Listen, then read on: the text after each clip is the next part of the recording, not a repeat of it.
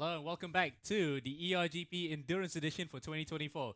My name is Amo Hazik. Alongside me is Victor Cax, and we are here today for round 2 out of 5 in this season's championship. It seems as though that a month ago was not that far away, wasn't it? Because we were towards the end of what was a very exciting race in Barcelona, and we're all going to do it again, but at a completely different track. And it's quite an exciting one in prospect, isn't it, Victor, as we now look through the calendar for this season. Yeah. Where are we racing today? Yeah, we're going to be racing at Bathurst. And, speaking about like 1 month ago, you know what they say, right? Like, time flies when you're having fun.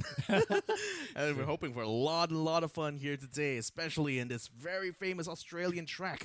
The 2 to 4 hours of Bathurst is going to be the 4 hours of Bathurst is going to be what we're running here in round number 2, the Mount Panorama Circuit.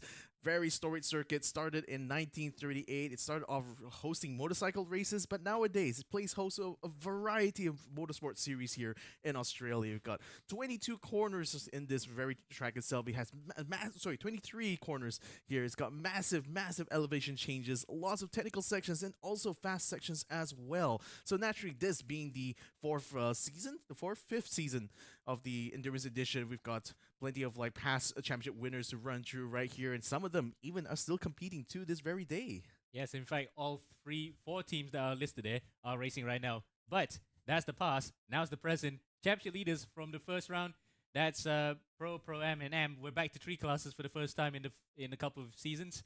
JMX Phantom, as we mentioned earlier, was part of that exciting finish where they beat out the Amigos Racing team by just 7/10 of a second towards the end. And if you are wondering why we're not awarding the full points, well, half points were awarded due to an unforeseen circumstance where disconnection happened. That's why the teams got half points. So the saving grace for some teams is that they actually can use that as a drop round, as we're going to go to the action pretty soon. Apex Racing Brunei 333 won in the Pro-Am category. And that one was a bit more, let's just say, standard fare, because they literally won by about a lap, so they didn't have to worry about that.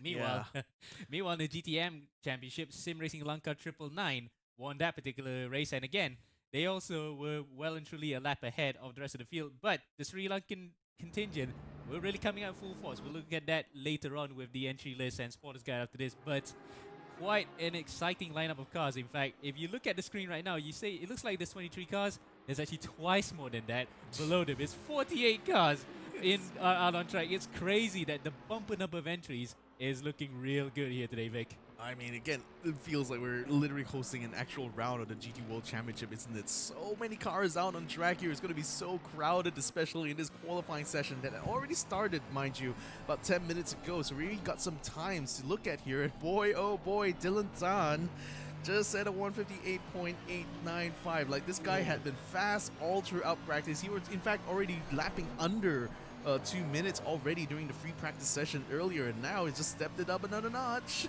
Wow, wait, look at that. 58.8. And you remember that there's a 157 lap that was set recently when there was an un-BOP Mercedes around the track. 56. 56? So in fact, it's not out of the realm of possibility that a GT3 car can be pushed that far, but remember, it is a BOP formula, so for Dylan to actually go this fast is absolutely crazy, as we got a couple of yellow flags further behind that we need to look at. And this is kind of like the problem with Bathurst, and there we go, the first real hiccup there. Muhammad Azreen in a brand new team as well, Borneo Ronin Racing, is coming around the wrong end of the circuit. So unfortunately, he's going to have to wait until the whole field comes through. And then another car has stopped just now. The Pinta Racing 420 also came across somewhere along the track. So luckily, no big issues to report. As we look back at Dylan Tan right now, he is on a outlap, because it looks as though that car in front may not have been in hindrance after all, because he's ready to go again for the next one. Yeah, but again, I mean, the guy is just basically holding nothing back right now, isn't he? Just passing everyone.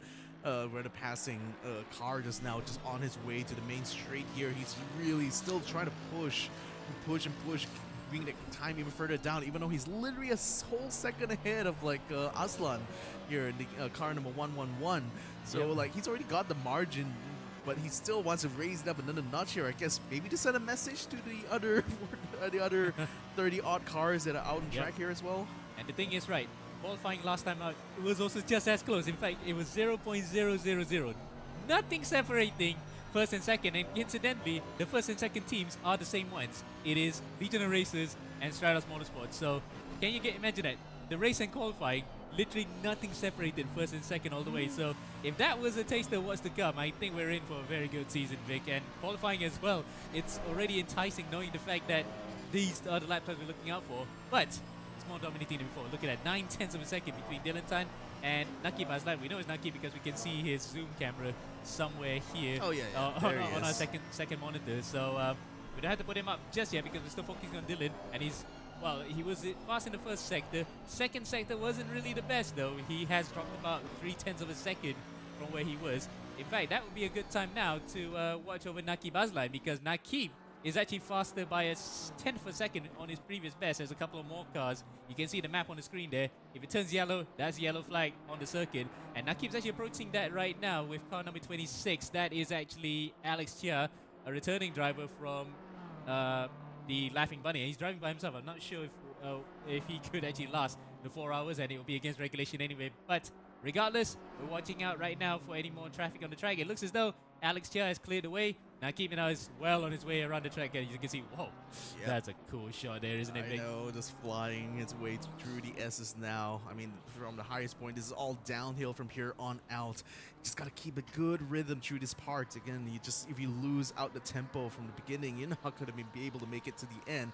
Now it's making his way down the Conrad Straight is gonna be where he will be able to hit his maximum speed before hitting the chase there.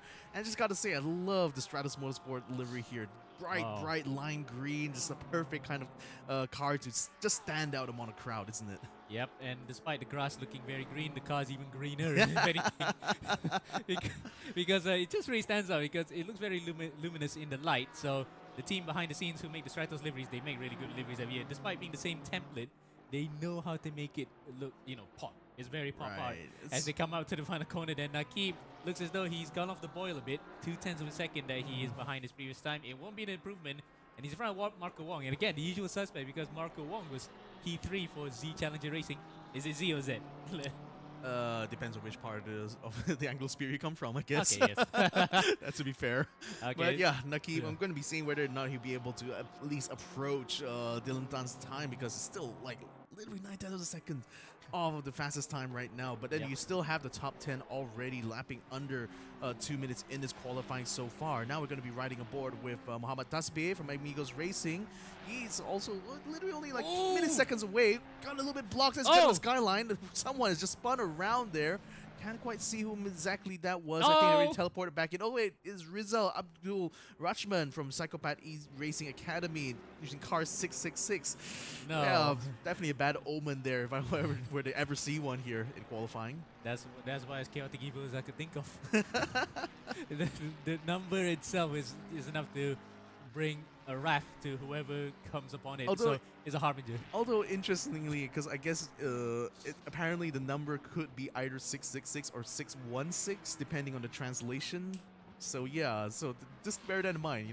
It's often referred to as the number of the beast, but again, we're not exactly sure which number is the number of the beast. But I digress, though. We're going to be riding with car number 44. Also in 4th place here is still Muhammad Tasbih. Let's see whether or not he'll be able to make any improvements on this lap here. Nope, actually he's going to be slowing down. He's going to be starting his actual flying lap right about now, but still being still about a second off of Dylan Tan's time. But again, you may see from 2nd to 5th, it is still very, very close amongst each of them here. Dylan Tan now experiencing a bit of traffic at this point. Yep, and in fact, he improved on his time before by about 400, so it was about exactly 9/10 for Nakib. He improves light time out of our sight, so he really kept his power to try for a second. But Nakib might be faster here by about 0.3 of a second of his previous best. Across the line he goes, and he's clear second now, but still, amazingly, 0.6 of a second behind Dylan. It looks as though Dylan's just got the bit between his teeth from the get-go and is ready to pummel everybody to the ground. So Nakib's intention of trying to beat Stratos in qualifying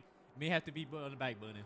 Well, again, we're still talking about qualifying times here. They may not necessarily be representative of the actual race pace here. I mean, granted, we are going to be running a 4-hour-long race here, so it's still plenty of margin, let's put it that way, to kind of to fight against even someone like Dylan here in the long run. But nevertheless, it would be certainly nice to be able to start on that front row there, especially if you get pole position. Now, we're already running into the final 4 minutes of this qualifying session. Are we going to be seeing any more changes to the board right now? Because so far, Tasbih is still in 4th place. Nakib is still in 2nd. I think we see M. Wong. That's Marco Yep. Wong. Actually, his car is currently being occupied by Chris Sang right now from Z Challenger Racing. That's going to be another team to watch out for, you know. So, hailing all the way from Hong Kong, isn't it? Z Challengers. They also have been absolutely brilliant during the global edition. I'm glad to see them also putting their wheels into the endurance edition here. So I'm going to be expecting a lot from our boys from Hong Kong. Yep. And they were actually third best team, but make no mistake, they were still close. As we alluded to earlier, it was a very exciting end to the first race of the season. 7-10 separated first and second between the JMX Phantom car and second place Amigos Racing team, but the Z Challenger car was only about 11 seconds behind. So first to third, after 4 hours separated by 11 seconds, that is something else, isn't it? That is just ridiculous how competitive the field is. And that's a kind of, I mean, again, 11 seconds sounds like a lot, but consider that this is an endurance race. You know, it's like over however many laps you do over the course of hours, you definitely will be able to gain that amount of time, even if you have like a difference of like what tenths of a second, right? And that's over like expressed over like a entire 4-hour race distance. Yep. So naturally, it's going to be all about consistency here, and because you have teammates whom you will be sharing stints with, you have to, as a teammate, you got to make sure that you at least are able to keep up the pace with the other guys, and especially whoever's going to be starting and whoever's going to be finishing, those guys are going to be the most important drivers in that whole race itself. And also to loop back to your point, you need to have the guy or girl, because we have a all girls team. Oh here. yeah. Curry Buff Girls. Curry Buff Girls. Curry Buff Girls with the Powerpuff Girls livery on the side. Jen is, for example, going to be starting the car, but you want to keep the driver that has been very in tune with the race, shall we say, because a new driver that comes in who's not used to the ferocity or the pace may just fall behind. So some of those guys with really fast drivers may want to start them first, or if you have two equally fast guys, you can just split them into two separate stints and just go with that. So it really is no problem. Whereas Jen is going to have a bit of a problem where her teammates probably need to have their work cut out trying to get up to speed of the pace here. But regardless of that, they're not doing too bad for themselves. They're not last in their class. That's the most important thing that we can point out here. Not sure if they could go the whole distance, but either way, let's hope for the best for every single driver and team involved in this one. Now that we're looking at Fali Rahman, a new recruit, or the old recruit, because he was part of the JMX Phantom setup at one point, but now he's back in it again. And looks as though he's competitive, but 0.8 of a second behind Dylan Tan. It goes to show again, that stonking first couple of laps from Dylan was just way too hot for everybody to handle. Now I realize that the orange is probably the color of JMX Phantom themselves, but it just kind of trips me up to see the papaya orange on Aston Martin all cars. But nevertheless, it's style. You got style points for that for sure. Yeah, the P on the side is papaya anyway. CB stands for papaya. So yeah, I think your Freudian slip went into overdrive there. Yeah, but it's great to see like the big variety of cars here. Although the representation as far as Porsches are concerned is a bit discerning. I think there's only one team in this whole entry list here is actually running a Porsche, which I believe. There we go. Java Sim, yeah. Two in fact. Java Sim and Sim Racing Philippines. Ah, three okay, now. okay. Manda Adika. So fair enough. All three Indonesian teams. I was only seeing one Porsche doing practice, so I was thinking like, oh man, where's the love for the Deutschland cars here? And speaking of Deutschland cars, here's one. Yeah, great camera direction there. We just got into the point as you were alluding to. Yep. This is Andika Ramamalana who's taking over from Dylan. Yep. And he is just getting probably into the swing of things. He might just start the car though, because they're both equally capable drivers. I mean, it's the thing. Dylan is a very fast driver, but Andika has a lot of experience under his belt, and has definitely been involved in a lot of race starts, especially in this GT3 category. So I wouldn't be surprised if he's going to be the one to take the to flag off for this car itself. Nevertheless, it is still going to be very much secure in that pole position there, unless Nakib or Rachmat were going to be able to do something here to make up that 6-10, 8-10 deficit respectively. But for now, yep, it looks like it's going to be Andika as well as Dylan who will be starting their car in the front row itself. Just look at the time, 158.8. Although, again, the top 7 drivers here are able to lap under 2 minutes here in this qualifying session. It's still incredible. It's incredible to see how competitive the times are here. Yeah, and it's no wonder that they're all pros anyway because they managed to do that. But the car number 59 with the black number plate, it might be a Pro-Am, but in actuality, it is a Pro car. Oh, yeah. No, it is a Pro-Am car because that is a really fast time from Andreas Udistira driving for the Java Sim Esports car, sporting the Sosono Free Ren colors on the side. Best girl, by the way, fun. Yay. But yeah, that's really competitive from everyone involved. It's just a shame that we could have gotten a Pro-Am car in there. But regardless, look at that. First to second, about 0.6 of a second when we had 0.000. Exactly the same time between first and second. Last time out, it's a difference between Antipodes and Pole in that regard. But regardless, looking forward to the race because 48 cars around Bathurst is going to be something else. But before we do that, we got to thank our sponsors, Royal Slango, X-Park, and Axel, who are part of the entire program that makes this whole thing happen. Well, before we go to the race, we'll be back after a short commercial break. Don't go anywhere.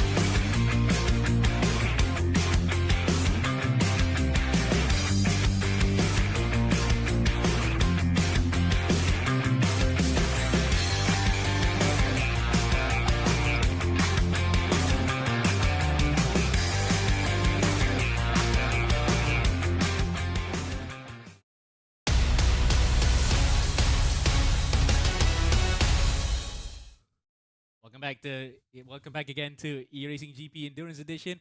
My name is Emma Isaac, alongside me is Victor Cax, and we are back here after qualifying what was a relatively easy session for the LOR team, considering that last time it was much closer. But regardless, we're going to get the race underway pretty soon. But before that, we'll get to look through who are the teams and drivers involved here, and it's a bumper entry. We got 59 cars on this list, 48 turned up, but still a big one. Some of the big names that we need to look out for is, for example, the car number 2 here, MPRGP. That's actually one of the runners-up from previous seasons. They're back at it again. JMX Phantom, of course, leading the way, and Amigos Racing Team, the defending champions. But the number of entries from this one, especially for the Ceylon team, that's big. A lot of drivers from Sri Lanka. Yeah, again, it's great to see so many entries in this race itself. I mean, 59, that's crazy amount of people to be in racing, even on the track as big as Bathurst itself, isn't it? But then it's great to see a lot of the previous runners from past seasons of the eRGP Endurance Edition also being back here. We also got massive contingents from different teams here, like particularly LOR. They have like 2 pro teams, 1 pro team, and then like 3 amateur teams as well taking part in this. You also got a huge contingent coming in from Sri Lanka as well. Great to see the Sri Lankan drivers coming into this. You can have a look at the liveries here in our spotter guide that you're seeing on screen right now. So MRGP being in the second car there.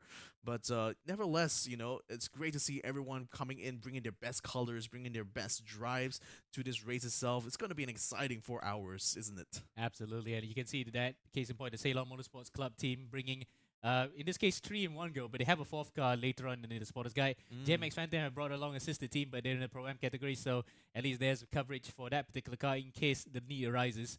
And then, of course, in the middle of that particular screen, two purple cars who are instantly champions from last season's ERGP Endurance Edition. So that's quite nice to see that they're on top of each other. Amigos Racing Team and Team Techno. There's the other Ceylon Motorsports team car. And the Karikpov Girls, the only all-female team in the entire grid. Then, look out for this one, the Windows XP Bliss livery car from JPRT, or its sister car, the PBGO JPRT CRC car. It's almost clear to see that that's grass and sky. I know it's literally, it might look invisible if only for the fact that it wasn't in Australia here, where you need a little bit more sand on that mist in order to make it actually camouflage with the track itself. But nevertheless, it's great to see all the variety of colors here. It's very distinct liveries on all of these cars here, which is just exactly what we love to see here in a racing series like this. Otherwise, if it's all just the same kind of colors, it's gonna be very difficult to pick them out individually.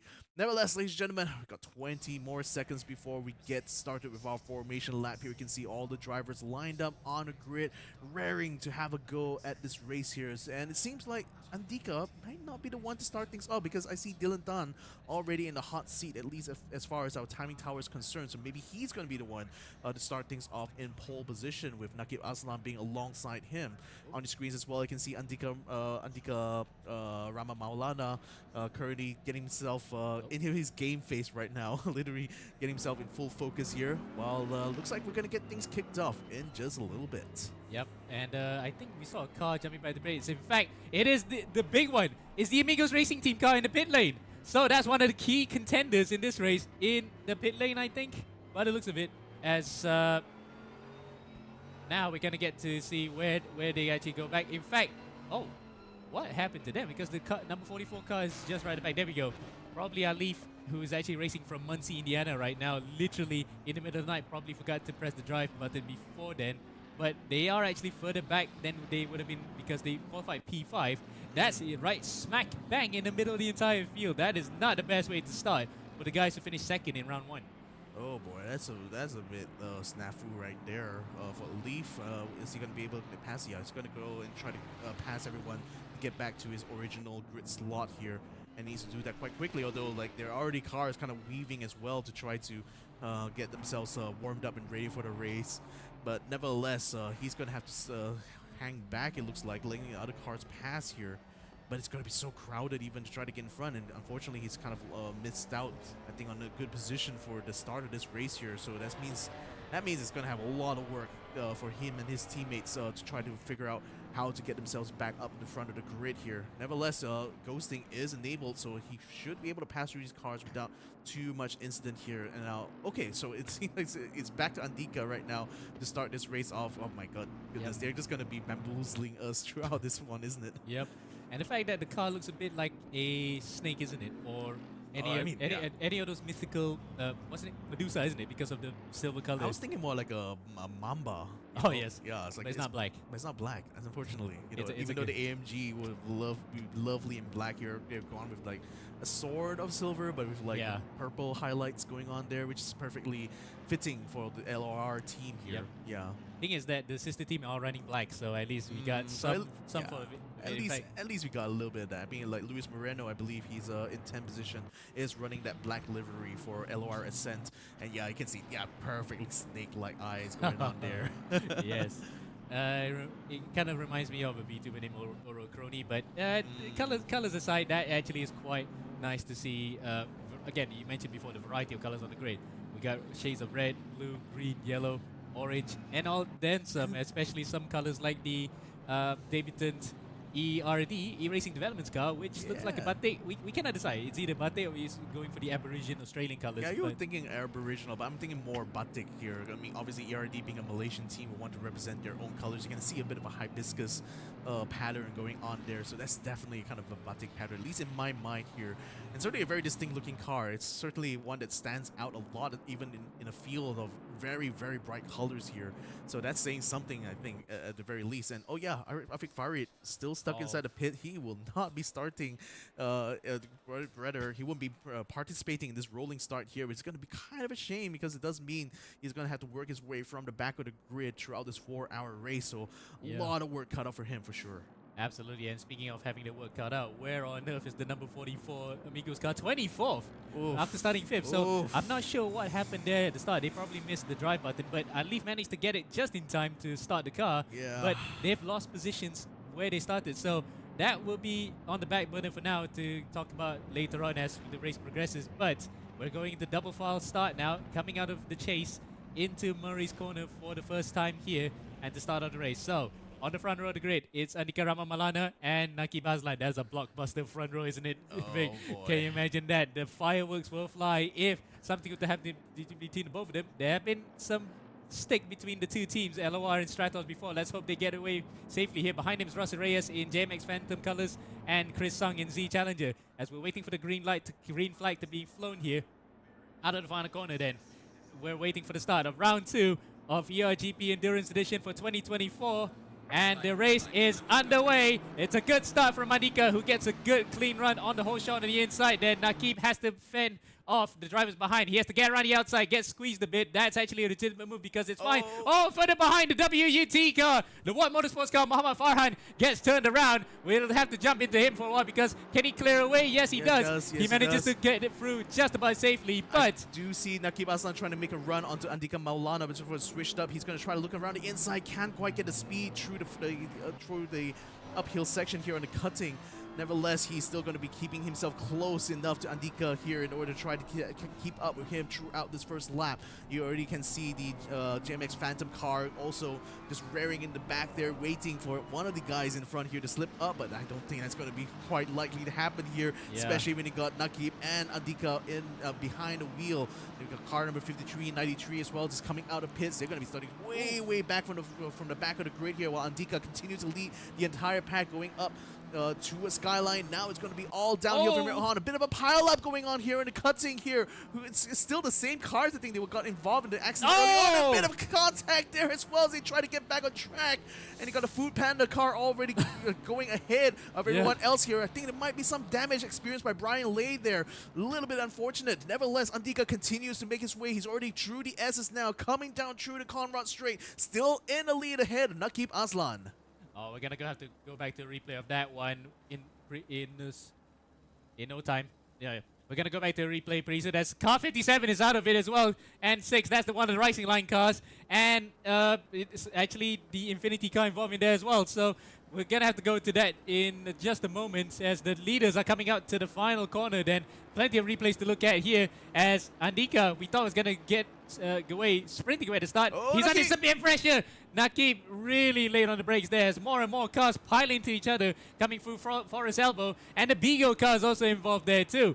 Multiple accidents in one lap. I don't know we can actually have enough replays to look at everything after this. I want to see this battle going on right now because it's like Nakib is not going to be taking any prisoners in this early stint here. He wants to keep the pressure on Andika Maulana. He's not letting go of this opportunity here. He's already getting a slipstream going up the straight. Now going a little bit downhill here before having to go up a right-hand turn. Nakib already having a look on the inside. Break. Very close there, but no cigar. Nakib unfortunately loses out a bit of time. This allowing Reyes now to get a run up on the inside of him. He's going to be up in second place. Nakib loses another place as well to Yudhishthira. He's going to be down in 4th. Oh, Nakib then. And I remember a few years back as well, in that very corner, his race came undone at Griffin's Bend. So really, that's a bogey corner for him. And he actually went too hard too soon. He didn't have to actually go for that. He just needed to wait for a proper overtaking spot to get by Andika. But again, that tenacity and determination to get at the front, whatever the cost may be, has unfortunately cost him dearly in these early stages, Vic. Yeah, again, he's gonna have to work through the JavaSim esports car, the JMX Phantom car. He's made things a lot more difficult for him in his first stint than he needed to. So yeah, maybe a bit of more patience might have been a virtue for him to try to follow. But unfortunately now he's gonna have the long and arduous duty here of trying to regain his positions before he can bring the fight to Andika Malana. And for Andika, he's already pulling ahead, 7/10 of a second ahead of second place here. In the meantime, Alif has already made his way up from 24th place down up to 17th. Now we know from his pace that he should be able to do this, but nevertheless, you know, the mistake that he did in the start of this race here is certainly costing him quite an opportunity to actually keep up with the front runners here. But nevertheless, he's already trying to make up some good time. Yep, and he is actually fast on this particular lap, but the progress will be slow and lumberous because of how many cars he has to overtake. But he can console himself knowing the fact that the leaders are still not that far away. In fact, he's coming through Murray's corner right now, and they're only just coming by Hell corner, so it's not that far away from him. And if these guys can take the battle, as we can see the Racing Line number 57 car coming out of the pits, I'm not sure who's driving that right now. That is Zikri. So Mohamed Zikri, who was involved in the earlier skirmishes, will go back again to that replay. Once the race settles into a bit of a rhythm, only then we can just talk about what happened here. Zikri rightfully pulls to the side of the road to let the other guys by. It is a sickening feeling, isn't it? Knowing that it's a long 4-hour race, but you have to let everybody by already. And there's Zikri, case in point, just in front of that's Iqbal Suji in the midst of all that he has to go through. And wow, that, again, the car's just caught up with him so quickly. He isn't right in the thick of the battle, and it is, again, being stuck in a rock and a hard place. You don't know what to do here. You're in the far section. The guys behind want to get by you, but you just can't go through because you need to get out to speed too. Yeah, you just have to wait until you get past the S's and on a Conrad straight before you can let everyone through. So the blue flags is going to be wait for him throughout this whole SS section here. Now you can see Iqbal already gaining onto the car that wants to lap here, so at least he will be in the best position to try to lap him by the time they get to the Conrad straight.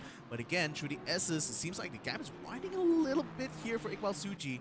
Nevertheless, a yellow flag is on the track there. I think we got Alif Osatria gaining a yellow flag there. A little bit of a touch on the wall as well. Ahmad Jusman has managed to recover, is still on the way down. We got Dawi Moyen and Sergio Noor both getting into a collision right up a skyline itself. That's actually holding up a bunch of cars behind them as they try to recover back into the race. Oh, wow. Again, so many replays to cover. And again, the traffic jam that we alluded to earlier has happened a couple times already, especially coming up to the cutting. But this happened on the way up the top of the mountain. And once again, cars littering the circuit and littering the pit lane too. You can see the dots, the grey dots in the pit lane. Those are the cars who were involved in the earlier skirmishes that were in, including the Pacquiao Racing Team car, one of the RCR cars, and I think also the Ceylon car, but that was already in there prior to that. As more and more cars come through. Don't make no mistake, that's not the JMX Phantom car fighting for the win. That's the sister car that is in Pro-Am, and the damage is extensive on that thing. Look at how close it's going into the corner! Oh! Big hit there. The PHO car hits the side of him, and the Psychopath car managed to go through, and ironically, it's not the car that caused the accident. Despite the crazy name, as Ricky Satra tries to find a room on the inside to go into the pits. It's all kicking off. I think we have to look at extensive replays after this, but once again, the action is frenetic and fast. It has just not been really easy for everybody. I mean, again, we got, what, 59 cars, as you mentioned, in the entry list here. It's so crowded out here at Bathurst. It's not even funny. It's like literally an incident anywhere in front there is going to be able to take anyone. Now we got Nakib Aslan making a move here, trying to get into, is he up in third place? Yep, he's up to third place. And Yudhishthira was the one that time around, was getting a little bit antsy, trying to get by Reyes. He lost momentum, and Nakib just got through quite easily. Yeah. But with all of them battling together, it's giving Andika Ramamlana a bit of breathing space, because look at that, 4/10 was the gap when they went through the first interval. We're coming up to the second interval on the Conrad straight after this. My guess is that right now the gap is at least about 1.5 seconds, so Andika then has gotten the get out of jail free card. I mean, pretty much he's already got a nice margin to work with, for the rest of his stint here. And Nakib Aslan, must be kicking himself for not being patient enough to wait for the right moment to pass him here. And speaking of passing, already got Chris Zhang from Z Challenger already. Sorry, that's not Z Chris Zhang, that's Ristofani and Lawrenson getting past Ristofani there, even just before the chase itself. So he's in a perfect position to keep this P6 position. At least already he's going to try to make a move on the Z Challenger as well, having a look around the outside and the inside as well, going through Murray's corner. Can't quite find a gap though, as Chris Zhang is able to stay on the racing line, so he stays in 5th place for now. Lawrenson confirms his 6th position ahead of Ristofani there. Lots of action still littering itself around the track here, it seems. Absolutely. And given the fact that this is the home race for the Laundry House team, they've been blessed to have Bathurst on every single round on the calendar for every season. They haven't been the best performers at Bathurst, incidentally, as the car back marker there nearly causing a bit of a ruckus here. That is actually MPR GP2 car, so that's the sister car to the MPR GP team right behind him. But Lawrenson still no way through, as the Pepega car has actually gone off as well. Car 23 on our screens has actually had a bit of a slight spin by the looks of it, as Zarif Adam has, in fact, it's Raul Dev, so Justin Raul Dev has actually taken over that car from Zarif. And again, we still haven't had time to look at the replays of the start I know. because that's the one that we really want to see. What caused all the mayhem there, and how many laps, how many seconds is it from the start of the race till now? 120 seconds is not going to be enough, isn't it? No, it's not gonna be enough. There's way too many things to keep track of, even on the live feed here. Now, Chris Sang is still able to maintain his good position here, but again, you got Lawrence and Ristofani just hounding at his feet right now, just waiting for him to make a slip up so they can capitalize on it. And especially on the S's here, this could be a place for one of them to make a mistake. Nevertheless, he still stays in a nice, decent position here. Look at how far Malana is already from Reyes. It's already one whole second ahead. He's already lapping people practically, so he's creating even more of a buffer between himself and second, third, and fourth place. Rising line car involved again. That's Zikri. Zikri unfortunately has lost it at the cutting, so his really troublesome race has gotten from back to us. In fact, he's gone the complete opposite direction of the track. Boy. Luckily, though, he's clear from the pack, or is he? Because there's a car coming quickly, so Zikri, you better get the car fired up. Don't stall it. There's an accident! Oh, no, the no. Challenger car has been knocked out, and the laundry house car come through as well. I think there might have been a collision between the both of them because they were together, and the car goes off on the behind as well. Luckily, we're going to get a replay of that. It went a bit too far as, luckily, we get a replay of what happened here. Let's see what happened then, Vic. Yeah, a bit of a touch and go there, and just ping-ponged him into the wall there. Very unfortunate, especially at that speed. It was just impossible for him to get the car back in control after that. So the laundry house car definitely tried to make a move there, but it just seemed like it was not the most opportune moment there, as Chris Sang was still heavily defending his line there. Yeah. Just didn't work out for him, unfortunately. And now Chris Sang down in 12th place, lost a lot of places as well. Lawrenson down into 10th, so the both of them actually just cost each other good positioning in this race from that little bit of contact. I might have jinxed the laundry house team. I did say just now that they don't really perform well on home soil, and it has happened again. But that time around, though, it might just be a lapse of judgment from both drivers because one guy was going very narrow to defend. The other guy was already on the curve trying to look on the inside. So the chase there, not really the best overtaking spot if you get it completely wrong. And that time around, both of them got it crossed and they went into the barriers. But luckily for Lawrenson, he got it back out quickly as he makes light work of Luis Moreno. In fact, he just got it in front of him. Moreno is as if he stood still. So Moreno then maybe didn't want to get involved in here because he knows full well that the race is still long. We're only 10 minutes in. A lot has happened. It's absolutely manic here. And there's still more to come because there's a car where the leaders are coming through who's spun. And luckily he's got to go against car number 16. That is Chris Chong in the Papa Racing car. So luckily he got it going, but make no mistake. We are still trying to get our collective breath as on the inside goes J-Max Phantoms. Russell Reyes into P2. What a good move there with, was he defending? He was actually defending. He was defending because it was a 10th of a second between Reyes and Nakib as well. But Reyes manages to hold on to it like a champ. And shout out to NDR's UDST, right? The Pro-Am car is still hanging on here in P4. That is a turn out for the books if he managed to get one over them. Yeah, in the meantime, just off camera as well, we got Mohamed Irfan able to get past Iqbal Suji for 7th place. That just happened off camera. And then Alif Hamilton is now moved up to 13th place, so he's making his way up into the top 10 now. So that's good news, at least for the LOR team here. But nevertheless, Algi Aslan is going to try to have another go at Reyes one more time. This time, a little bit more circumspect, especially after his mistake against Dika Maulana, who's not too far ahead considering here, even though he has a 1.5 second gap there, at least from the main straight itself. Seems they're closing in on him as they come up to the uphill section here. So that's still going to be good news here for Naki Aslan. Oh, who spun around here? Mada and Vika. Car number 99 is spun around here. Got a bit of contact of another car just behind him as well. Yeah. Now recovering back on track. But back to the brass tacks here as we get up to Luis Moreno. He's already up in still in P10. Lawrenson up in P9 right now, currently on a chase to try to catch up to Iqbal Suji here. But the LOR junior team, I believe this is. Yeah, the number 3 car, he's certainly going to be one to watch out for if he can just get himself a little bit further up in the head there. This should certainly bring a little bit more joy to the LOR team here, especially with the mistake that Alif did early in the start there. At least going to be the one in the position here to get some points. I believe it's part of a different team, is because this is the LOR team. Oh, so, right. So double joy for them because if we could get it higher up into the top 10, as we were seeing just now, Mada Adika involved in an accident with Abdullah Yusuf.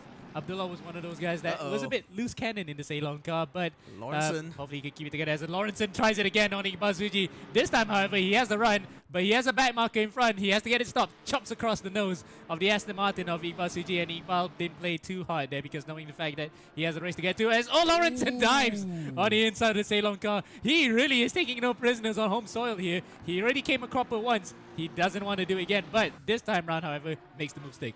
Yeah, finally it does, and it actually gave a lot more space there to Iqbal Suji than he did with Chris Tong last time around when they were on the Conrad straight.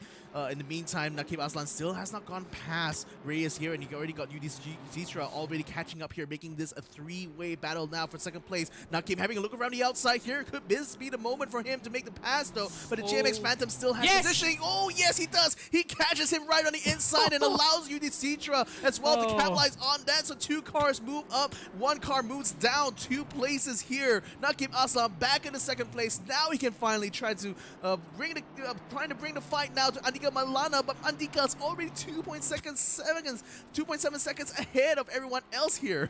And can you imagine if he only made that mistake earlier, if he forced Andika to mistake? But then again, it is Andika Ramamalana. He rarely cracks under that kind of pressure. The thing is, it's surprising that Reyes actually buckled in that regard, as we have an accident for Genevieve Oy in the Curry Puff Girls car somewhere at the chase. In fact, she's trying to recover. Oh, unfortunately, she's doing a bit of grass cutting here in whatever grass there's left at Bathurst. Oh no! Okay, get out of the way. Get out of the way. We don't want to show any more of that, because that is really just a sad way to continue. As talking about how Nakib, that was a fine move coming to the cut through Griffin's Bend, but he didn't make it work the first time, and to his detriment, he lost a bit of time to Andika. If only he made that mistake the first time, it would be a much closer fight at the front. But you know, we cannot cry over spilled milk. He at least made the move stake when it really counted against an even just as tougher opponent. Yeah, Halif Hamilton now catching up to Chris Song. Like, Chris was not in this position earlier. Remember, he had that contact with Lawrenson on this very straight itself, the Conrad straight, where he seems to have already built quite a gap, so Alif may not be able to capitalize too much on the slipstream. His only hope here is to try to catch up in the braking zone coming up in the chase here. But nevertheless, Alif has already done well in order to make up 10 places from the start itself. So that just goes to show how much pace he does have in the Amigos Racing car here. But nevertheless, already catching up to Chris Song. He's in a perfect position to try to catch up. Car spun around on the track there. Hopefully he didn't connect anyone. No. Okay, Billy Ebenshauer is able to get through. No drama there. But drama is certainly happening in front of him. It's Chris Song still defending hard in that 11th position. Still trying to catch up to the rest. It's going to be Ian Wong for Pakiyu Racing Team B, who was one who spun around there on the chase. So hopefully he'll be able to get himself back on track. Alif Hamilton in the meantime still hanging on tight onto Chris Song's rear end, trying to get the slipstream coming up to this uphill straight. Not an easy one to do, especially even in these GT3 cars, but he's already getting a lot of speed once he gets to the downhill. Already cuts him before Griffin's Bend itself. It's over. Alif Hamilton up in 11th place, just one away from 10th. Oh, wow. Alif really had the pace there, but the car is actually a bit scuffed because I think he was involved in some of the skirmishes in the first couple of laps as well. But you can see Chris Song's car is well and truly wrecked there. He's just waiting for the start of the pit stop cycles to get that repaired. He doesn't want to waste a pit stop because he goes back in again and out again afterwards when he does his scheduled stop. So that collision with Lawrenson was really more detrimental than we first thought. So it was he did clatter the wall, but again, these cars are sometimes ultra sensitive. They can actually have performance deficits even with the slightest of knocks. So for Sang, he might be feeling a bit aggrieved by that. But don't you think, with the fact that Lawrence could have probably waited it out a couple of corners? Yeah, for sure. I mean, but again, it's not nice to cry over spilt milk. Reyes in the meantime trying to make up some positions. Oh, rather, no, UD Sierra has actually gotten past the Reyes in the JMX Phantom car, so UD Citra has already gotten himself back up into 3rd place here. In the meantime, Russell Reyes is trying to regain his position on the podium here, and he's already in the perfect position to try to assault him through this lap itself. Nevertheless, Reyes still going to be holding on, just waiting for that right moment. Again, if he can try to force UDC try did the same kind of mistake that he did when Nakib Aslan was up against him, perhaps that will be the best kind of opener to do it in this lap. Yeah. But I think UDCRA might be using a bit of free red potions to keep Reyes behind because he's doing a good job at it as well. He's still keeping the Aston Martin at arm's length as the camera barely is able to catch up with the ferocity of the pace of the pace of the race too, because it's been really fast at the front. Speaking of fastest laps, it's a 2-1 flat for Andika Ramamalana. We don't have to mind him for now because he is well and truly ahead, unless some calamity happens with a back marker crashing on the top of the mountain or somewhere.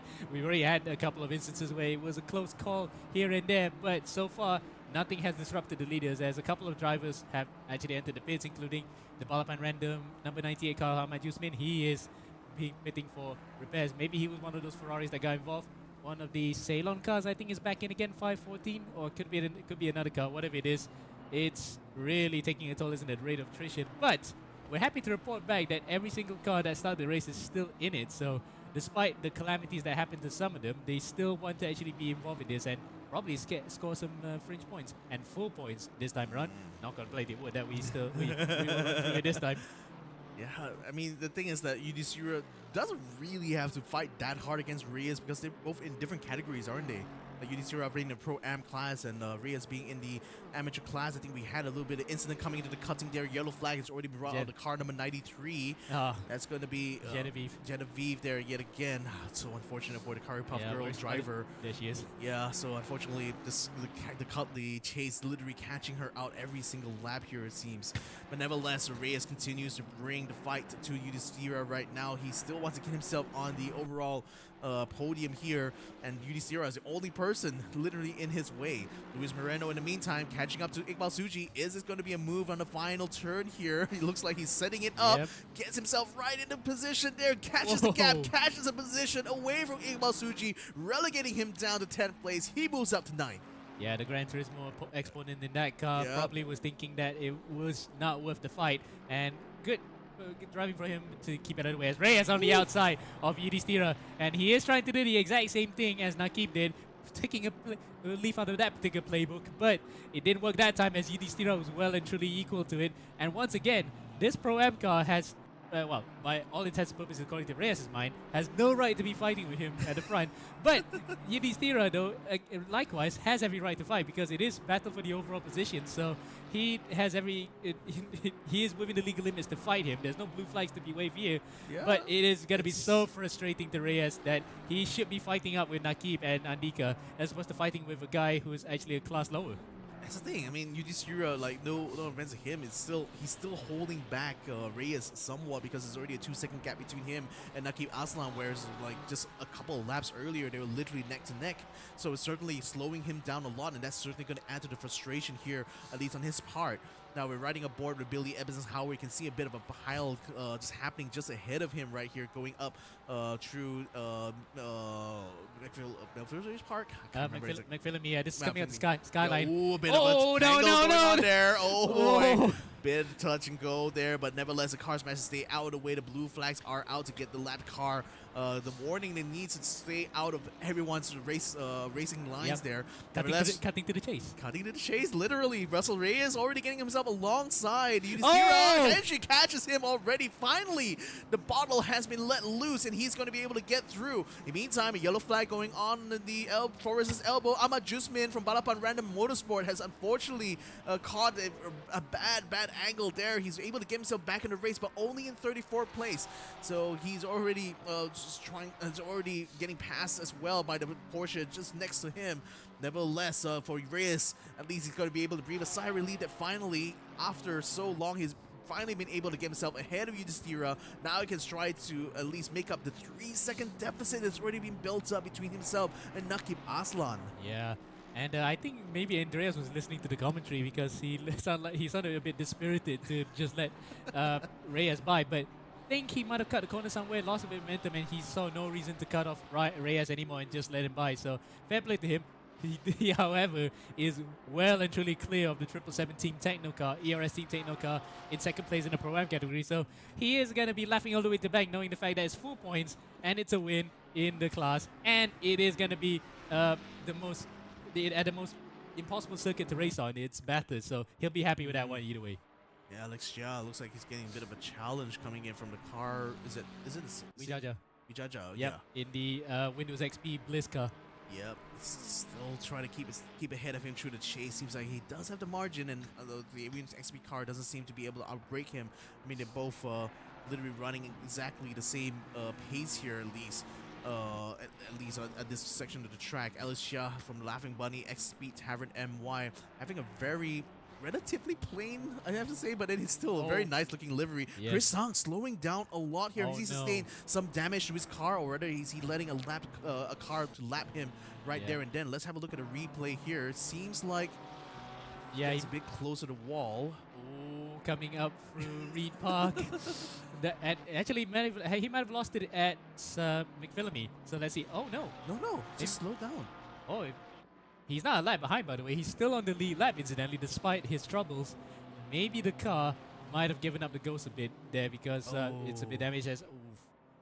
And that's a shame as well, because he was running in the top 10 up until the incident he had with Lawrenson. So unfortunate here for Chris Zhang. I was expecting a lot to come out from the Z Challenger boys, but just seems like it's not going to be. He's going to have to limp his way to the pits, hopefully be able to get his car turned around, but that does look like he will be coming back out in the 20th, maybe 30th place, and that means a lot of work to do for him and the rest of Z Challenger, to try to catch up. Yeah, but again, it is for the overall positions as one of the early pit stoppers. It's Leaf, and Leaf has actually gotten in because of damage by the looks of it, because the car looks well and truly scuffed on all corners. Look at it, the front, even on the side. It's literally not gone well here for the reigning champions of eRGP Endurance Edition in the Pro class. There's something has happened there with that car, truly has really sent it back. And speaking of troubles, one of the Ceylon cars has gone off at Murray's corner. And looks as though this might be a proper retirement, or is it? Because he's going to go, but into the crowd. Oh, really close there. But luckily, he watched his mirrors and waited for the rest of the field to come by. He's waiting for another car. That's one of the LOR Ascent cars. Well, he didn't really have to wait for the rest of the field to come through, because at least there's a bit of a clear gap. Oh, there goes the Pepe off into the gravel trap. So Justin Raul Dev went out of the went into the gravel there, almost out of sympathy. The comedic timing on these Pepega boys, like, I swear. Nevertheless, yeah, they had a good week prior to this. They won a Gran Turismo and Formula One style event at Cove in Malaysia. So it was a morale booster, but unfortunately, they've been brought back to terra firma. Yeah, well, back on the solid ground, as they say. But yellow flag being brought out on the straight. Wonder who exactly that is. Car number 98 involved in that. Jusmin. It's currently he's already cleared out of the track. There's no drama from here on out. Realnani Wijaja is currently the car we're riding aboard with. You got a XP car just behind him, just trying to catch him round the outside on Griffin's Bend, but can't quite get to the speed through there, and Wijaja will be able to get through. Another yellow flag being brought out on the main straight. He looks like he's teleported back in the pit, so he can manage to clear out of the way there just in time. Rinaldi at least is going to be able to breathe a sigh of relief at the Windows XP car of Shadani. I believe that's the guy just behind him. Isn't able to get past him on Griffin's Bend, so it's actually built up a bit of a gap right now. In the meantime, down in 34th place, Amir Afik from Pakyu Racing Team A is currently caught up in a bit of a jam. They've got P. Lopez and the BMW just in front of him, just holding him up on the Conrad straight. Now, this may be good for Amirul if he can get the slipstream. He does. The gain on that BMW is looking to try to get on the inside here. Very risky move, but nevertheless, it looks like he's going to make it stick, actually. Before even getting to the cutting, he's already up into 32nd place. And a couple other cars stopped on tracks. The Java Sim car as well, car number 8, Billy Ebenheiser's car. So, Billy Ebenheiser didn't get to stop there as, we have a red flag here where we might just actually stop this race. So, what was actually building up to an interesting race is now going to be stopped for a while, because due to the fact that there have been problems with the starting grid just now, I believe. So, with that, in fact, you can see quite a few cars have stopped because of it. So, it might have been informed through the Zoom call, because the stewards have actually gotten to the driver's ears here and say, okay, race is stopped. We might just have to restart it, but waiting. Yeah, that's a very late decision, actually. Not only are they going to be going red flag, but we're going to resume in qualifying positions. So, which means that all the progress has just been made in the last half hour. It's just gone to naught. Well, that is actually quite an interesting turn up for the books. But the thing is, right, that will actually give back some opportunity for the drivers who had their races compromised. So, red flag now, and we're going to go for a 3.5 hour race instead. So, instead of being the Bathurst 4 hours, it's going to be the Bathurst 3 hours and 30 instead.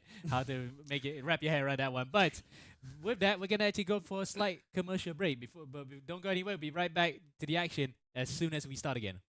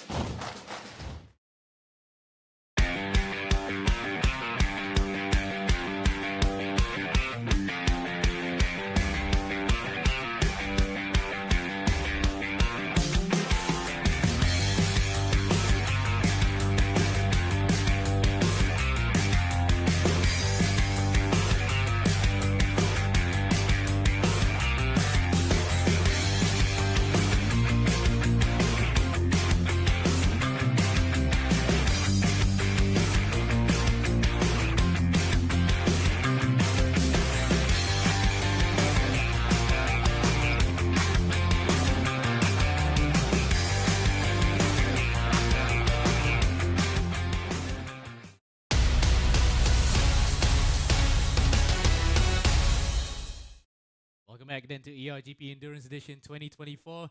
I'm MRZ Lazam is Victor Cax, and once again, we're back here for round 2 at Bathurst, but it has been truncated slightly due to the fact that there has been a bit of a slight issue with the server behind the scenes, isn't it? Because by looks of it, the reason for the red flag that we had was some cars were actually out of position in qualifying, wasn't it?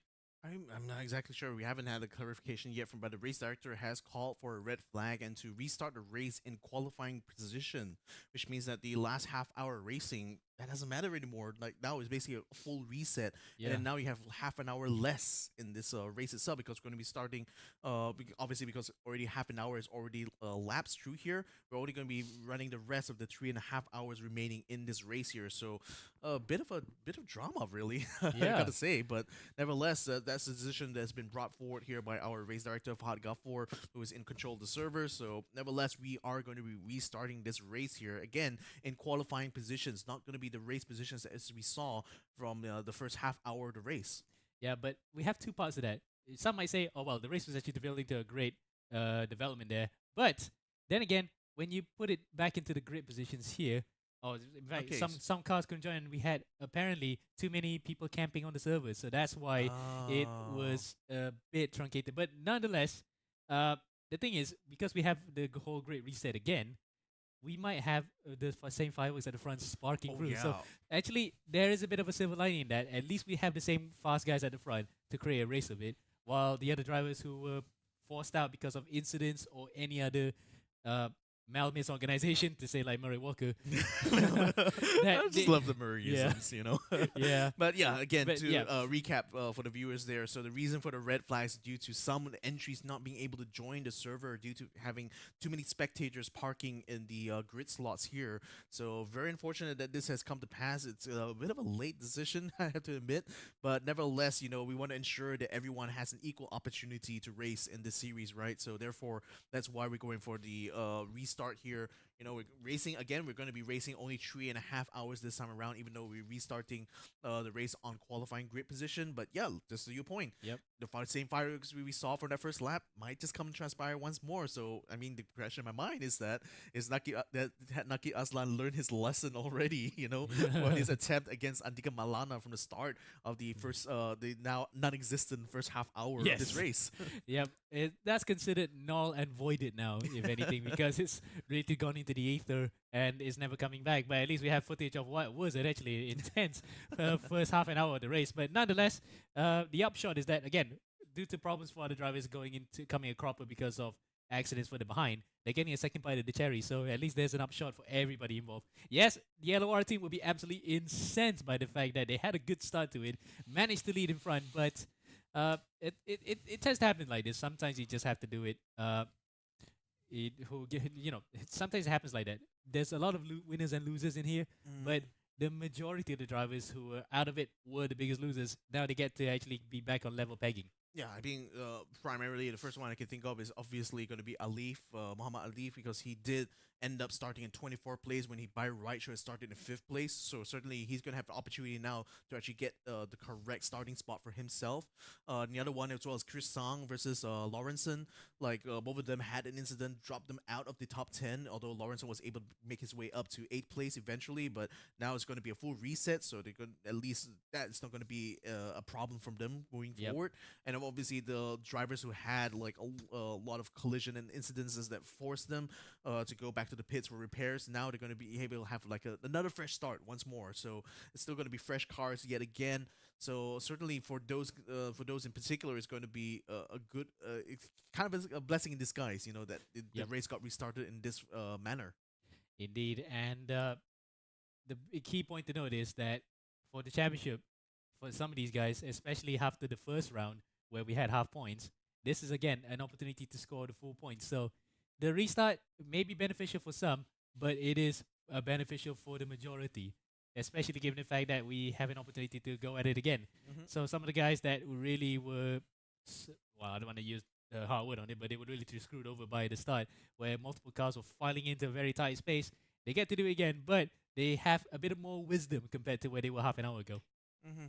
I mean, certainly because like what there were 59 entries in this race itself. It's very crowded. Yeah, On the 48 on the track. Bathurst. Yeah. Yeah, so you can see that even just a simple like yellow flag situation can instantly cause like a pile up, as we saw quite a few times in that first half hour of this race here. And I think for those others who have been struggling to have clean laps here, certainly the first half hour you can kind of consider a bit of a dress rehearsal in that respect as far as this race is concerned. Yep. But nevertheless, ladies and gentlemen, we're still awaiting the server to be back up online. So just hang in there. We'll be here with more action as soon as that comes live.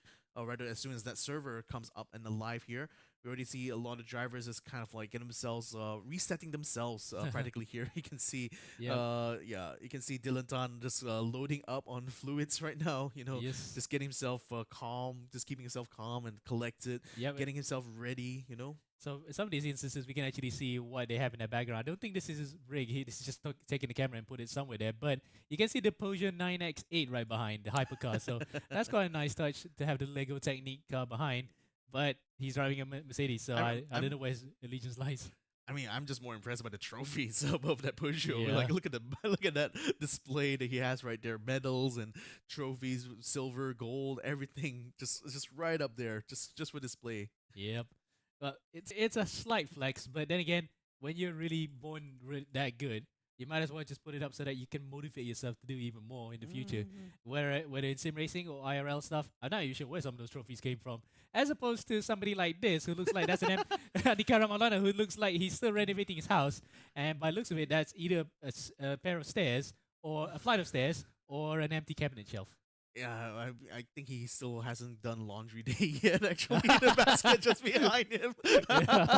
Yeah. But the sick rig though. Look at, I mean, I love the wings on that Sparko. Just huge, Yeah. huge wings. Yeah, There. right. Hey, he's on camera. I think he knows that he's listening to us. Oh, yes. So yes, Anika. Hopefully you can get the room sorted out pretty soon and look much cooler than this. Don't forget to get laundry day and don't forget to break fast later on. Ooh. Look at this one here, just showing off that rig, full RGB going on there, and a closed loop liquid cooling system for a CPU, no less, and it's a nice big clock as well to just show him exactly what time it is. 11:39. It's only 11:39. Well, actually, no. No, yeah. He is an hour behind. He's in Indonesia, of course. Oh, okay, fair So enough. yeah, Fair so enough. it makes sense on that. But he looks as though he's not really overclocking the PC, so that's probably a good thing. I mean, with that kind of setup, you can definitely go for the overclock if you Yeah, wanted if he wanted to. if he wanted to. But then again, ACC is very taxing on the hardware, so he doesn't. He doesn't want to fry that PC while driving. That's the last thing that he wants. Now back onto where we are. This is actually at Axler HQ, and I think Farid looks as though he is happy to be driving right now. But guys behind are just watching over him like a hawk. There's Farah. It looks like Farah Erdina. I'm not sure. Is that that's Farah Erdina and Lisa Idiham, who are part of the Curry Puff Girls team. They're watching over as well. They're all smiles right now, but make no mistake, that car, number 93, was in the wars more often than not for all the wrong reasons. Yeah, I mean, it's something that they will have to try to work out here when the race resumes. But nevertheless, we got Francis Angelo Gonzalez just holding up his camera right now in his hands and having a laugh, it looks like. I think because we can see some people are walking out and about. We can see Hey. on our camera. Yeah, I think he's listening to us, or probably he's talking to the likes of Wilson Moon or Justin Roll Davies walking around the camera. We can see a POV or what looks like from him. Hey. Yep. This is all fun and games, isn't it? Because it's just the relief period when nothing is happening out on track. It's like qualifying delays. You just have that moment where people just goof around and have a little bit of fun on it. As well, I don't know what Justin is doing right now. He's literally walking, showing from where his legs are. I mean, he's a really tall guy, to be Yes. fair. Yep. So But it's moments like this that just kind of makes me miss, back the days before the pandemic when we used to have these kind of events on ground. yeah, It's like the camaraderie as well as like the fun you get to have, with people in person. Now that the ERGP has moved effectively to an online series here, kind of miss a little bit that. Yeah. Oh, hey, Yeah, just yeah. realized he's on camera here. yes. Oh, Jinkies, I'm on camera. Well, that's the best. That's the money shot right there. We can use that for a reaction sticker someday. But but then again, it is kind of like during the pandemic as well. Remember when we're all on Zoom meetings and yeah, everything? yeah. So it is the best of both worlds. We have a bit of the real world element involved again, where everyone's on site. But then we have people who are just chilling about as if we're still in the pandemic period. So that's quite nice to see. There's a hybrid of both. As speaking of drivers Hey. flexing trophies, there's a guy with a trophy collection and a half and a PS5 on top for good measure, with his work work helmet on the side as well. He Yeah. works on an oil rig. So Yeah, he does. safety first, I would say, but he's not wearing that helmet in the on the I mean, rig. even though he is moving 300 kilometers per hour in game, he's not doing that in real life. Yes. So. But nevertheless, Taufik Moyen obviously has been a long-standing member of the sim racing community in Malaysia. It's Yeah. also a nominee as well for the Malaysian Esports Award. Yep. And that's off of Somehow. like his because again, like he has been very active. Oh, yeah, racing true. online through the pandemic. You got Alif Hamilton, ever the smart-looking mug as well, just getting ready for himself. I mean, so you meant to say smug look, yes. Yeah. And the room that he's racing in has been filled up more than it was before because that was emptier the last time we saw him. Showing off the guns. Yeah, he is practicing to be fit IRL and in the esports element. So he is probably looking at an IndyCar test one day at Indianapolis. yeah. So here's that. I'm- Inshallah. I'm so stoked to see him actually like move up so far. I mean, even from the early days of like seeing him in sim racing, he's always been a phenomenal star, in Yeah. this region, and it's great to see that he's moving up and up. If he does finally get IndyCar drive, it's going to be an amazing, amazing day here for us Southeast Asians. Meanwhile, here's the other drivers on screen. That's Brandon Ho, incidentally in the Blue Steel Racing shirt. So, Hey, Blue Steel Racing nice. represent. He's actually repping the Dragon shirt as well. So that's still on sale, if I'm not mistaken. Okay, sorry, a bit of a slight plug. Apologies for that, but it's quite nice to see that there's so many different things on screen right now. And there's plenty to talk about. As there's other drivers on screen that we'll put up. There is Tasbih with the Marina Bay Street Circuit in the back. Looks as though it was made by him when he was around age 7 or 8. I mean, that's a lovely thing to put on the wall there. To be fair, and like literally, is it made of clay? Yeah, I see. I see texture on the thing even. Wow, actually, a that's couple kind of- of impressive. yeah, Yeah. a couple of die casts on it as well. But that is actually a Oh, wait, nice. that's Hamilton. That's Yeah. literally Hamilton on the left there. Yeah. Just Oh, recognize the yes. silhouette. Yeah, still he rises. But thing is Hey. that's quite nice to have it, because that's not far off of how Marina Bay looks like. It's really creative thing to put on the wall. Quite a nice decoration and a half too, where we had. Now, any other drivers we have on screen to just give a vibe check on. 5 checks all around. I guess. We still have. I mean, all the usual suspects are still around. Let's see. Let's say Alan Drake Cruz. What's he up to? Yep. Oh, he's not actually having the midnight sun behind him for a change, because sometimes when he races during our daytime, it's nighttime for him, but the sun seems to be very bright in the background because he is closer to the Arctic Circle than we are closer to the equator. So like racing. Where exactly is he in that? Norway. No. Whoa, that's so far away. It's so far away. I'm just wondering like how is his pain gonna be okay coming all the way here? Yeah, sometimes there's a bit of a red bar when he races, so maybe it's a bit choppy, Mm. but no packet loss, so at least that's a good thing to have. All right, fair As enough. I guess internet in Norway is pretty fast then. the perks of a very well developed country. Hey. Now then, other drivers we don't really normally see often on screen, but he is now. That's Earl Oliver Kahilig, driving for the Sim Racing Filipinas car, and by the looks of it, that looks like a Moza wheel by thing. Or no, it's Oh, no, actually a it's a TG. Fan- No, it's a Moza wheel. it's Yes. Moza, is it? Yeah, But okay. the buttons look a bit like TGT2, but no, actually yes, it is. It is a Moza R5 wheel by the looks of it. Maybe. I mean, kind of hard to tell without looking at the shell of the car. And hey, oh no, no, don't look at this, sir. No, it says Earl. Uh, 5. uh, Oh, he's saying 5. It's an R5. It's R5. Okay, he's Okay, actually he hearing is a us. 5. Okay, yeah, yeah, thank so you. Yeah, Thank thanks for the confirmation. But yeah, it's I mean, Yeah, you called it. yeah, Called it. because, coming from the person who owns the exact same wheel, so I think I should know it in and out as well. But yeah, that's nice to see. As Nazir Asman comes back to show. Oh my God! It's Nazir Asman with a beard. Oh, no. damn. The That 5 o'clock shadow already showing on Nasir's face. and the fact he's sporting a ponytail at the back as well. And Hey. he heard that comment. Yeah, looking smart. Yes. Oh wow, that was quite a shock and a half to see that. Oh, he's look at doing- Alif. Look at Alif. He's training his guns. He's training his guns. Never stop training. Yes. His, This is peak 2020 all over again, isn't it? Oh, we've gone back to the pandemic and then some. Oh wow. Anybody else we can catch on screen that actually is doing the funny? doing the funny, he says. Let's see. No, by the looks of it, I think everyone's just getting ready to be settled and back to the race. But we're still waiting for the confirmation from the race too, is whether or not we're gonna have it again. As that's Pakon Panasapongkul. Yes, that's. I hope how he's pronounced his name properly. But you might think that he has the word Bangkok on the shirt, but it says Seoul. I mean, he has a lot of soul, I suppose. Oh, Hey. yes, and we're on camera so we can say knee slapper. Sorry, Yes. I'm just the patron saint of bad puns. I apologize to the viewers at home. You're the harbinger of the invasion of privacy. Ooh. No, Yes. that's gonna be her. Yeah. That's him. No, it's not Yeah. me. It's not him. It's Oh. him. He's the one. Yeah, he's the our one producer- selecting the people to put up on screen. Yes, here. our producer behind the scenes says Nakib seems to be being Nakib as usual, not really doing anything Nonchalant. yeah, not doing anything of the ordinary besides just being in the rig and waiting for the start of the race. I think he heard that coming because he's having a bit of a wry smile right now.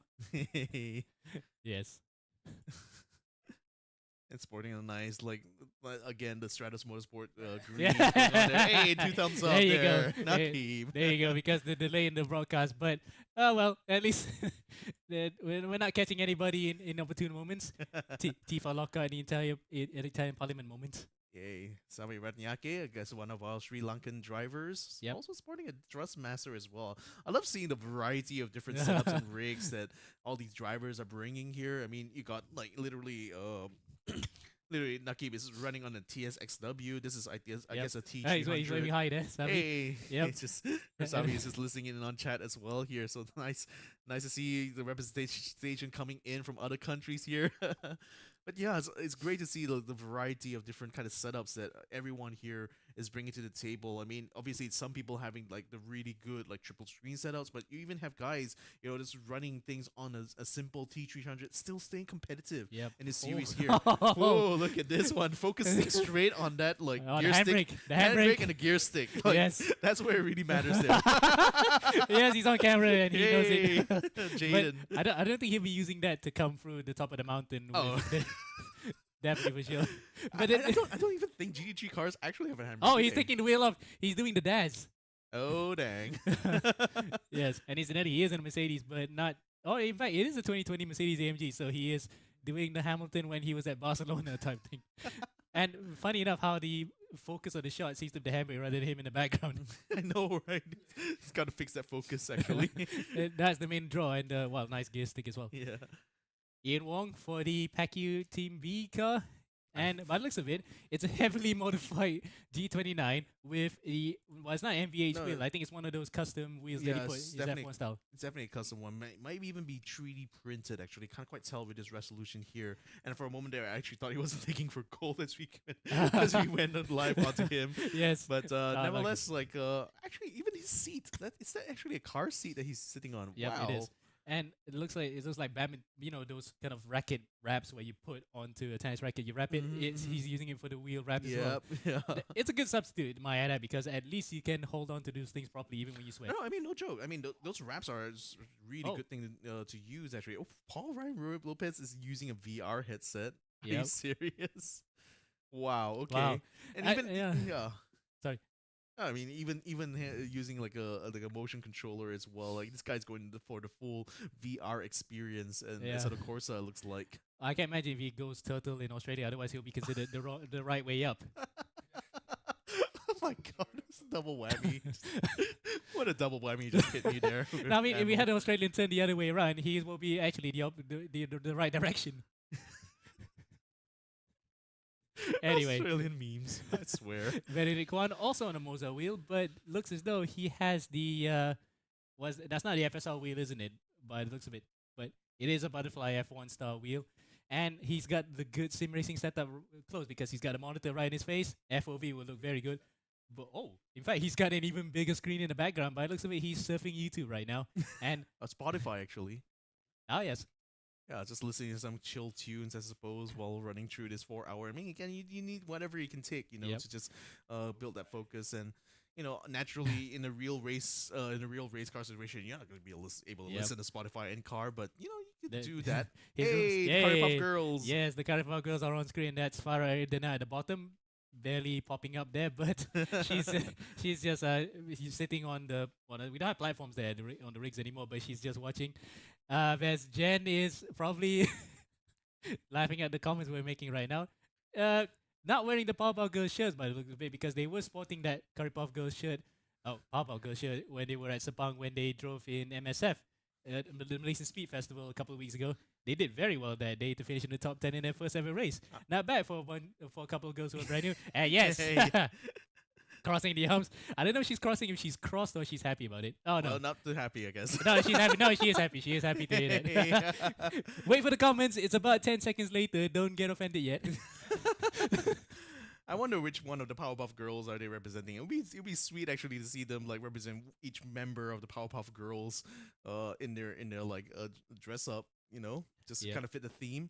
Nevertheless, we're still awaiting that server. It's still taking quite a while to get the server back up online. So let's go ahead and see any other faces that we can catch on screen here. That's a very nice house there that Angelo has in his place there. Angelo Dang. Lapuz, if I'm mistaken, yes. And Yeah.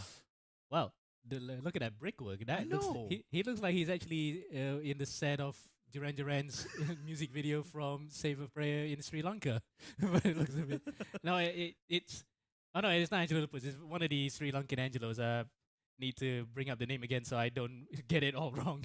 But yeah, that is really nice woodwork and a very good rig as well. A Fanatec DD Pro by the looks of it. Yeah, it looks like it as well. I mean, wow, what a setup there! What a house! This guy is just flexing on everyone else. I think with that kind of background going on there, just lovely interior is going on there. In the meantime, well, missing from his seat here is Keith Mo. Oh wait, he's coming back in, bang on cues. Hey, the camera director really was on point. That was Angelo Senaratne, yes. So Angelo, I was actually trying to pick out where he was, but then that woodwork at the back looks a bit like, again, it's rigged, so it keeps that. Okay, keeps that. It looked a bit like the set of, again, I did say the Save a Prayer from Duran Duran when they were in Sri Lanka, so that was pretty much on point. Anyway, let's see what other things we can catch, including, wow, the Papicas in action. Both of them who were really having the best week of their lives when they got off to the right start to win to win a race there. Yeah, so again, Pepaga Racing, we didn't see much of them in that first, now non-existent first half hour of the race here. But naturally, they are getting themselves back into sync here. So it looks like Justin is going to be the one to start things off here once we come into the green flag to race the remaining 3.5 hours of this race. Now, to recap, especially for those of you guys who just joined us, we had to, unfortunately, after half an hour running, we had to go to a red flag due to some of the entries not being able to participate in the race due to not being enough grid slots. Due to having too many spectators. So the race director has decided to restart the race in qualifying position. So that does mean that any progress that was made in the first half hour is now basically null and void. We're going to be starting basically from scratch, although half an hour has been taken out of the total race time, meaning we're only going to be racing 3.5 hours so far. And we did say, knock on wood, there would not be any server problems. Well, we gotta knock on wood harder, I guess. Yes. Just make it loud and audible. Unfortunately, it's just brick and mortar right behind us here. Well, what to do? As we are getting ready here, a bit of a peek in the arm from our broadcast producer here. And hopefully that he wasn't really caught in shot there. But yeah, we're back at it. We're back in action now. Free practice. And by the looks of it, the drivers are now getting back to serious mode because we have Justin Roldev on our preview screen here. He is ready, lock and loaded again. So all the niceties and all the funnies that we saw just now are going to be put aside for a while as we get back into racing. Yeah, it's still in the free practice mode, but it's only 2 minutes, so it's just a bit of a warm-up for these guys to get themselves back into the focus zone here for the race start. Remember, there's still a lot of cars on track here, especially if you're starting in the back. We really got practically 50 odd cars to try to get through before you're going to be able to even think about fighting for the top 10. So let's go ahead and run back through the Spotter's Guide once more as we recap a little bit about some of the past champions, that we are going to be seeing yet again, and some of the newcomers into the series. Yep, and again, we had to point out MPRGP, those are the guys who are real challengers from last season's title race. With LOR having a slew of cars at the front there. There's the other one, that's the third of the junior team cars. Many AM drivers here. And the Ceylon Motorsports team having also their own contingent, very big representation from Sri Lanka. JMX Phantom, winners from race 1 and looking to reclaim that crown. Yeah, and we got Amigos Racing team there. That was Muhammad Tasbih as well as Muhammad Alif in that race there. Remember, they had a bit of an incident in the start where apparently they didn't quite get the drive button ready, and they were unfortunately started in 24th when they should have qualified in 5th. Then of course we got Stratos Motorsports there, Nakib Aslan as well as Nabil Aslan, his brother, and Zaran Zulhaili. That's good. Imran Suhaili, yeah, our producer, also racing for them later on. But yeah, he's also one to watch out for in this race. Then we've got teams from Brunei, we got teams from Malaysia, we got teams from Thailand as well, and Over Me Esports having 2 cars in this race. And we got the 4th car of the Ceylon racing team, or rather a 4th team from Sri Lanka also in this series here. Then of course we also have Z Challenger hailing all the way to Hong Kong, looking to try to make an impact here in the endurance series after having so much of an impact in the global edition of the eRacing GP in this season alone. So definitely one to watch out for in this race. Now we're only a few moments away before we get back into the restart here. Do you anticipate the same kind of chaos? I bet you do. You are anticipating that chaos to happen in the first lap again, isn't it? Because remember, we had 48 cars here. It might have been more than 48 coming in. Plus, they're going to start it back, so they're going to have to work their way through. The guys at the front will be expecting the usual dive bombs in turn 1, or they try to do the same thing by fending off each other. So really then, it's a rerun, but will it be the same take? It's a different take now, so if it's the same as we saw just now, we're in for a really fiery start. Yeah, so then Genevieve Oy, who's going to be starting things off for the Curry Puff Girls, already going out for the warm-up. Did see her make a couple of mistakes, especially during the chase, and I wonder is that because of just kind of over stressing the tires, especially that was already kind of way into the stint that she was running at the time. Yeah. But that's certainly something to watch out for. Ooh, already touching the grass and knocking over a couple of signboards. Okay, no, she's just stopping off the side of the track. Yes, no drama there. Yeah, actually. hopefully when the session resets itself, we get to see the markers there, because for the drivers who want to brake and suddenly they found that their braking spot is gone, they'll probably be ruining who did that. That's also the reason why you don't pick temporary objects as your marker, to be fair. Yes, you want to pick something a little bit more permanent, like something actually on the wall or actually one of the trees. Yeah. Trees especially way more permanent, a more permanent fixture on the track, But then if anyone wants to blame for the corner markers being taken away and it's not back there, we have video evidence, unfortunately. Come on. Lay off a little bit of slack on the girls here. Okay. But Yeah. when we reset itself to the race, the markers will be back in. So someone else would have knocked it over by then anyway. Fair enough. So yes. But yeah, Marco Wong driving her Z Challenger Racing eRGP, driving car number 878. We're riding on board of him to see how he takes the chase here. Again, still having a wait time of another 1 minute 3 seconds, so still last minute warm-ups being done here by everyone. Rather a few of these runners out of the track. Now we're going to be getting on the grid. Now we're getting set up for the formation lap here. Again, still going to be in qualifying position, not from the race position as we saw from the first half hour of this race. So nevertheless, you know, for the drivers here, effectively, this means it's going to be a full reset. Just that half an hour of racing has been taken out from the total 4-hour endurance race. So it's shorter timelines for sure, but it does mean that for those who, you know, had really bad positions in that first half of the race, it's now a reset, so they can definitely start back from scratch. But unfortunately, for those who had made up good positions during that first half hour, all that progress has been lost. So that's going to be something they will have to try to do again with less time than they actually have in the full race otherwise. So as we have a look on the grid here, you can see Andika, or I think it's Dylan Tan. I'm not sure. We're going to find out as soon as the formation lap starts. But right now, we got the pole position being held by the 889 car. Nakib Aslan is in the BMW in the 111 car. Then we got Z Challenges, Chris Zhang in 4th place. Alongside him is Ronaldo Reyes. He's in 3rd place right now, and certainly going to be one to watch out for going into Hell Corner. As for the others, I think I see one car just at least not inside the grid slot at the moment. Hopefully we'll be able to get back in time. Mama Das B in 5th place right now, trying to make sure that they get a good start later on. Remember, they still have to come off the line. It's still manual control throughout the formation lap itself. So hence why Alif had that little snafu in the first lap, because again he started off the grid a little too late.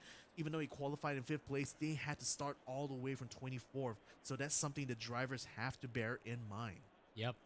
As the other drivers were looking through the rest of the field, looks as though no one has actually jumped back to pits just yet. But, you know, less than a minute to go. Anybody could have actually caused another snafu for themselves if they were to do that. We saw just now how Afiq Farid in the insulated disc car, the Speed Tavern Racing Line car, jump back into the pits because I think he probably forgot to press drive, or he left it a little bit too late to jump into the race. But nonetheless, it looks as though every single car on the grid right now is present for now.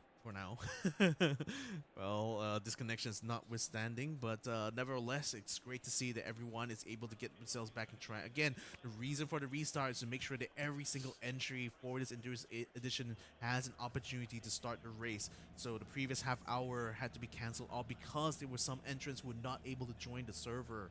So that's why we had to go for this restart, and we had to do it in qualifying positions. Unfortunately, though, due to the nature of the Saracusa Competizione servers itself.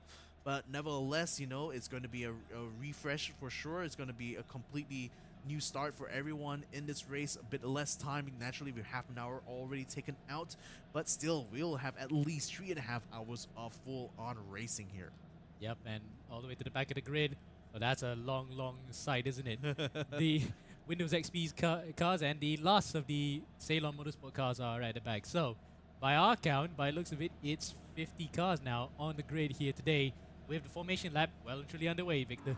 Yep, everyone's pulling off the grid. Let's hope everyone's able to get off at the same time right now. You can already see Reyes having a look on Nakib Aslan as well. You got one of the cars getting a little bit ahead of themselves there. Marco Wong from Z Challenger Racing seems to be the one to start off the formation lap for Z Challenger here, so we can see on board with him what exactly is going on.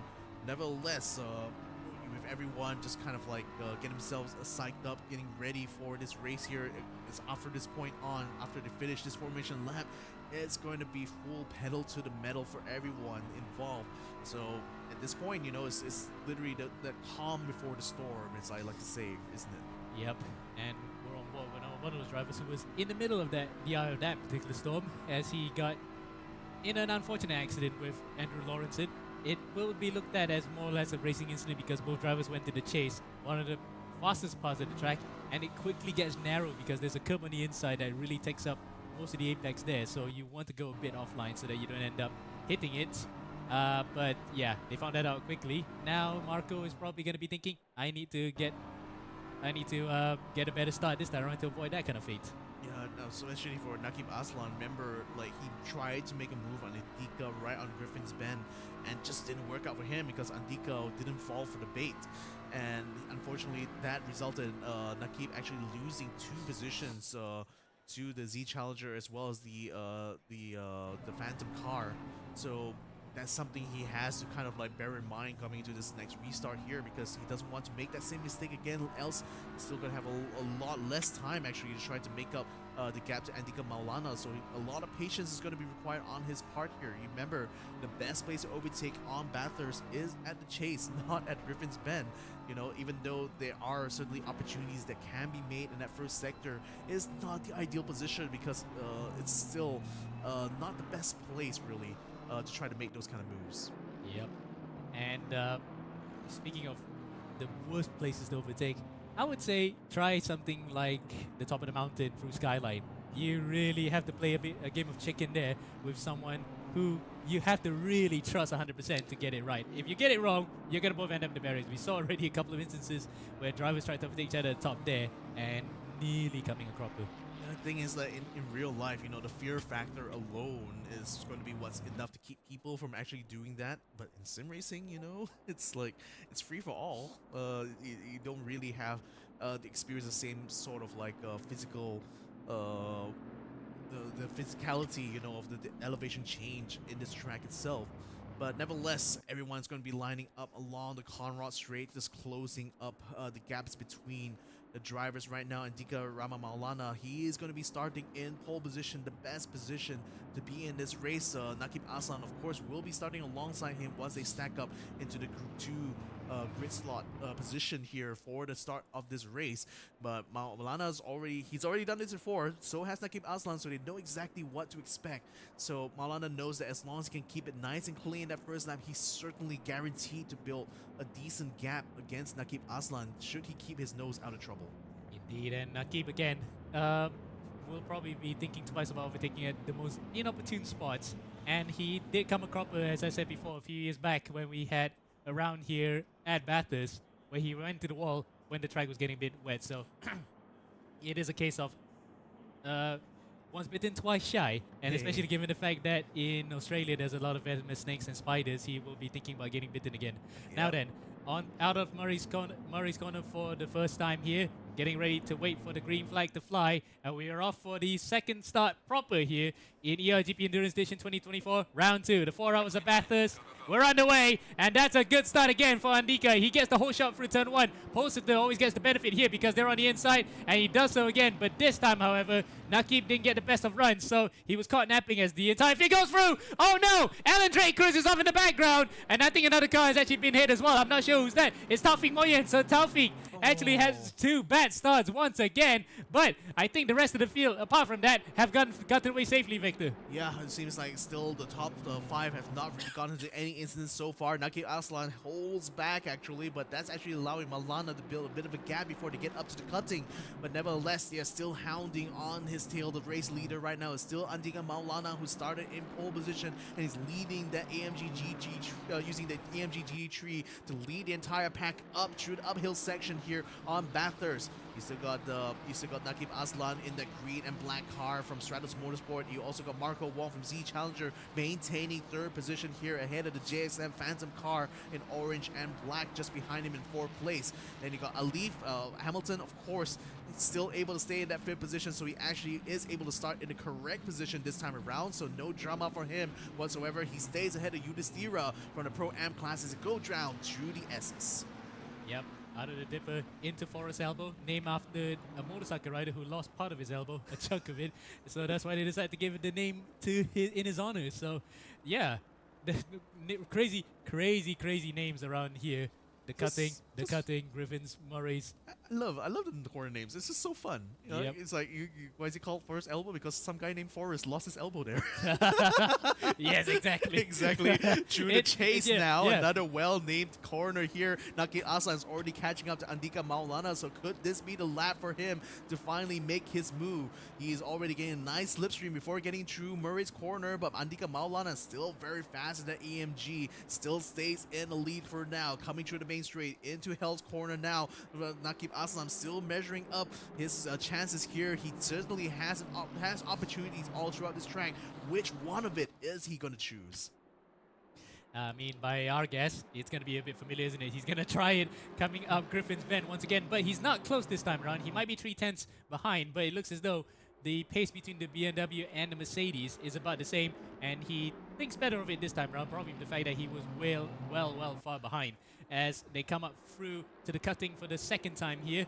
JMX Phantom behind it. Oh, there's a big battle coming on behind between a multitude of cars. Veloce Ragazzo, there is the triple tree Sim Racing, Apex Racing Brunei car of Aiman Kimabaz in 9th in front of Balagulin, in front of Ian Wong and Louis Moreno behind, with Muhammad Farhan just watching brief. So the triple tree car, the winner in that first race for Pro-Am in Barcelona, has had a better start this time around because that first race they were in the wars. Yeah, I mean, 3 classes fighting for 9, 10, and 11 position right now. Now coming through the skyline here, Ristofani looking a little bit out of shape, coming down through skyline and into the S's. This giving Irfan a little bit of opportunity here to close the gap coming onto the Conrad straight. Now he just needs to keep it together, keep a nice tempo through his section. Now coming through Forrest's elbow.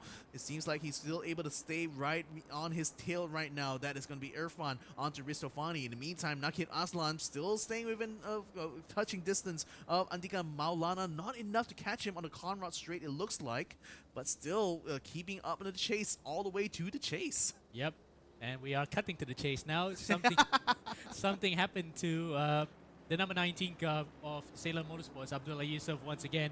First start wasn't the best one. Second start even worse. As behind, that's Ristofani there we go. Trying to actually get by Yudhishthira, but once again, Yudhishthira proving quite a tough nut to crack against the pro guy for the pro guys, because he really is defending on his own here. Plus, he's got an Indonesian behind him as well. So all 3 Indonesians together, they might be working together to avoid having civil war. That's a good fight. 2 Ferraris, 1 McLaren, and Aston Martin there as the ERD car. So Iqbal Suji didn't get the best of starts the second time round. And there's a 3rd car involved in that particular scrap. 5th in the shot. It's the techno car of Rio Emanuel. So Emanuel thought he could get him coming through turn 1, but he left himself open to Sergio No, the debutant for JMX Phantom for this one.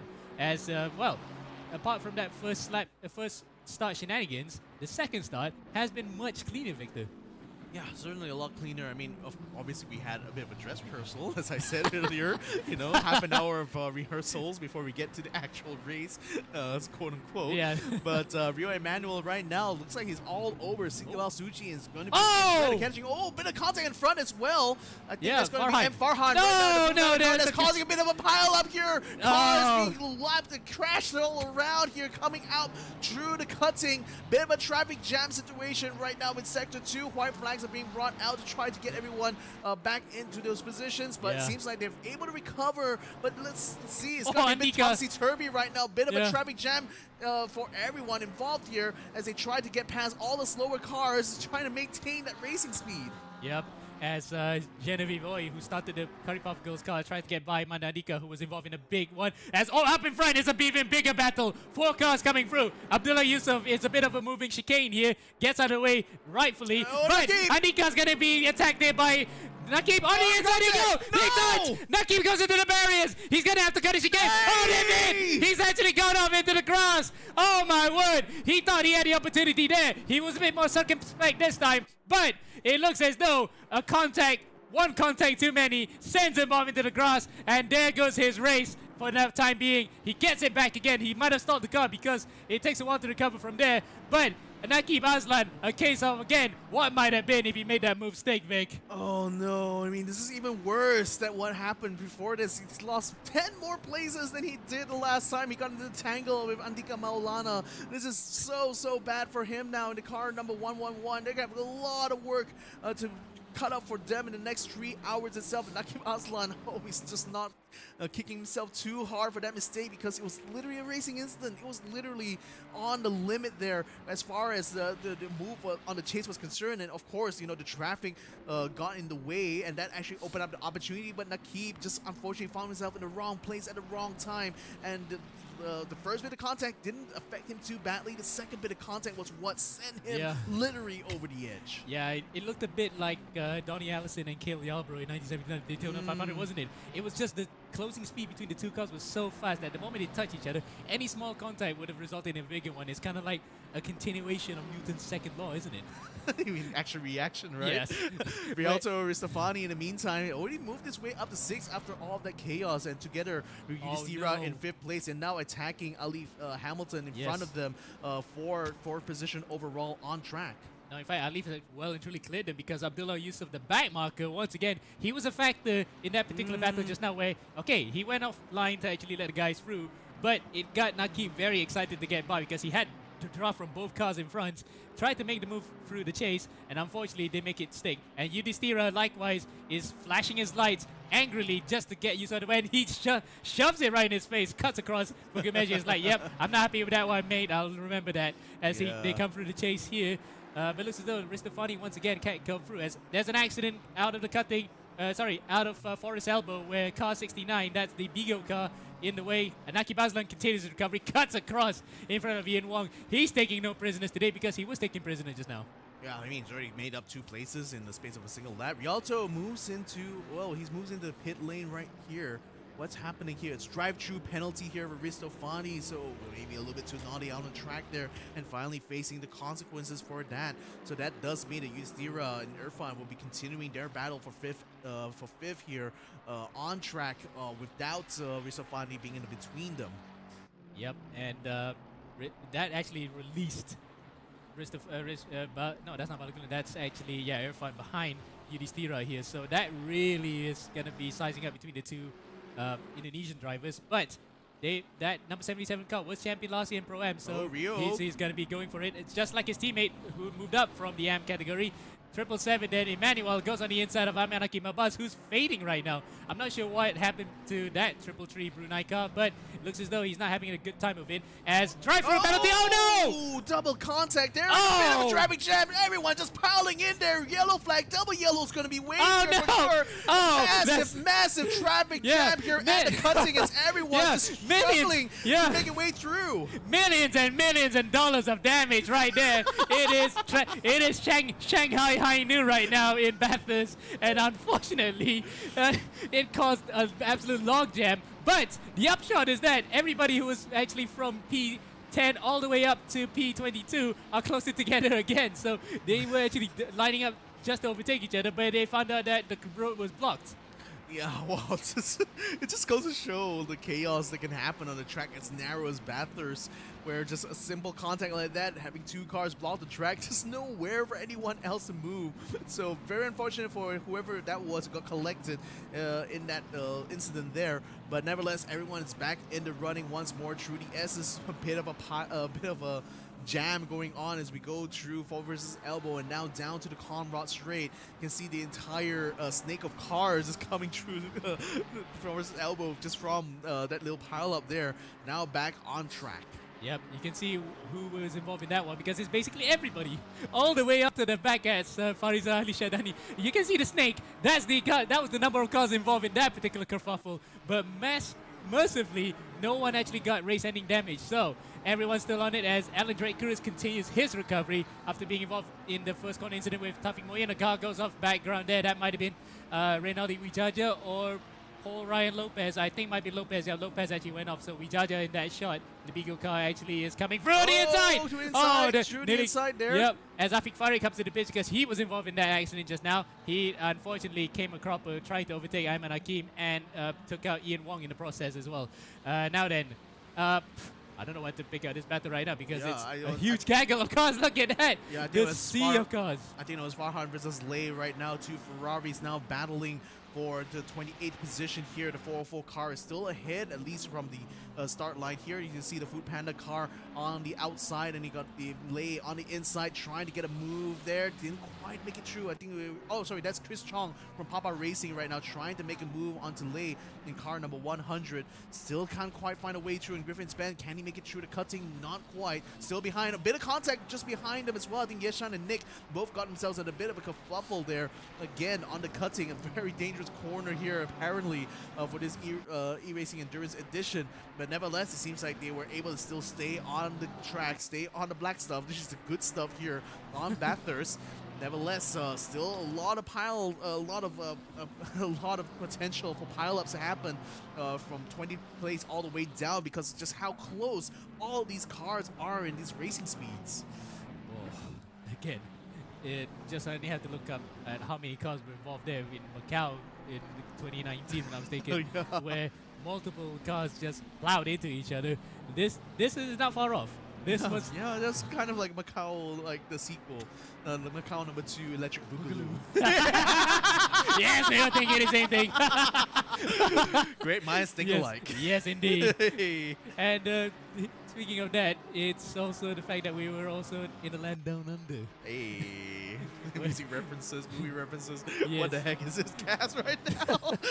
Alan Drake Cruz, though, trying to make a move on the cutting. Can't quite find a way past the BMW in front of him, though. The Areco car is still able to stay on his position here. Alan Drake Cruz is now fighting for the 33rd position against Wijaja, who's just ahead of him right now and still staying in the 35th position as he come onto the main straight. Now through Hell's Quarter, is he going to be able to make the move? That Lamborghini has been very fast, and we know the potential that this car can bring on Bathurst. He doesn't seem to be able to bring that potential to bear, though, coming through the first turn. Will he be able to do it again with everyone else, being this close? It does mean that at least for Wijaja, he does have a bit of a draft, but certainly not the amount of draft that Alan has. The 66 car, unfortunately, stopped a little bit at just out of Hell's Corner. Might be turned around right now. Unfortunately, he's funny. Yeah. He's funny on his own, because we just caught the end of it as it was happening. But yeah, that number 666 car really is involved in the wars left, right, and center. We saw in qualifying how it was Abdurrahman, getting involved in that. But anyway, back up to where the whole thing started, the shenanigans, where we had this big train of cars. Here we are in the thick of it. Brandon Ho, though, looks as though his car was the one that got really shoved up the front real badly. Look at that. The bonnet's up. That may not be good for his handling. Oh, for sure. I mean, again, these GD2 cards are very aero sensitive, so even the slightest bit of contact will certainly have massive performance deficits as far as the aerodynamics is concerned.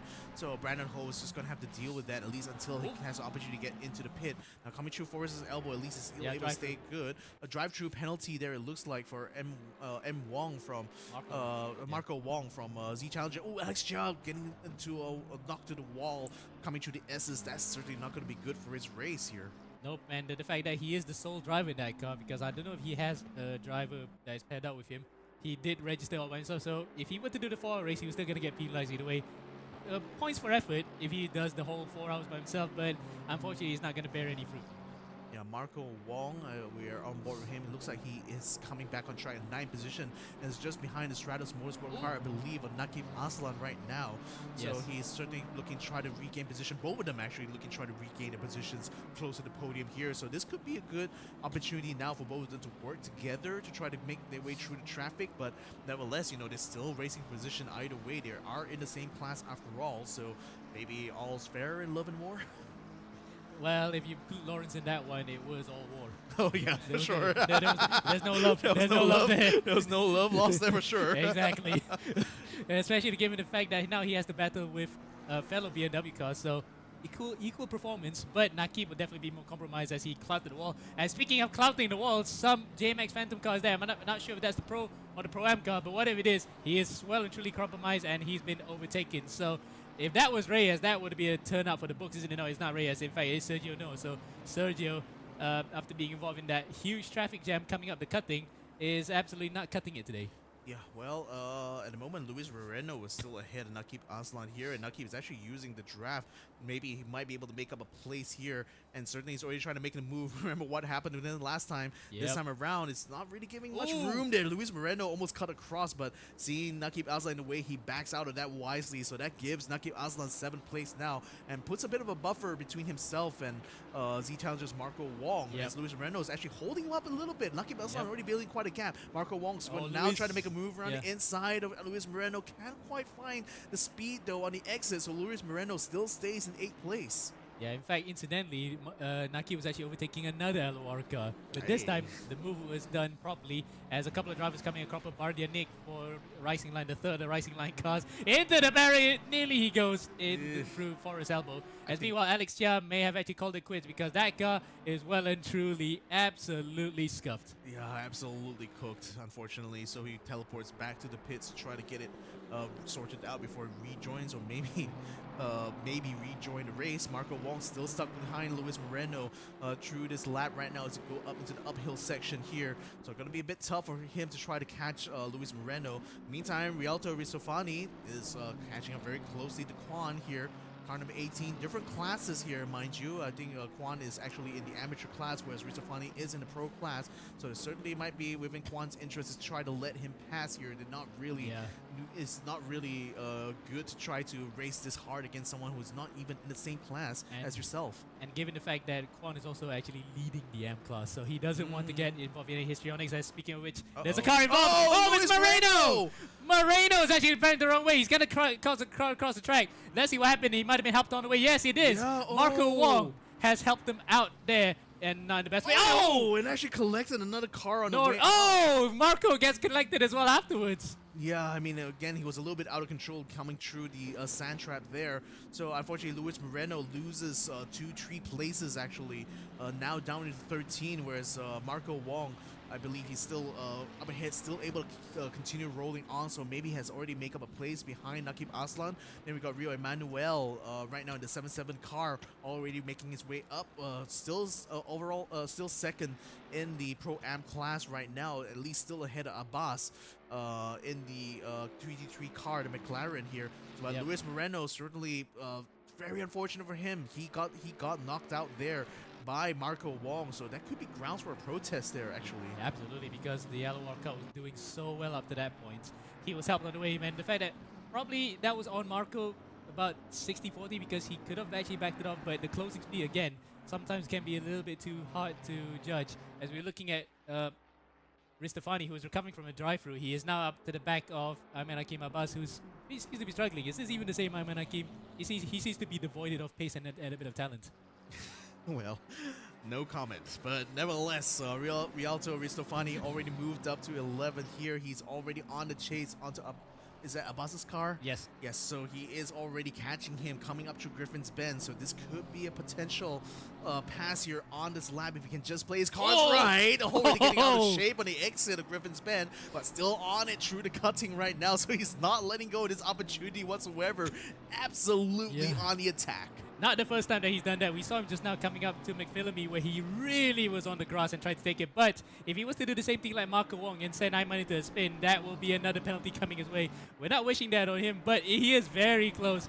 And I'm surprised that Ayman's not defending at all. So really, Ristafani is just toying with him right now, waiting for the right opportunity to pass. Not here though. He's going to send him off into a spin if he was to do that. As they come through the S's into the Dipper. That was very, very close. Very close. Benedict Kwan behind was looking just watching breathe. Actually, he doesn't want to get involved in this. He knows full well if they both were to take each other out, that's 2 free positions. Yeah, it's just giving them a bit of a gap right now. Let them fight, he feels. Yes. Aldo Balagulan, though, it's actually getting close. Right here, got taken over already by Nakib Aslan right around the cutting. Right around the chase. And if you're going to chase, Rialto Rizofani is looking to try to size him up. Tries to go around the inside, or at least for the next turn. He's already made a move with the Ayman Hakim already, so up into 9th place he goes. In 10th place he goes. Yep. As Oh, no. Chevron with Rana slows down, And rolls the off the track there. Yeah. Seems to have missed the pit entry there. He was aiming to go through there. It looks like he does have some issues getting his car turned. You can see a lot of damage on his car actually. So And we have video evidence of someone knocking over the corner markers. So Genevieve Voy has actually been taken out of prison there, so she's been cleared. Now we have a brand new culprit to look out for here, taking out the corner markers at one of the most important corners in the track because it sends you back into the start-finish straight. If you get the braking wrong after going through the hell coming up the mountain and just stuffed it in the final corner, you lose a lot of lap time to start the new lap.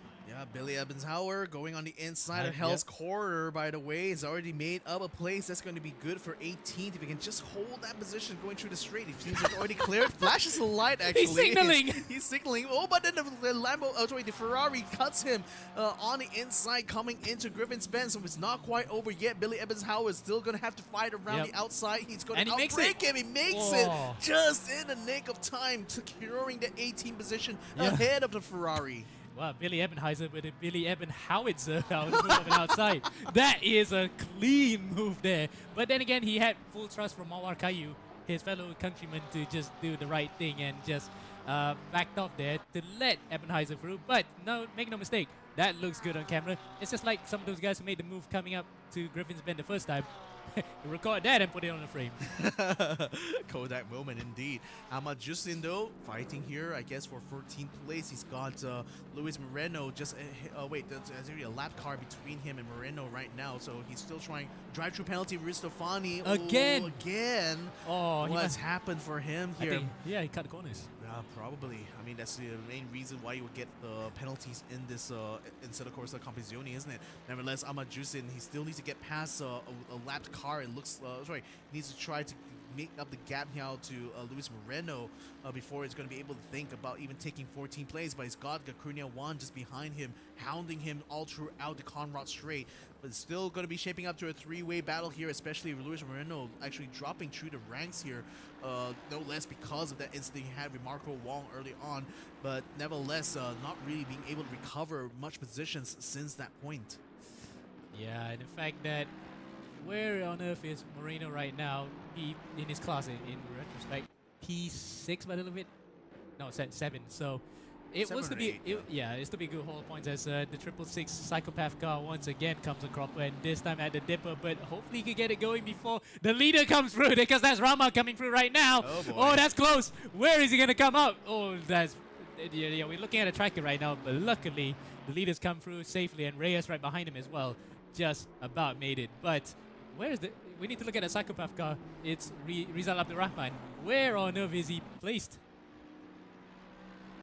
And he stopped. He stopped. He stopped on track there. He stopped on the S. Oh no! Oh, in a bad position actually. Okay, fortunately he managed to teleport back in time before he collected anyone else. But unfortunately that means that his race progress completely erased there. So that's kind of tough luck. I mean, again, you know, when you want to mess up in the S's, it's almost impossible to get yourself back into tempo. Nevertheless, Cornea 1, he's still watching this battle. Oh, a spin for Justman as he gets into the wall. He comes back on track, bounces into the gravel trap here. Ahmad Justman earlier on was fighting against Luis Moreno. Now he's dropped several positions down, 6 positions down now for Ahmad Justman as he rejoins the track in 21. Now cutting through inside the skyline. Who else is that just in front of him? I'm not sure. It's a back mark. It's another Ferrari, but he literally. Oh, it's Badia Nick. It's Badia Nick in the Racing Line Cup by the looks of it. So yeah, that was a moment and a half there, because Jusmin just lost it on the curb coming out of Reed Park into McPhillamy, slams into the barriers. Luckily, mercifully, he didn't get collected by anybody, but that car's relatively wrecked as a couple of other cars coming through. That's well, one of the RCR cars is Brian Lay, so Brian's come through. That's how many positions he's lost, about 7 in one go. Wow, I mean, again, he's limping the car back into the pits, I expect, because that hit to the wall certainly would have done a number to his Ferrari here, so he's in for a long haul here. Still 3 hours remaining in this race. We've completed another half hour. You can see Ahmad Justman just struggling to get the car through the chase there, so it's certainly demonstrating the amount of damage he's actually sustained. Yeah, and he's really not having the best time of it, isn't it? But again, that's how the cookie crumbles sometimes.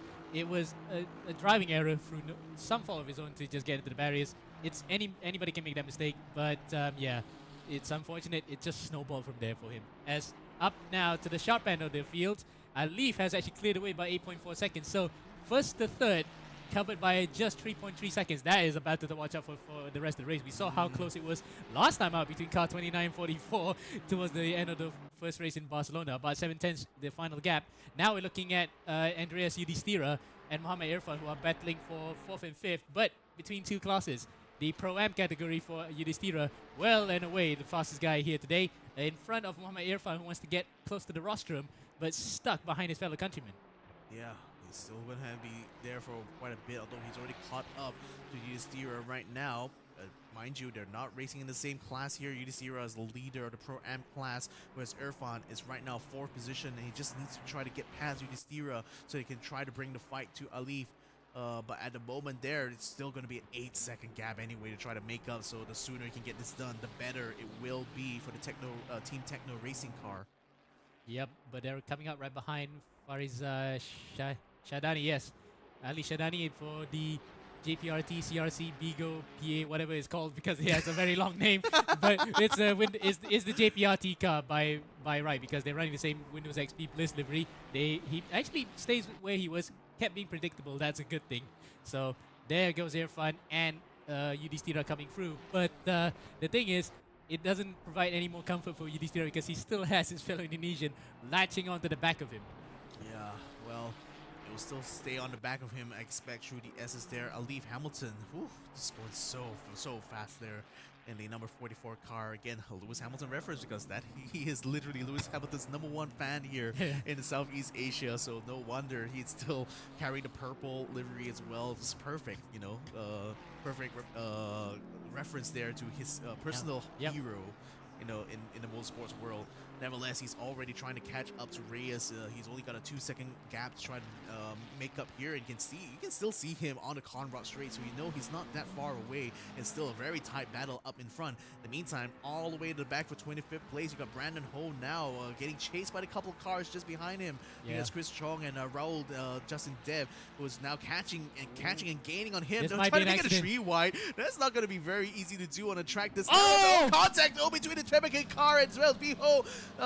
That's going to force the Pepperkid car to actually give up the space there, and Brandon Ho stays in 25th for now, but for how long can he hold on there? I was about to say that was an accident waiting to happen, and it nearly came there coming up to Griffin's Bend, but luckily Justin kept it together, Brandon as well, but Brandon's car looks as though it's the cork in the bottle here because look at how damaged it is. When you can see part of the compartment of the car coming off, the bonnet and then the bumper is just flailing. It is not a healthy looking car. Yeah, and certainly it's going to be affecting the performance for sure. That's why it's kind of holding up the Pepega car as well as Yishan just behind them. But nevertheless, Brandon Ho is still going to try to hold on to 25th place, at least through the S's. But beyond that, I am not too confident about his chances of holding that position for sure. Once again, to Conrad Straight. And being on the Conrad Straight, Luis Moreno getting past for the up-team time this time. Actually, I think that might be a lap car in front of Evan Hauser. And Kennedy 1 now just coming around through the inside of Luis Moreno. He's dropping like a stone right now in the standings. Such a far cry from how he was early on. If it wasn't for the contact with Marco Wong, who knows where Luis Moreno would have been. Absolutely, because once again, that car, just like what we saw just now with the JPRT car, was absolutely compromised. So scuff marks everywhere. It shows the battle scars that he's gone through here as Ebenheiser and Korean 1 made it 2 for 1 in just a couple of corners here. As we are going to go for a bit of a short break, just getting a bit of a breather. But don't go anywhere. We'll be right back for more action here from Bathurst.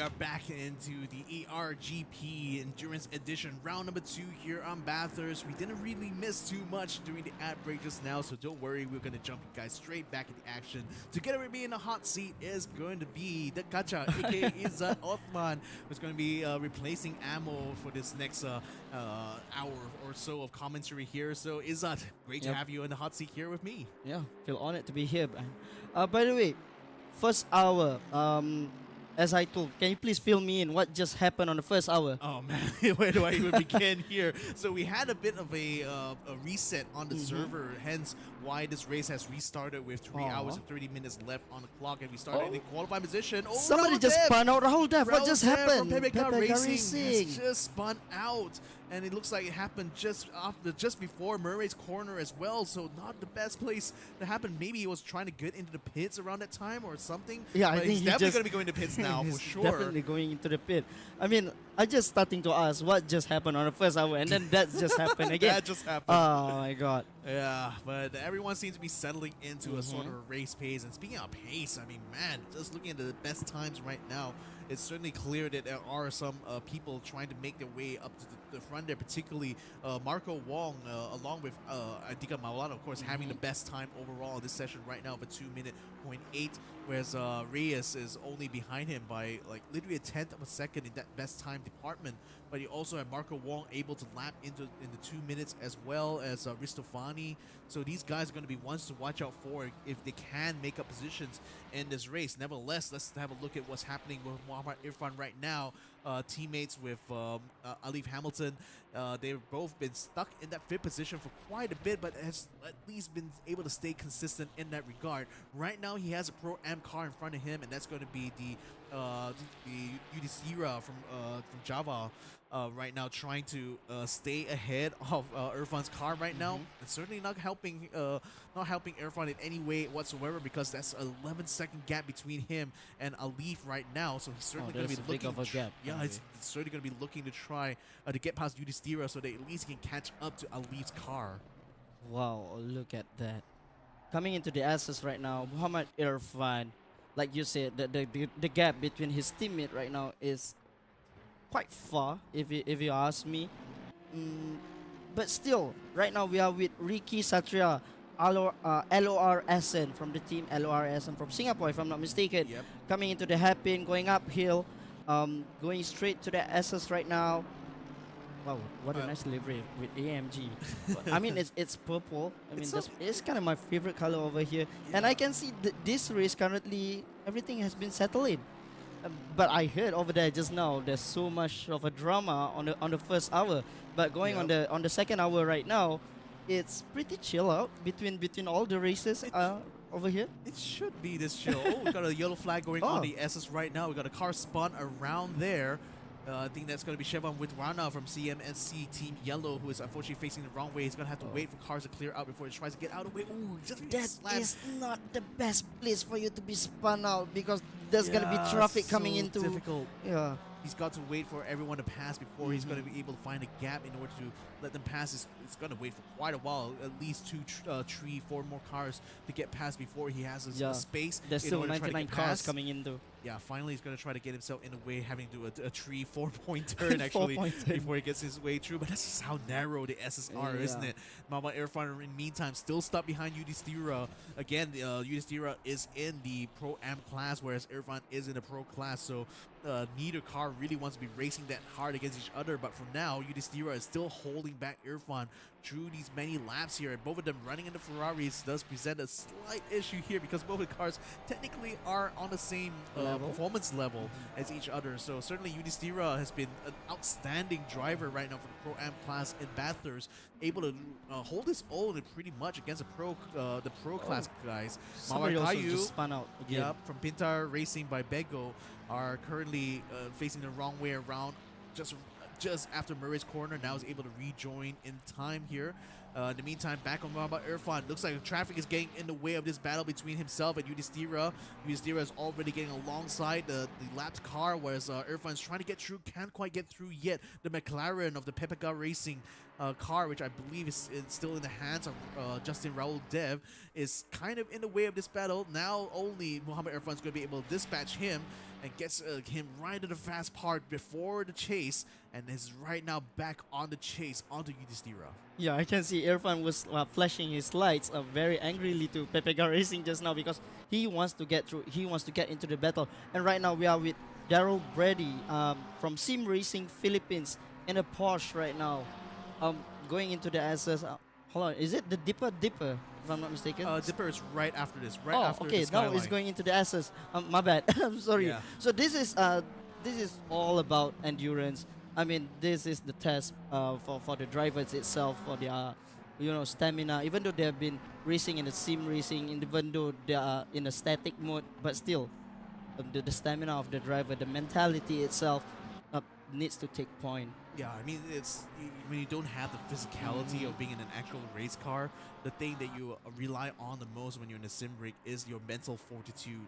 And especially in these 4-hour racing, you're going in these race speeds constantly throughout these 4 hours. You just got to make sure that your focus is at 100% at all times when you're out on track. Daryl Brady's got to keep his concentration on the guy just behind him. Azreen is already moving on the inside through chase. There's going to be a battle for 15th place, and it looks like Daryl already lost a place there to Azreen in that McLaren, who was already ahead of him by the time they got to Murray's corner. And Ian Wong, what's just happened? He just going to the grass for a moment. Has lost him a bit of position. He's going to be going into the pits though. So looks like the driver in the amateur class, currently I think 4th position in the amateur class right now, is going to be taking a pit stop. While Alif, he's already trying to get past one of the lap cars. It looks like. Yep, he's already trying to make his way to get closer and closer to Reyes. Yep, again, that's a car that he's lapping right now, not one he's actually racing here as they come through the cutting. But it's really going to be Reyes, who is still about 2 seconds ahead of him. He got another car there. It's going to be the Pepega Racing car, still between himself and the 2nd place overall in this race here. 2nd place overall, and also 2nd place in the pro class, mind you. So looks like the Pepega car is going to get out of the way on the main straight, allowing Ali through so they can continue to bring the fight to Reyes from JXM Phantom. Good racing by these lads, respecting each other, respecting the blue flag as well. I mean, the track rules. Right now, R. Muhammad Ali from Amigos Racing in the 3rd place, trying to catch up with Reyes, even though their gap is like 2.5 seconds between them right now on Ferrari. And he's coming into the uphill section right now, going into the hairpin. I guess between them, it's not that much of a gap. I think Alif could be getting behind him, or plus the track is very narrow, very small. There's no way you can I mean, at the S's here, you don't have any space to overtake other drivers over here. The only place that you can overtake the drivers, any other drivers, is on the front straight there after the forest elbow there. Wow. Yeah, I mean, again, the Conrad straight is literally the best place to get a slipstream. The chase is the best overtaking position. But we've seen some drivers try to make moves through Skyline, try to make moves through Griffin's Bend. Lots of very risky positions to do in real life for sure, but in the sim, sometimes you just got to take the opportunities you can, and you try to take them where they least expect it, right? But Alif Hamilton still struggling to try to close that gap between himself and Reyes. It's actually built up to about half a second since the last time we checked in here on Alif Hamilton versus Reyes. So it seems like even though he's already got past the traffic, still not able to close the gap somewhat. So either he's holding back a little bit, or maybe I'm trying to see if there's actually any damage. Speaking of damage though, Brian Lay spun on the main straight now, just trying to wait for some cars to get through so they can rejoin. Spins around just in front of Andika Maulana's getting a bit furious there. Yeah, oh my God. A little bit impatient actually, to try to get back in the race, and unfortunately was a little bit too eager on the clutch there. So Benedict Kwan as well from LOR Ascent getting onto the sand trap just before Skyline.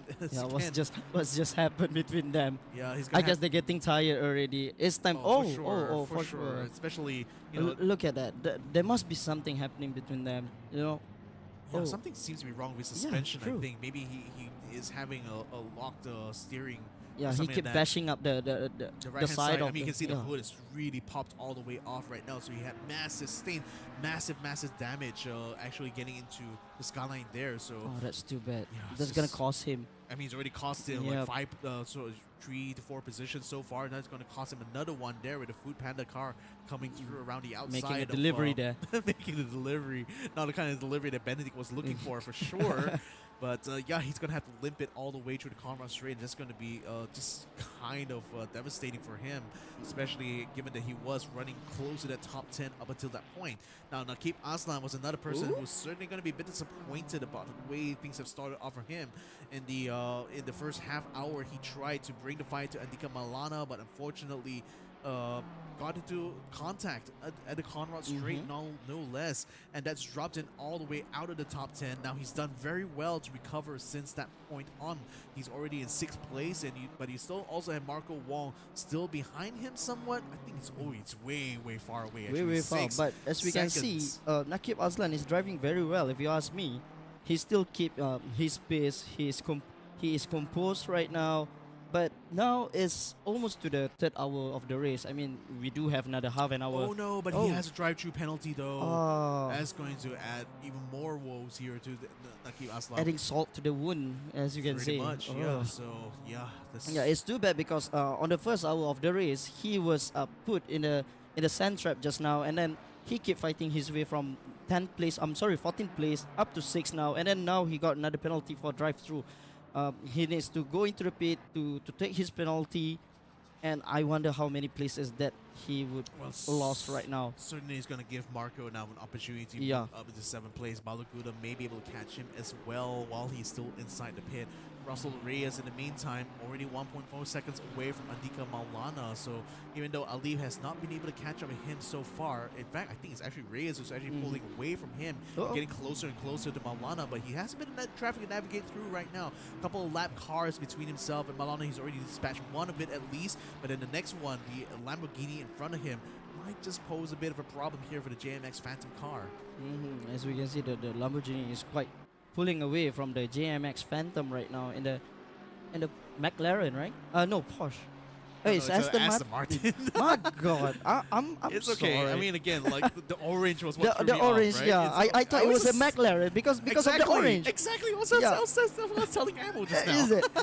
So, by the way, just now you're talking about one of the driver called Alif Hamilton. No wonder his car is full on purple. It's on purple, using the 44 number as well. Oh, is it? His teammate as well as using Valtteri Bottas' number as So 77. it's like the Mercedes team, huh? Yeah. Although they're running Ferraris, which again, Hamilton's going to Ferrari next year. So yeah. To be honest, yes. Yes. They're going to Ferrari next year. Yep. So nevertheless, Reyes still not able to dispatch much of the traffic between himself and Andika Maulana. Even more traffic has come through, although blue flags are already being waved. So he's already trying to cut through all of the traffic here. Andika Maulana still has 2 cars ahead of him right now, 2 Ferraris. In fact, one of it, I believe, is going to be Irfan, whereas the other can't quite see who exactly that is, but he moves out of the way to allow Reyes through. So now Reyes is able to catch up. One more car between himself and Andika Maulana. That's actually built up half a second between himself and Maulana in that whole process there. So the traffic is certainly becoming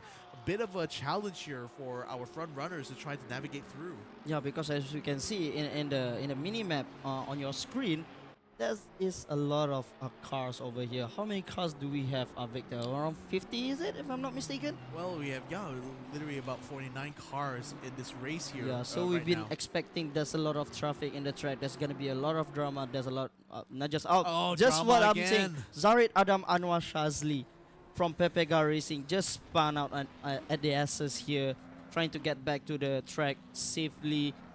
It's going to cost him, that's for sure, but he kept running out at the 43rd place right now. Bad news for Pepega Racing. Yeah, very bad news indeed. So, in the meantime, Yeshan as well has just caught a drive-through penalty. We've been seeing a lot of drive-through penalties happen here. In the meantime, I think Daryl Brady right now getting passed by a couple of guys. Already 3 guys now dropped down to 26 here. We got Vijaja, who is currently racing in that in the amateur class here, car number 69. We did see him spin out a little bit in the first half hour, but seems to have recovered somewhat and is still in and running, at least in the top 10, I believe, for the amateur class. So at least it's not all lost here for the Bago Racing Division car. Okay, wait, enlighten me on this. There's a lot of cars over here. We got McLaren, Ferrari, Porsche, and even BMW over here, right? What do you think the best car on this track? If you you can explain it to me. Or never mind. Right now we got Amarashige from CMSC Team Yellow just spun out, just going uphill. Oh, No, what's then just happened? Downhill through the downhill? S's actually. It's like literally the final part of the S's before they get to the slight straight before Forrest's elbow. So also a very tight location, and seems like it wouldn't have much of a gap until the number was it the 18th car was going to be able to get through. So still having to wait a little bit before he'd be able to get through. But nevertheless, he's one of the back markers effectively anyway. So certainly no hurry really to try to get through, because he still at least has 2 whole laps ahead of like number 48 there. So not really that much of a problem here. Genevieve Ois actually made her way up to 33rd. After having dispatched Panasumpun Cool. So Somebody just spun out there. I think I literally just butchered Panas's name there, so apologies for the Thai viewers on stream right now. But Genevieve has had a bit of struggle, to be fair, especially in the now null and void first half hour of this race, but seems to at least still be in the running here for the amateur class, not too far away from some of the amateur class drivers, not quite in the top 10, that's for sure, but at least somewhere in the middle of the pack here at least. Now, Irfan, Mara Irfan is actually catching up has already still been stuck behind Yudhishthira throughout this whole process here, and it's kind of edging on frustration here because Yudhishthira is like 17 seconds now behind Alif Hamilton. This is not looking too good for Irfan's race if he continues to stay stuck behind the driver who's in the Pro-Am class, by the way. Oh, there are different classes. Exactly. Wow, okay. That is very cool for Muhammad Irfan. He can catch up to another class. No, he's in the pro class, whereas like Yudhishthira is in the Pro-Am class. Oh, so Yudhishthira is the front. Okay. Yeah, so Yudhishthira is the class just below him, and he's been stuck behind him for so many laps now. But I think it's just Muhammad Irfan is just trying to play it safe, just trying to catch up the point, because we are just on the round 2 of the endurance series. So I guess with him being behind Yudhishthira right now, he just want to play it safe. He just want to make it up until the end with the car. He just want to avoid any contact, any drama with all the drivers, even with the traffic. So that is why I think he just trying to play it safe. Irfan is, Yudhishthira is in front. Keep guiding him, maybe guiding him. Who knows? Who knows? But speaking of things, Marco Wong actually has a drive-through penalty. He decided not to serve it on this lap right now, but remember, Nakib Aslan also had a drive-through penalty earlier, and that time Marco Wong was actually just behind him, so this could actually put them both in the collision course once more. Although Nakib Aslan has dropped down to 8th position after after he did lose out on that due to that drive-through penalty. But at least it's not out of the top 10 quite yet, so he still at least has a chance in the remaining 2.5 hours or so of racing here. Muhammad Irfan getting ever closer again. I mean, it's always this close, but no cigar every single time.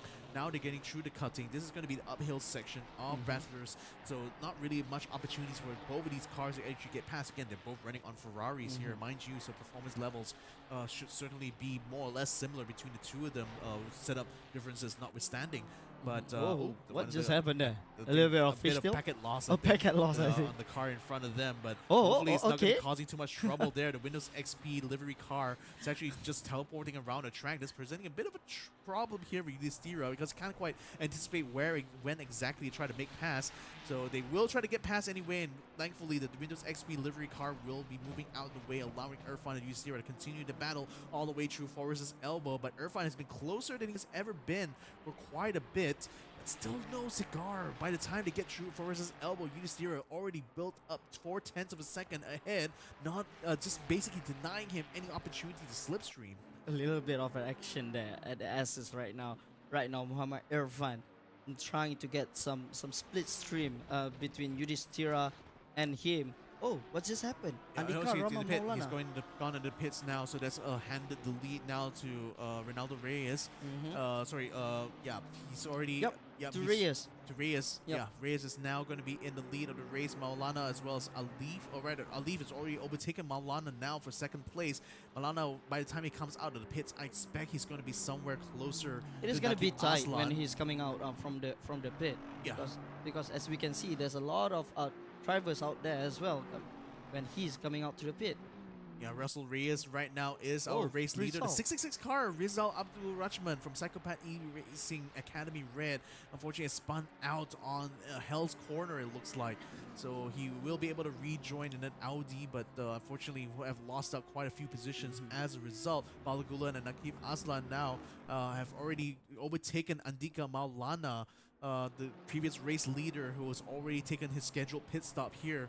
And now it's going to be rejoining the race in 5th position, just ahead of Marco Wong, who I think he still hasn't taken that drive-through penalty, so he should be able to get past Marco Wong pretty soon. In the meantime, though, he's got another car just behind him there. Yeah, Too Hell's sure Corner. One of the that's not Hell's Corner. That's No, I mean Griffith's Hell's Corner is giving hells to these drivers bend. because Perhaps. there's a lot of spun out over there just now. I mean, I to be mean- fair, it's a 90-degree corner, and it certainly requires Man, a lot of I heartbreaking. just Another one. I just jinxed it again. Yep. Right now it's Ricky Satra from LORSN. LOS is the Oh, car sorry. that's coming through. That I think it's car number 19. Number that's spun 19. around there. It's trying to regain control and trying to regain position here, coming out of the pit exit. But Ricky Satya Really moves- giving hell over there. yeah, he's already moved on to 10 position. Or rather, he's in 11. It looks like on your screens here. Andika Maulana is still in 8th position, but again, should be able to get past Marco Wong by the time he gets his, takes his drive-through penalty. But he's still got Nakib Aslan as well as Balagulan to try to dispatch through. And both of those guys, I believe, have not taken their pit stop quite yet. So it's still going to be a while before we're going to be able to see them actually get through that. In fact, okay, Marco Wong has already taken a pit stop. I guess maybe much earlier. Driver change, maybe? No, I think it was a drive-through maybe. Mhm. But Balagulan has not taken a pit stop yet. So has Reyes, Alif Hamilton, Yudhishthira, as well as Mohan Irfan. So those guys are certainly going to be behind Maulana by the time they get through their own pit session here. Nevertheless, at this point now, Andika is still the person to beat here. He's already taken one pit stop so far, so he's already on pace to regain the lead once everyone else has already settled their pit stop. And speaking of pit stops, Marco Wong finally takes his drive-through. Oh? Okay, there you go. Almost. It's coming out. I think Andika Rama Maulana is gonna be with Marco Wong when Marco Wong coming out to the pit. So it's gonna be like a two-way battle over there. And right now, going into the uphill section right now, what can we see? Andika Rama Maulana goes into the slipstream. Can he beat the car in front of him? No, I don't think so. Right now, coming into the hairpin, trying to squeeze some room over there. The car in front is the back marker, if I'm not mistaken, right? Yeah, I believe that is a bad marker because the next car he's supposed to take over is going to be Nakib Aslan, who's still way ahead, about 9 seconds in fact. So the sooner he can get rid of this lapped car, the better, because Marco is actually hounding him all throughout this uphill section, and it's certainly not someone he is actually looking to race against, you know, especially being one from Z Challenger, hailing all the way from Hong Kong. Nevertheless, Blue Flags is still waved here, but True the Dipper is still not giving any room until just now. Unfortunately, a bit of an incident actually collects Marco a little bit, but doesn't seem to have affected his pace too much, but it's certainly giving Maulana a lot more breathing room than he otherwise would That is have. just lucky, you know, to see there's a space. Okay, there you go. I'm going for it, but that's just happened. I mean, SS is Yep. very, very narrow for you to overtake over there, and even giving space, even though you're a back marker. But right now, Nakib Aslan is at 5th place, going into the last Yep, chicane he's right now. He just passed Balagulan in front of our eyes just now for 5th place there, so he's certainly using this opportunity with Andika still behind him to try to step on the gas now and actually make up some places while Andika is still down, because remember, Nakib has not yet taken his pit stop. Andreas Yudhishthira is finally going to be taking the pit stop for Java Sim Esports, and certainly with a lot of damage on his body, he's going to take some time inside the pit box, I expect. Now, flashing his lights there, Nakib Aslan is announcing his intentions right now to continue to bring chase to whoever is going to be in front there, or especially the lapped car that he's about to try to overtake here in front. So that guy's going to be moving out of the way, allowing both of these cars through. No drama whatsoever. Nakib Aslan and Balagula now still through, still in 5th and 6th place, respectively. I mean, it's a good thing as a backmarker to give respect to. I mean, to give way as well to the race leaders.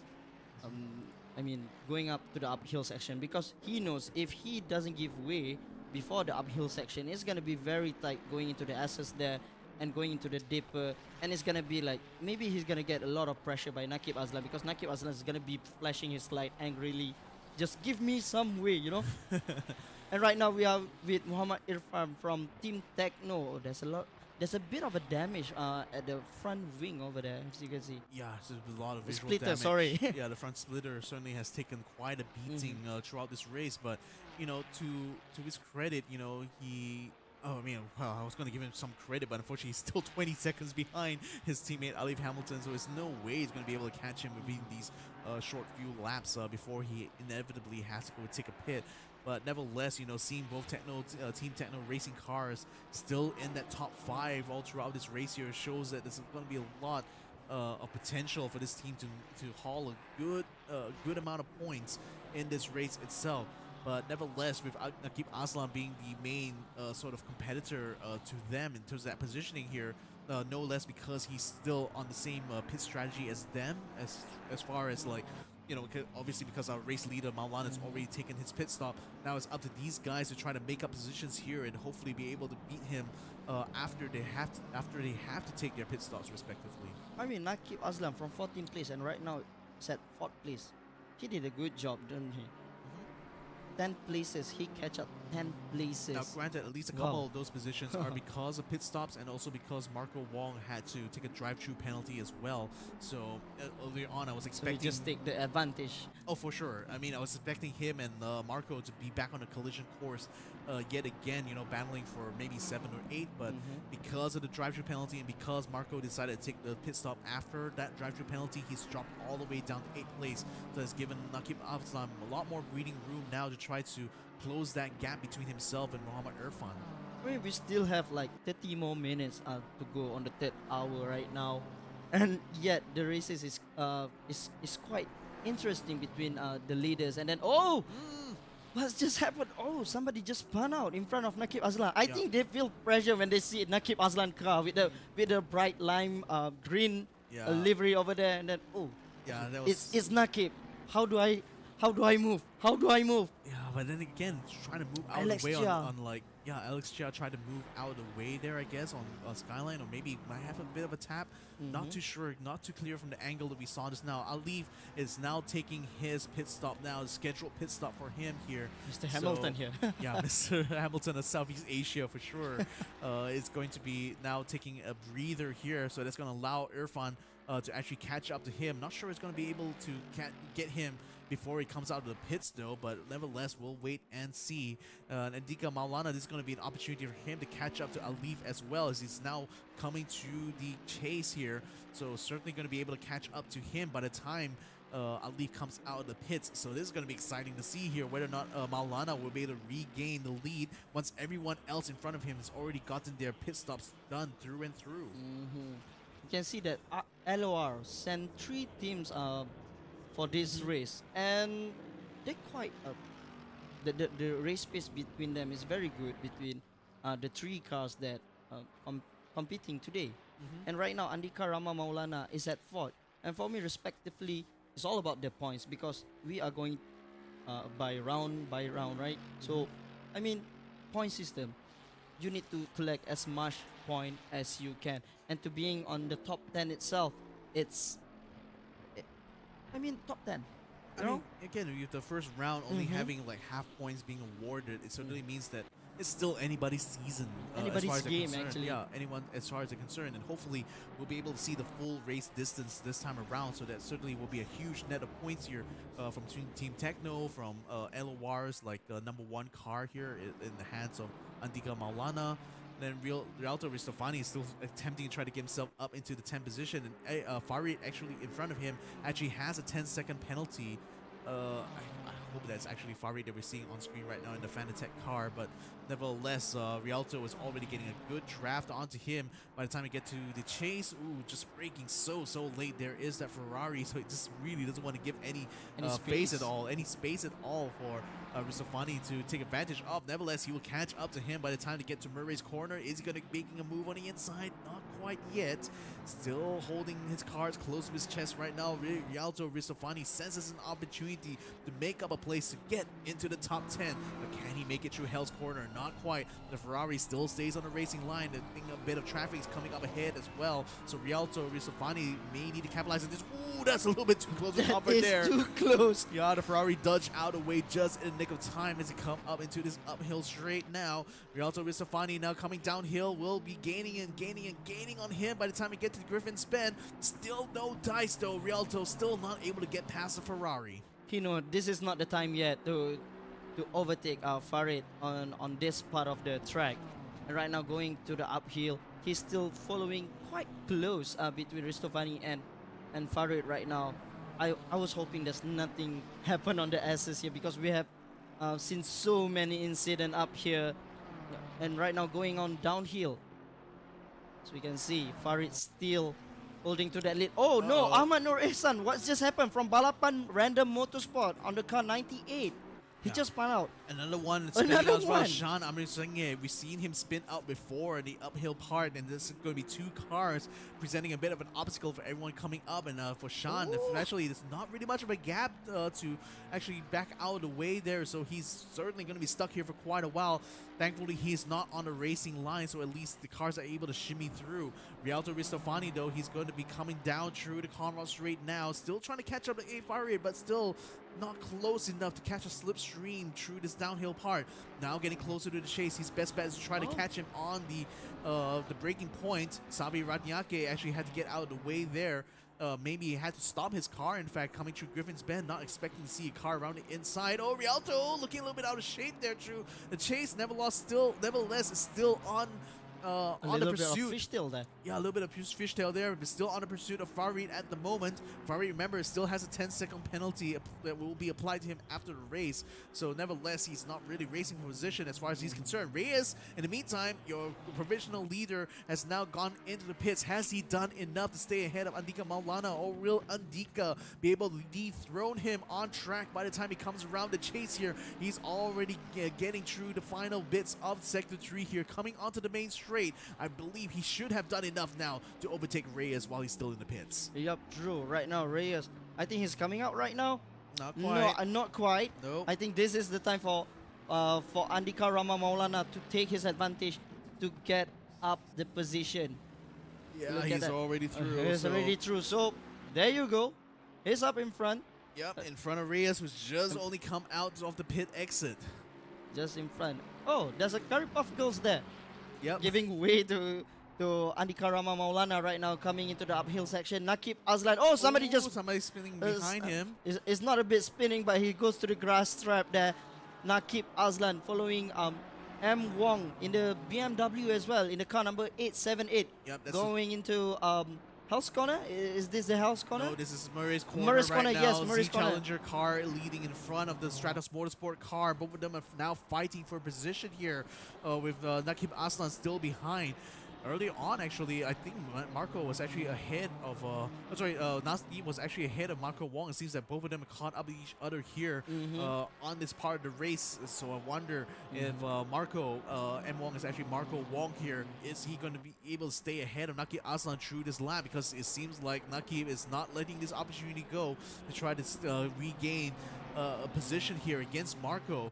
But a bit of traffic is presenting its way. Blue flags already being waved onto the Windows XP livery Ferrari. Bit of traffic there. Bit of traffic, but nevertheless, they both managed to slip through by the time they get to Griffin's Bend. So Nakib Aslan and Marco will continue to bring their fight all the way uphill. You need to remember that Marco Wong pitted earlier than Nakib Aslan. And right now, Nakib Aslan with a fresh set of tires. So he get more grip right now. So I guess this is the time for him to catch on Marco Wong. Yeah, but it still will take a bit of time before the tires activate, though. The car is out in the sand trap, but it's not going to be posing any problem at all for this battle as they now come through the dipper into the SS now. Nakib Aslan still on the tail of Marco Wong, still trying to chase him all the way to the Conrad Straight. This again, he had come out of the pit with a nice fresh set of tires. Traffic is actually blocking Marco Wong, giving Nakib a bit of an opportunity around the outside. Can't quite find it though. He still is going to have to take the slipstream through the Conrad Straight, but with the traffic building up ahead of them, is he going to be able to find a gap? It is very narrow, even though, I mean, at the back straight over here, going into the last chicane, still narrow. Oh, Nakib is trying to get some space over there. We're going three-way over here. Nope. Yeah. Is Nakib going to make a move over here? Not quite. Not quite. And Marco Wong is still holding on to that lead on the 6th place right now. Maybe Nakib Aslan gonna make another move on the Hell's Corner, but right now we are at the Conrads. Oh, no. This is the main street main now. street, yeah, after main street Murray's right now. corner. So again, he still needs a bit of time to get his tires up to heat though. So perhaps that's why he's kind of like not quite able to gain that speed onto him. And speaking of speed, Rialto Risafani, we've been seeing him behind A Farid for a very, very long time. Is this finally going to be the chance for him to get past him and break into the top 10? Still cannot find a gap around, so he switches around to the outside with the next corner here. But it's going to be the chase where he will be able to make that move. Look at him opening up the big nose there of the BMW. Still not able to find a gap from the Ferrari there. A Farid still holding onto that line really, really well. They've been into battle like a quite a long time. There you go. Okay, finally. Finally, he's going into the pit, and Rialto Ristofani take the a little bit of fishtail. Thank God for that. Going back into the front straight very safely.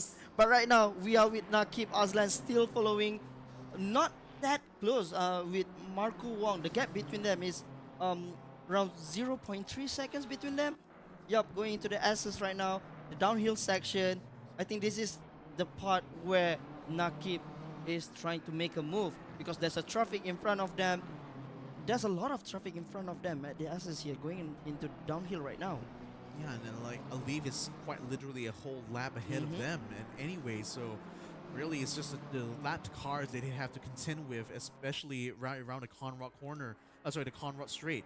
Remind you, this was where traffic kind of got in the way of Nakib Aslan and Andika Maulana, and that caused Nakib to lose 10 places in a row. Now he's going to round the inside. Marco can't quite catch a gap though. Marco still is able to stay on the racing line through the chase itself. So Nakib Aslan is going to have to try again, perhaps on the next lap. As you can see, that Nakib looks very agitated right now. Oh my God, he's just waiting for the right time. Maybe this is the right time because there's a traffic in front of him, so he might take it as an advantage there. It's a double draft. No. Little bit of draft there, going to the Hell's Corner right now. Nope, not quite yet. Maybe another time.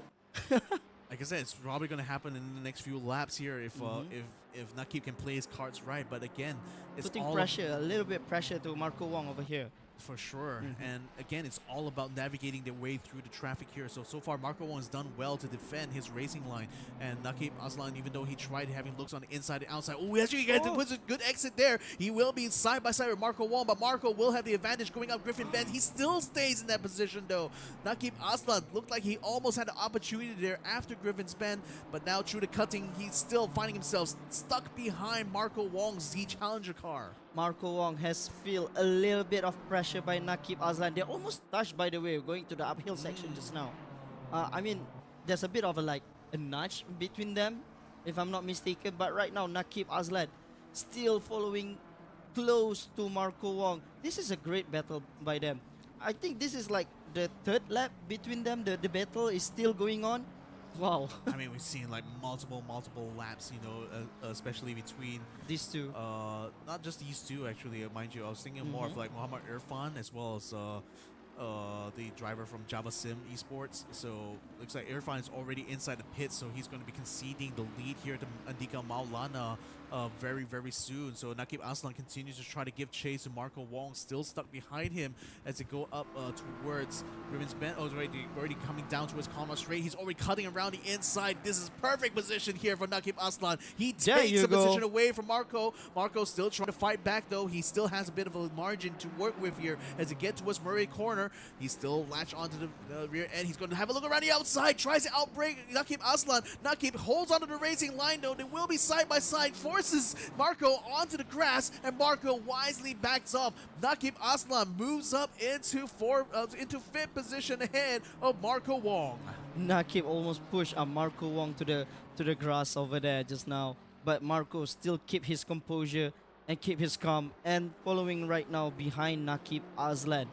And Nakib Aslan trying to get his composure back, not to be agitated, but need to remind you there's still traffic in front, so he needs to be careful going to the uphill section. The Fanatic car is in front, so yep. Right now coming into the hairpin right now. Is Marco Wong gonna make a move after this? Or maybe Marco Wong just a little bit tired, or maybe just, giving a chance to Nakib Aslan. Never mind, you can take my lead.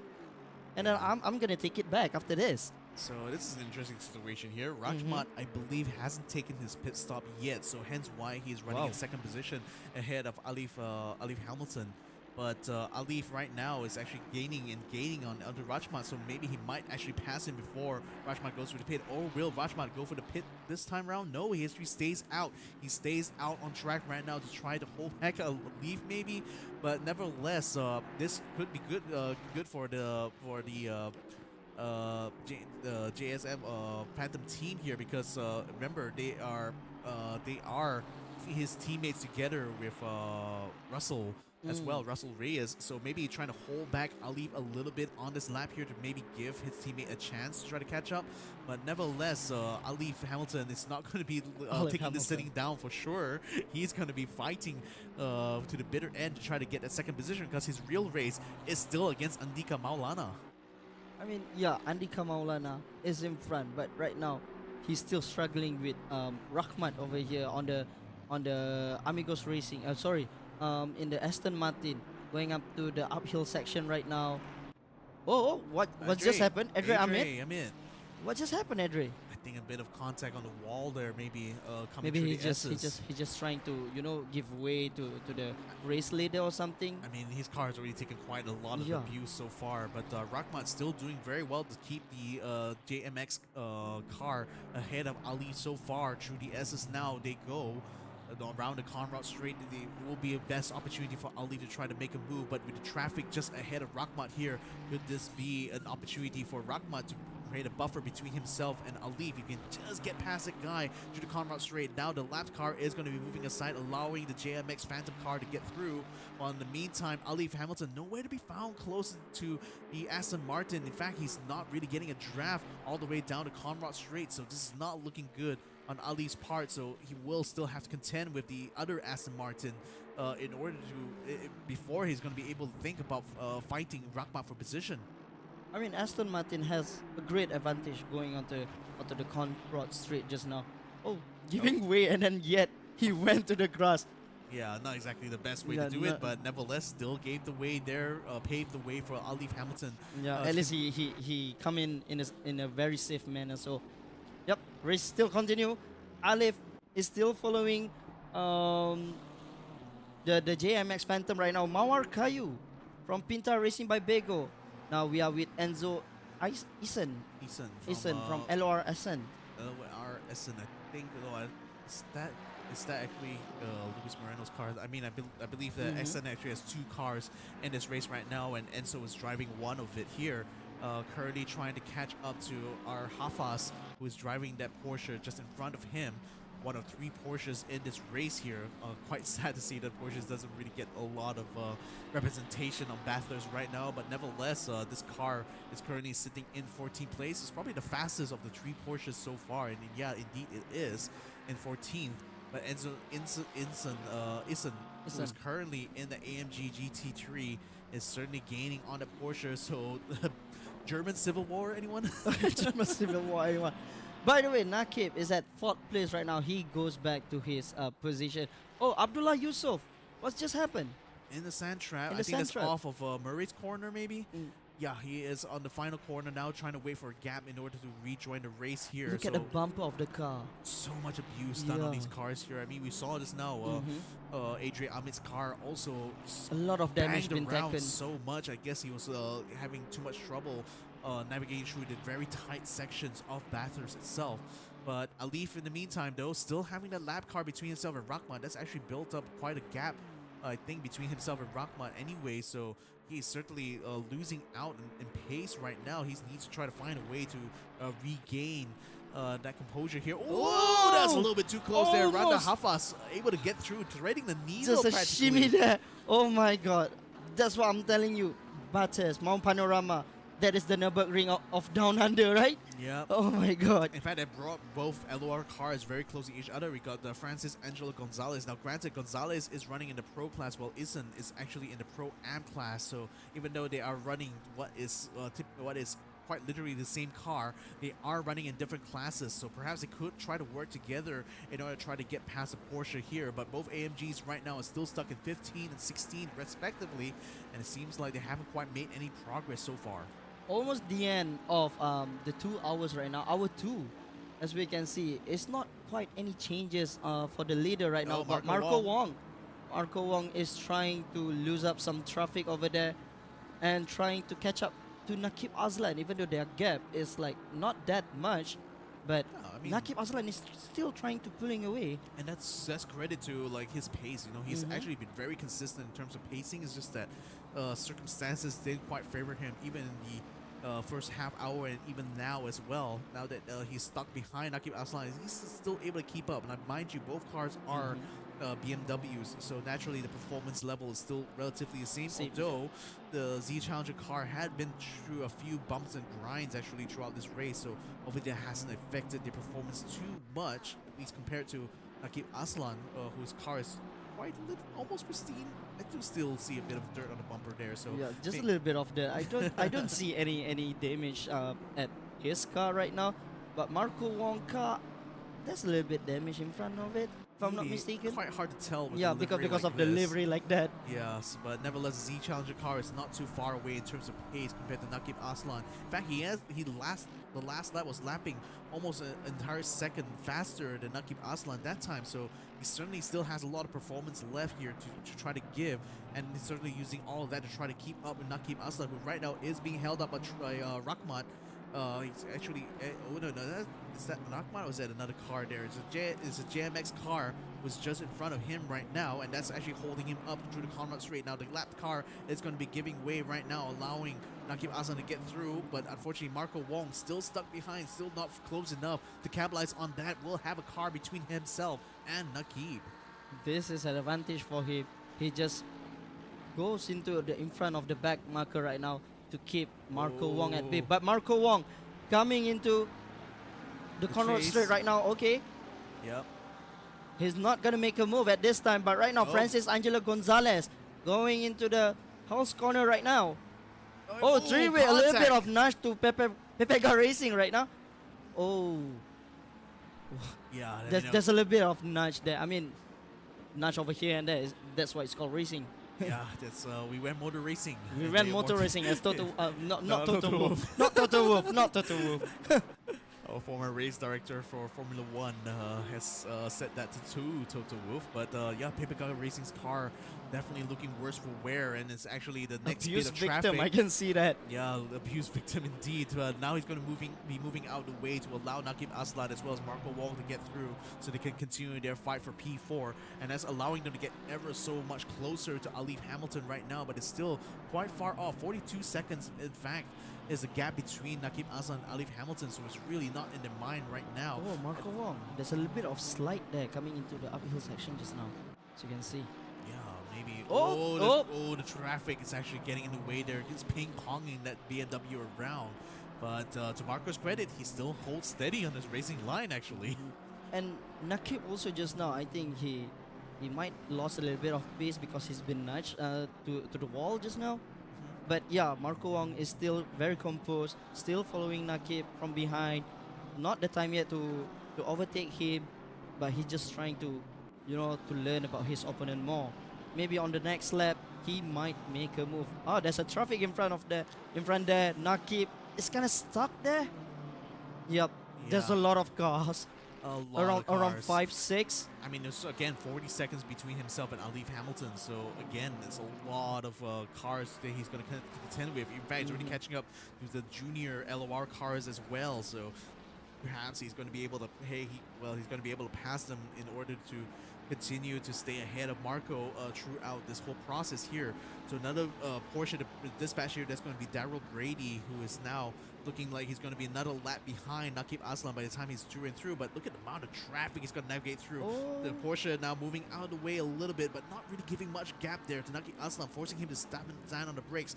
Now Nakib is going to have a look on the inside. He will be able to get past the Porsche. Now he still has a bunch of like AMG GT3s, another Porsche to get through, as well as a McLaren. I mean, there's so much traffic ahead of Nakib Aslan that if he's not too careful, yeah, I mean, there's two cars going side by side there. Oh, no, three cars going side by side. Three wide there. We got a Curry Puff Girls car as well on the inside, but it looks like Enzo Ison is going to be able to dispatch her pretty quickly though, and coming in single file line now. Still a two-car white situation going through Griffin's Bend. Nakib Aslan still inside the mix as well, and already dispatched a couple of cars through, but then Marco is still on his tail.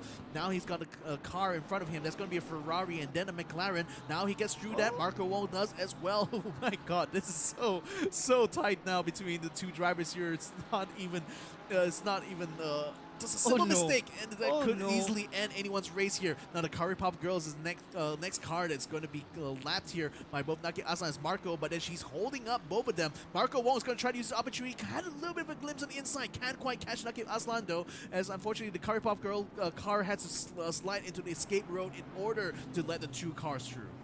Wow, what a race between these two, Nakib Aslan and Marco Wong. They just passed the traffic just like that.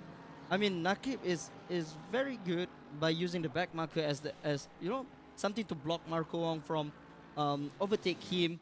But at the same time, it's quite dangerous because this back marker might be pressured by this race leader and might cause some incident, you know?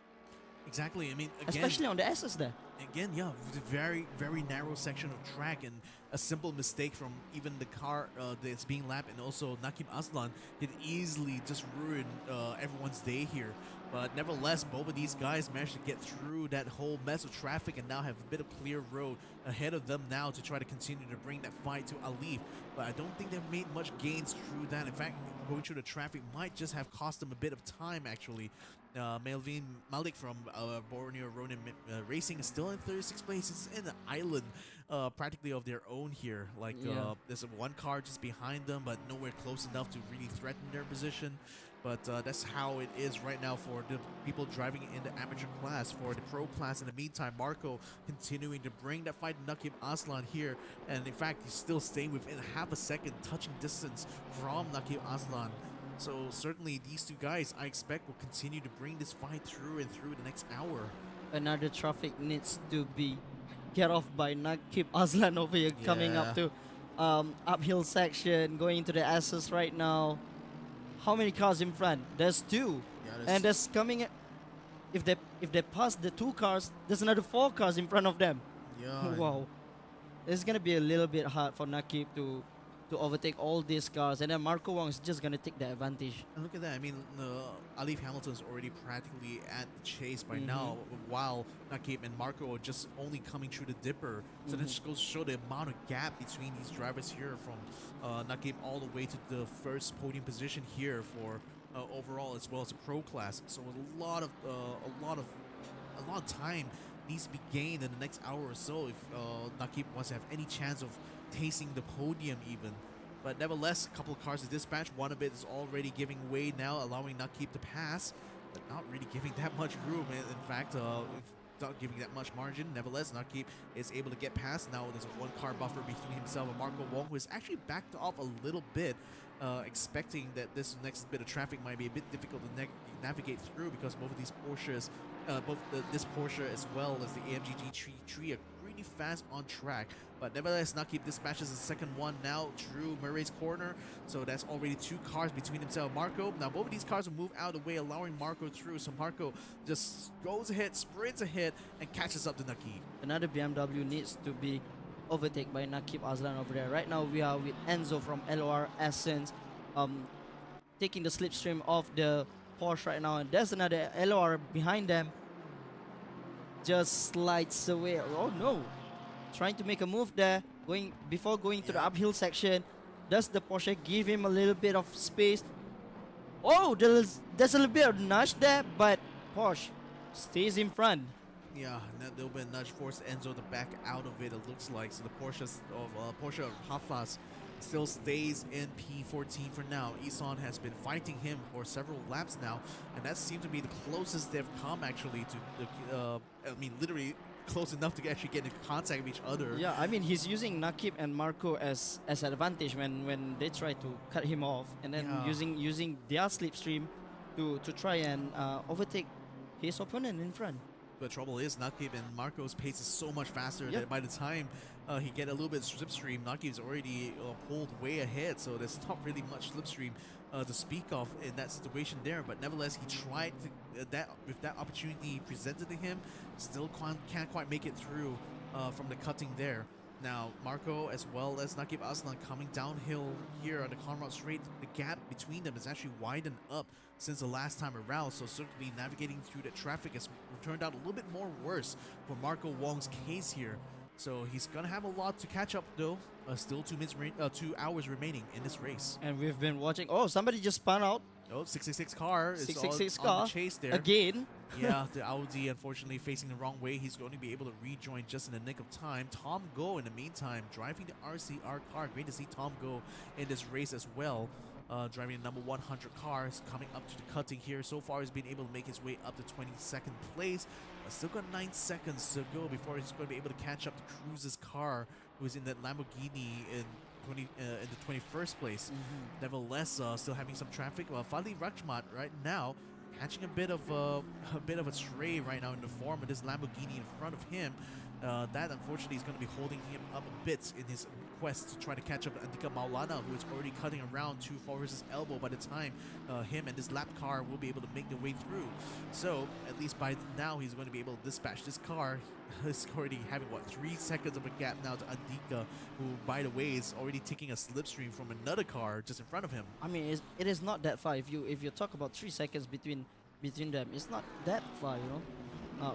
I mean, even for 1 second, we thought 1 second, oh, it's gonna be like a little bit far. But in the racing term, 1 second is not that far. It's anyone's game right now because Especially especially in an endurance series like this, you Yeah. have 2 whole hours to try to build up, or rather to etch away at that time, right? So that 3 seconds may as well be like milliseconds between them, you know, in a Formula 1 style race. But nevertheless, Enzo Isan still stuck behind Hafaz. We saw him and the Porsche get very close to blows just now, but still no dice for Isan from LOR Ascent.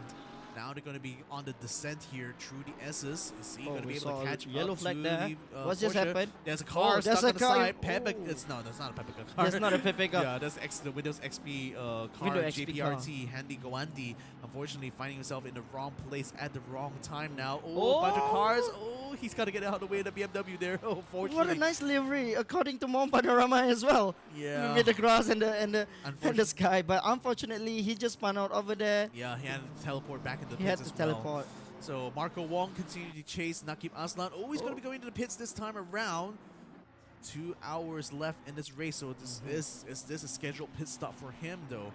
Remember, he did go through a drive-through. He did take his drive-through penalty early on. That's actually brought him all the way down, close to the bottom of the top 10. Now he's going to be taking a pit after having quite a long and protracted fight against Nakib Aslan. But fortunately for the two of them, I believe that Roy Ripper Rip is still 1 lap behind. So at least that pit stop should not hurt him too much in terms of positioning, but certainly will hurt him in his battle against Nakib Aslan for sure. Yeah, true. Right now, Marco Hassano is going down to the SS right now in that Aston Martin. What a race. I mean, like, as you can see, still traffic. There's a lot of traffic. 3 categories, if I'm not mistaken, over here. We gotta be expecting a lot of drama, but yeah, like I heard from you at the first hour of the race, there's so many incidents. There's white flag flagging over there. Oh, somebody just go into the grass trap just now. Yo, What there's car a is lot. that? It's a 666 Ferrari. again? I believe it's car number 98, and unfortunately, Car number 98. that He car just looks teleported to the pit. taking a lot of damage You there. know. I could see from the screens just now. So unfortunately, must have taken some terminal damage maybe. Mhm. So that's forced to teleport to the pit here. Marco Hasono in the meantime looking to try to break into the top 10. Got Adisaputra in car number 777 in front of him, and that's not going to be too good, at least for his race here. We can't get gain on that gap there right now. Bit of traffic as well to try to navigate through, but Marco Hasono seems to be in a very good position to try to catch up here. Yeah, just like you said, Marco Hasano trying to get a gap over here. I mean, look at this. There's too many traffic. Like I said just now, it is very hard for them to maintain their pace because the traffic is gonna cause some roadblock between them. Yeah, I mean, again, the Pro-Am and the Amateur class are also running on GT3, so there's not really much performance difference between them. Hence why, all It's these just in cars terms just of the bunched up. driver skills right now. Indeed, it is. I mean, you can see clearly like a hierarchy being established here between the Pro and the Pro-Am as well as the Amateur class. You know, the current leader of the Amateur class is going to be this guy, Ian Wong, right now, who is very much stuck in 18th place. But nevertheless, he is in the lead as far as the amateur class is concerned. Now, Marco Hasono, though, he is in the Pro-Am class, and so is Adisaputra. Both of them are still trying to fight it out here in the order of, well, at least for Marco Hasono's case here, trying to fight his way into the 10th position here. Whereas like Adisaputra wants to hold on to that as much as he can, but unfortunately the gap is already collapsing between the two of them as it comes to the S's here, with blue flags being waved, the traffic in front of them actually holding back Adisaputra. Can he actually dispatch them by the time he gets down to Conrad Strait? I think he can. Well, let's see. I think he can right now on the Conrad Street right now. He's gonna get off from all the traffics right now. But before that, we are going to a short break. See you in a while.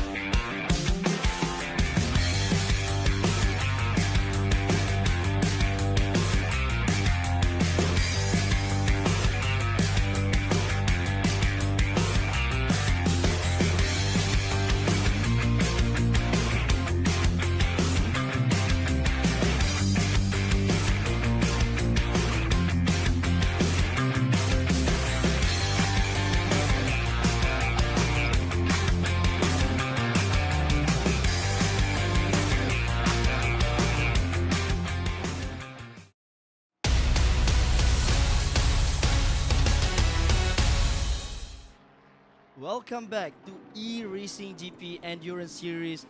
Right now we are here racing at Bathurst Mount Panorama. But right now, here we are with Mr. Afiq here, is one of the manager of Curry Puff Girls, is it? Curry Puff Girls, manager for Curry Puff Girls, currently racing with Keith Moore in Rising Line Speed 11. Currently racing with Kip Mo. Yeah, so I just finished a stint. Mhm. It's not really a great stint. I think you guys saw the incident that happened in the coming up to turn 4, which I accidentally tapped Ian Wong on the inside, and then thus resulting in me spinning the car, which is unfortunate. But okay lah, made a few good progress after that, and then we were actually in a good position to actually finish inside the top 15, maybe even top 10 if we were lucky. But unfortunately, we were caught up against the car doing an unsafe re-entry. So a bit unfortunate. It is what it is. It's racing, stuff happens. But I think basic rule of thumb is when it comes to trying to re-enter into the track again, have some decency and some common sense on where to re-enter. But nevertheless, right now, let's go back to the action. And you guys don't miss that much of an action. And right now, We are less than 2 hours of racing time. We are right now with Enzo Ison from LOR Essen, trying to following Hafas right now in the Porsche, trying to make a move, but apparently there's McLaren in front by Afik. As you can see, the cars over here has taken a lot of damage because they are, because our race leader is in front, and then they have to give way. As Randa first Yeah. makes a move on the inside of Amir Afiq there in the 276 Pakio car. Yeah, so a lot of damages occurring to these cars. Now we got a four-way fight, Daryl Brady as well, and also Young Keith Mo just exiting the pit there. And yeah, Enzo Eisen in the number 7 LOR Exxon car. Right round the outside, can he make this move stick? Well, for sure he can. Unfortunately, yeah. Yeah, and nevertheless, a lot of you see all these battles cars. Well, this is what happens when you race in battles. You are bound to, be caught up in a tangle with other drivers, True. albeit in the mountains, albeit even on the Conrad Straight, like what we saw with Nakib Aslan and Anika Rama Maulana as well. So yeah, it's a bit unfortunate. It is what it is. That's the beauty of racing in battles, because you don't get any of this experience anywhere else in the world, any other tracks in the game. Well, apart from Nordschleife when it's coming in the game on 1st of April. But nevertheless, Bathurst delivers again. Will Bathurst delivers for a top 5 finish? Or that one we'll have to wait and see. I mean, that's why they call this track as the Nürburgring or Nordschleife from down under. yeah, I mean that's true, because it's a short track. It's like almost 18 kilometers shorter than the Nordschleife. But the beauty of it is that you've got long streets, you've got high elevation, uphill sections of the track, and then also downhill elevation, very steep downhill elevations of the track after skyline. So you're gonna see a lot of action there. I mean, we just witnessed almost 2 hours of Racing, continuous battles, fighting out with one another. And again, if it's a good show for the viewers, why not race here again? But it's a good show for the viewers, but it's not a good show for the drivers. Because they're gonna get tired, because this is a very technical track, if you ask me. Yeah. And the fastest lap time is made by Tasbih right now, in 2 minutes flat, 2 minutes 7. Yeah, Yeah, 2 minutes and 7. Yeah, 2 minutes 7 there by Muhammad Tasbih in the Amigos racing team. Well, I think that lap time was done by his brother Muhammad Alif instead, who's racing all the way in Indianapolis in the States. Whoa. So yeah, so Alif is actually in the States. So imagine racing all the way in the US and Early in the morning. Early in the morning. So Indianapolis at the moment is 13 hours Behind us? Behind us. Yeah, so imagine now it's 2:46 local time here in Kuala Lumpur. It's 1:46 in the morning there in KL. Ooh. Yeah. Not get a lot of sleep over there, I guess. But no worries. Right now we are doing endurance, so they can change drivers anytime they want. But Pakon, Kitmo, from Racing Line at Speed Tavern.my, right now on the 23rd place, battling with a McLaren in front of him, trying to get on the inside on the SS. Nice move from him. Yeah. So we have to change this. We have to change the few setups a bit for this car. This car that you're seeing, well, the one that I'm driving at the moment. Nice sliding action there by Keith. Now Keith is a very interesting character. He's a very young driver. He's only 11 years old, and for someone his age to be doing this race, to be doing batters, which is mentally taxing, like what you said just now. It's mentally taxing to do batters, And because it's draining as well. yeah, it's mentally draining as well, because even though you have like 2 long straights, but you also have the uphill section that uses all your brain capacity, and because of it, you'll get drained and burned out very quickly, especially when you're racing in the month of Ramadan, which doesn't allow you to drink due to religious reasons. But that's the beauty of it, I guess, because even in endurance racing and even in real life racing as well, you just have to cope. Bear with it. You just have to bear with it and cope with the pressure and don't succumb to it. Yeah, true. Yeah, Kitmo, just 11 years old, as you said just now, driving brilliantly on the 22nd place right now, driving a Ferrari on the 53 car in a pro category. It's supposed He's 11 years old and then he's going into pro category. Yeah, I mean, pro category for him. I mean, it's a little bit of a pressure for him and his dad, basically, because to be honest, he was saying that Keith doesn't have the pace Keith doesn't have the pace for like what these other pro guys are doing. Nakib and the 111, the 889, even the 44, they're doing like low 2-minute flights. Like you look at Taspi, he did a 2-minute 7, and his last lap was the quickest amongst everybody else in the server with the Amigos 2-minute 1. Racing Yeah, with Amigos Racing. So with the car number 44. Yeah. Very Hamilton. I think he just changed from Muhammad Alif to Tasbih right now. Well, to be fair, all Uh-huh. 3 of the members in the car are all Okay. Lewis Hamilton fans. So Oh, okay. That's why they come up with 44. Okay. yeah. Noted. Yeah. Everybody is Hamilton fans. That's why he took a Ferrari, because he knew Lewis Hamilton is going to Ferrari for the next season. But just now talking about Kit Moore, I personally raced with him last time for an event that was organized by other people. So we got to race at the Genting Highland. He made such a great time on that track. Yep. For 11 years old to be racing like that, Yep. and to have the knowledge of racing line, and to have the knowledge of how race is going to be, how the race pace is gonna be, how draining is gonna be. It is hats off for this guy, 11 years old, and be racing in a pro category. Yep. Gotta give credit to Keith. Put in a lot of hours in. You have to juggle with school. You have to Yeah. juggle with, and for 11 years old, Mhm. you're still in the playfulness stage in your life. So you can't really focus too much on one thing, because these kids, they want to experience something else, which is what every single one of us did. But for Keith to have the amount of dedication and the determination and the discipline needed to basically continue practicing, because these people practice, like Keith, he practices for 4 hours a day every day before bed. So imagine how tiring it is for Yeah. him. Right now we are with Enzo, another Ferrari fan, I guess, because Mr. Enzo. But he's driving a Mercedes in the car number 7 with LOR Essen coming into the uphill section right now. Still following the Porsche from R. Hafaz. Still not getting the space that he wanted to overtake the car in front of him, because the car in front of him, as I can see from over here, is kind of blocking him, because he got the race pace right now. Wow, going to the uphill section, Marco Harsono trying to get some slipstream over the car, over the Ferrari right now, on the car number 32, going to the Conrad Straight right now, up on the outside. Oh, needs Oh, to give a whoa. little bit of room. That Marco Sono run A the brake battle outside. there. Yeah, it is. Car went off track there on the gravel, and then you have 2 cars, 2 LOR Three. cars. So 2 LOR cars, these 2 can sandwich Marco Asino Oh. in, and you can see the Ferrari of the 777 diving down the inside. Really dive down. Thought twice of it, didn't happen. But Marco Asino has the inside line coming out of the final corner, and into the final corner, he will Gonna have a get the three-way line. over here. Yep. We've got quite a few back markers as well. Oh, almost touching. Very light Almost touch there. touching. Yep. Oh, right now, Ilhamul Karim Shakil from Team Techno on the car number 77, trying to get a slipstream from his teammate right now. Try to pass him before going to the uphill section, Indeed. and he just passed through.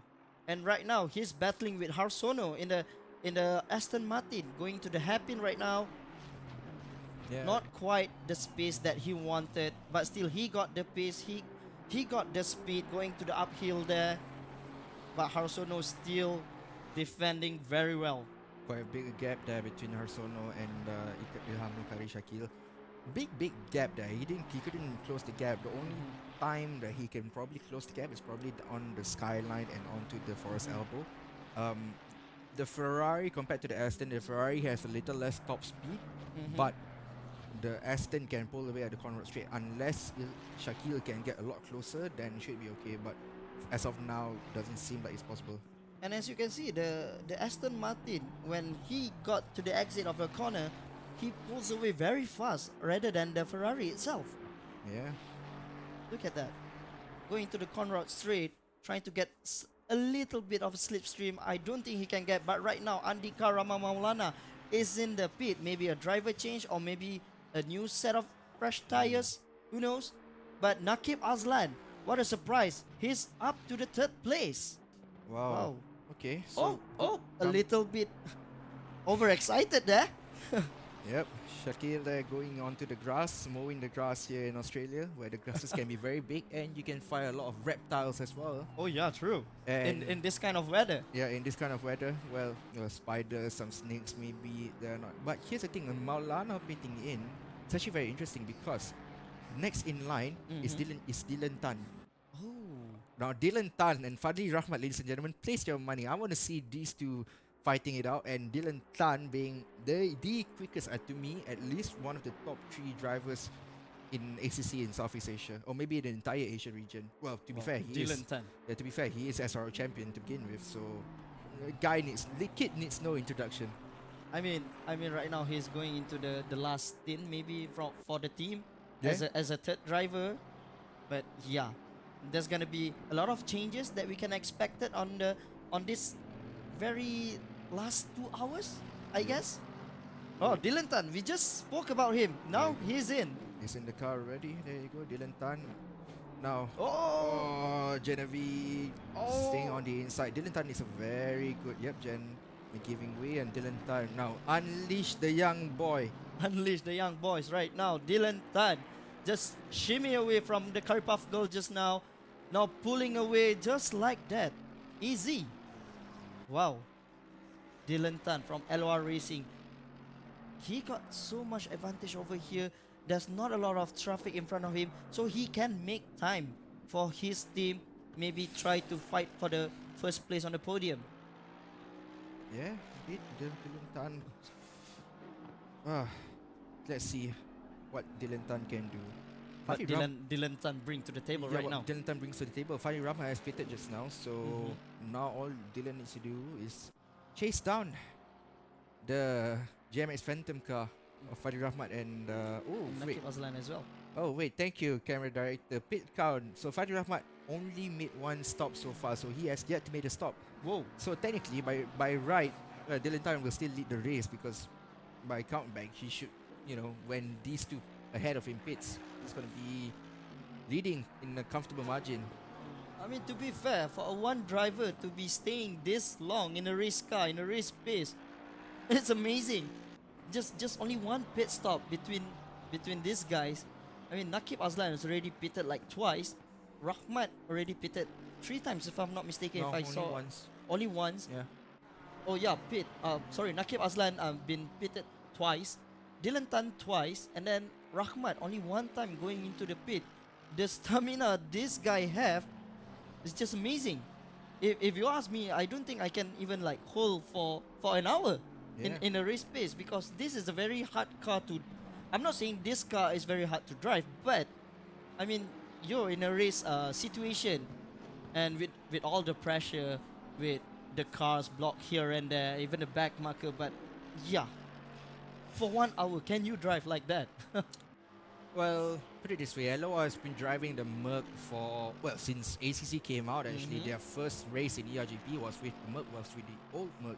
So imagine the amount of data that they can get. Plus, they also used to be partners with Mercedes, with the AMG esports team. Oh, so they have a quite Yeah. of advantage over there. So they have I think when it comes to battles, when it comes to like sharing data amongst themselves, there's a reason why they're still driving the Merc, unlike the Ferrari or other cars out there. As you can see, the way that he pulls out from the corner, carrying so much speed, the gap between him and the back marker in front of him, just like that. Yep, Roy Ripper, 34 seconds to the good of Dylan Tan. And Dylan Tan, 7.2 seconds to the good of Nakib Azlan. Well, So it's like a distance from Melbourne to Sydney Melbourne to Sydney. in racing times. Yeah, somewhere Racing there. time. Here we are with one of our race leader, Nakib Azlan, on the 2nd place. Stratos Motorsport in the car number 111. Yet to make any driver changes. We are approaching for the last 2 hours. It is less than 2 hours. It's 1 hour and 40 minutes right now. But still, he got the stamina to still keep on driving. And to talk about Nakib Azlan, he fell down to the 14th place and make his way up to the 4th place, and using the advantage as all the drivers goes into the pit. And right now he's on the 2nd place, trying to catch up to Rahmat. the gap between them is not that far. If I'm not mistaken, it's around like, oh, it is quite far. But I guess Nakib Aslan right now he's alone. There's nobody's in front of him. There is someone, I mean a back marker in front of him, but not that far. I guess he could do this easily enough for him to just like overtake all of the back marker.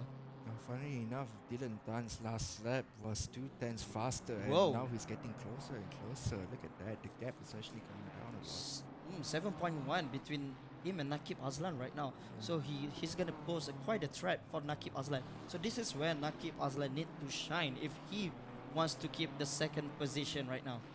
Dylan had a bit of traffic there, probably lost the car. Now the gap is up to 7 seconds, so 2 tenths, 3 tenths gone actually from the screen that you're watching right now. And yeah, so gonna be a while, probably like in the next 10 to 11 laps. Yeah, we still have a lot of time on the clock right now. Anything can happen between these two, between this race leader right now. Maybe there's someone's gonna go pit ins. Yeah, ooh, Lisa Idham. Oh, Hello. beside him. Curry What just Puff- happened? Curry Puff Girls spinning 93. Please come back into the track safely. Please come back into the track safely. Yeah, to be fair, they are sharing the car, and this was by short notice. So Lisa is parking the car right there, going to destination New South Wales, and has not moved yet. She's actually waiting for cars to go out. yeah. So we're gonna be here for a while, folks. So we see young Lisa Idham. Young? I don't think Young? she's young. Yeah. You don't think Sir? she's young, huh? Yeah, I don't think she's The young. words from the manager itself. Yeah. Yep. Okay, so off you go, Lisa. 069 right behind you. Just be careful there. Make way to the guy, and there you go. There you go. Yeah. So Goes it's into the track yeah, so- safely. oh, Very and good. Frontal damage there, so Yeah. bit Bit expected. unfortunate. A bit actually. unfortunate. Oh, another car went out as well. But hey, good racing from them. I will give credit to them. Even though their teams are full of girls, they're racing quite good. I think in RGP's history, this is the first all-female team. I mean, we've had females racing before.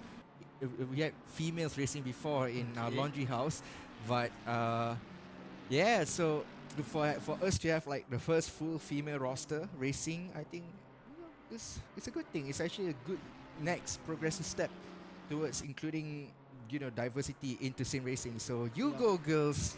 I mean, I saw these girls before. I mean, on the round one itself, and they race quite good. I mean, giving space. They're trying to learn every single time, and I guess I can see this is, an improvement to them. So yeah, kudos to you as well as their team manager and a driver. To be fair, I'm not even racing with their car. I'm racing with car 53. But but still. thank you for the credit, though. I like the credit. Oh, I you like the cre- credit. I So like you the like credit the that you credit. give. So Yeah. there you go. I'm giving you credit right now. Right now we are with Mawa Kayu in a 420 car in a Ferrari. Yeah. What are you laughing for? I don't know, but it's just that the numbers are quite funny. But never mind. We're still going into the uphill section, almost into the uphill section right now.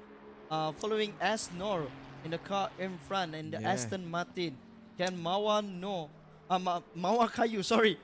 Kayu overtake the car in front of her? Yeah. Car in front of him, Mawakayu. Oh, it's a him. I Not don't, bad. I don't know whether it's a him or it's a her, because Indonesian names can be very confusing at Yeah, I times. know. Sometimes their names can sound like a female, like But Iman, but the Iman can actually Maybe be a girl. Or maybe the Iman can be a guy. So, or like Imran. Look at Imran. It's just one male name. Why can't we use that name instead? It's easy. It's easy. I mean, let's go for the classic names. Shall Yeah, we? exactly.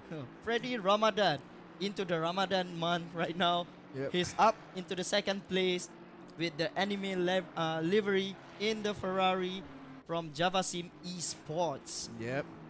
All right then. All right. By the way, thank you, Afiq, for joining us in the commentary box today. It is a pleasure to have you over here. Good luck on your future races, maybe in round 3 and so on. Good But luck in right future now- races. Maybe round 3. Well, Round three. depends. If the next round is not Schleifer, I'll join. Whoa. So anyway, viewers, we are going for a short break. Stay tuned and bye-bye.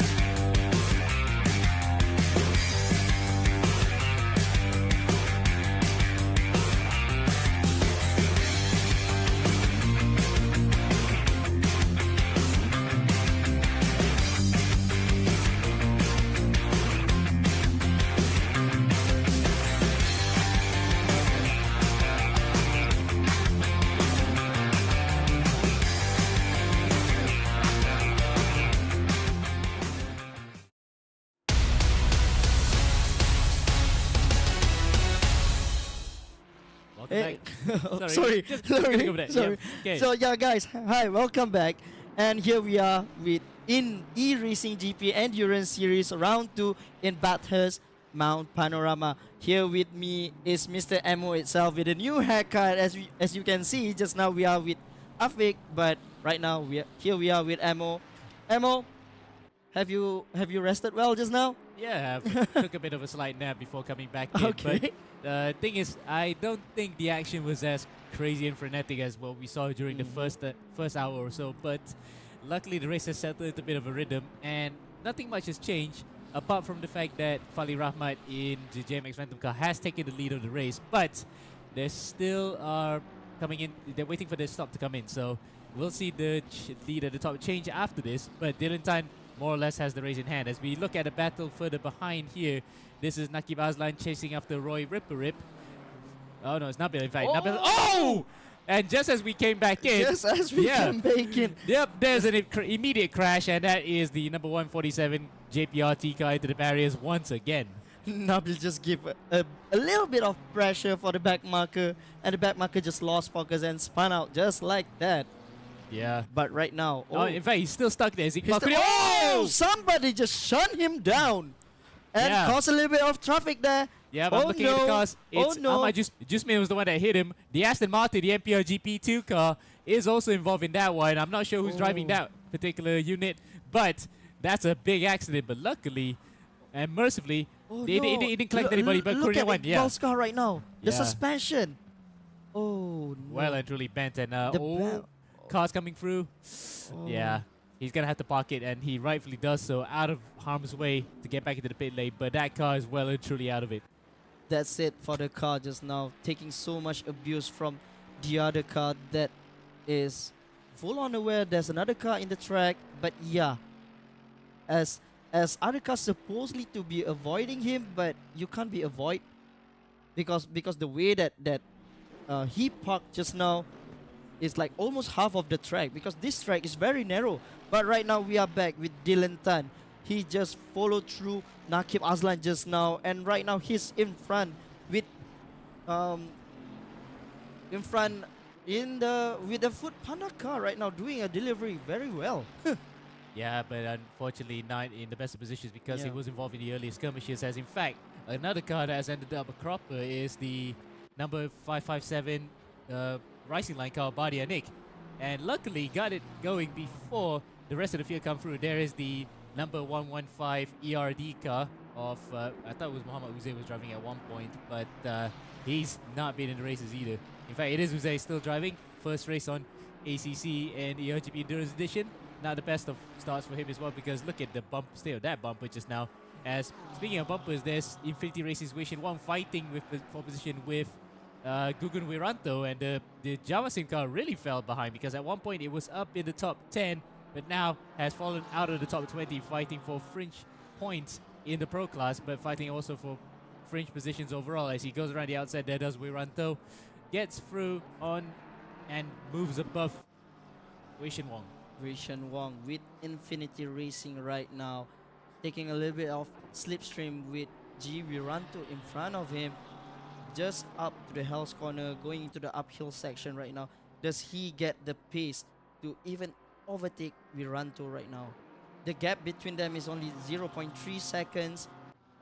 And right now, going to the uphill, get ready. Maybe he's gonna make a move. Nope, he's just waiting for a right moment, and he thinks this is not the best part of the track to overtake someone, because this is the start of the track when it's get very narrow. After this happen, and it's gonna be like super dangerous. There might be a car that's gonna spun out in front at the asses there, and even at the dipper just now, as we can see, there's a lot of car. Okay, so spare that thought now, because there we go. Finally, Rahmat comes into the pits, bang on cue. We did predict that the JMX Phantom car was going to come for its stop. Now, where is Dylan Tan in relation to that particular unit? Because here comes Dylan Tan out of Forest Elbow onto Conrad Straight. It looks as though it might just be nip and tuck here, because the gap between the two cars was about, 7 seconds before the previous round of pit stops. So Dylan then has an opportunity to take the lead back as he comes into the chase. Let's see. Yeah, the LOR right now. The LOR team really like in front. He's been way in front from the start of the race, battling with Nakib Azlan just now. Very unfortunate on the first hour, and right now he's with Rahmat, who's gonna get the first place right now. Is it still Rahmat or Dylan Tan? Oh, it's gonna be close. Dylan. It's gonna Dylan's be first close. coming through turn 1. Where is Rahmat Where is Rahmat? or Russell Reyes if he took over? There he is. Oh! So that's very close between the two the leaders, 889 and 29. Just about, I think, 5 seconds. We're gonna wait until the first interval comes through as we come up the cutting. Where in relation is the gap between LOR and GemX Phantom? But game on now between two of the fastest drivers in ACC. This is gonna be a best battle between these two, from LOR Racing and JMX Phantom, if I'm not mistaken. Yep, there you go. JMX Phantom trying to keep an eye to that LOR Racing team from Dylan. Russell Rios right now going into the uphill section, goes into the S's. Where is that guy? Where is Dylan Tan?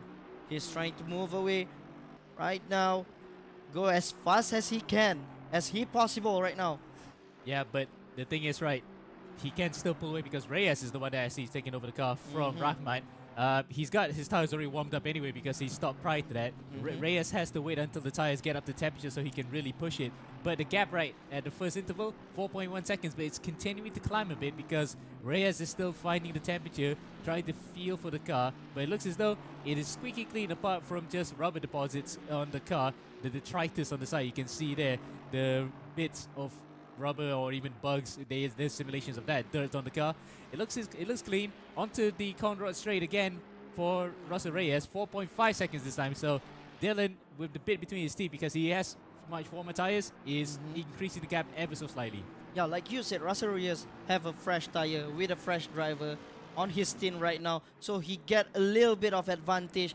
I think he can catch up to Dylan Tan right now, but Dylan Tan still keeping his pace, taking a little bit of a slipstream from the back marker itself, and trying to use the back marker as a blockage.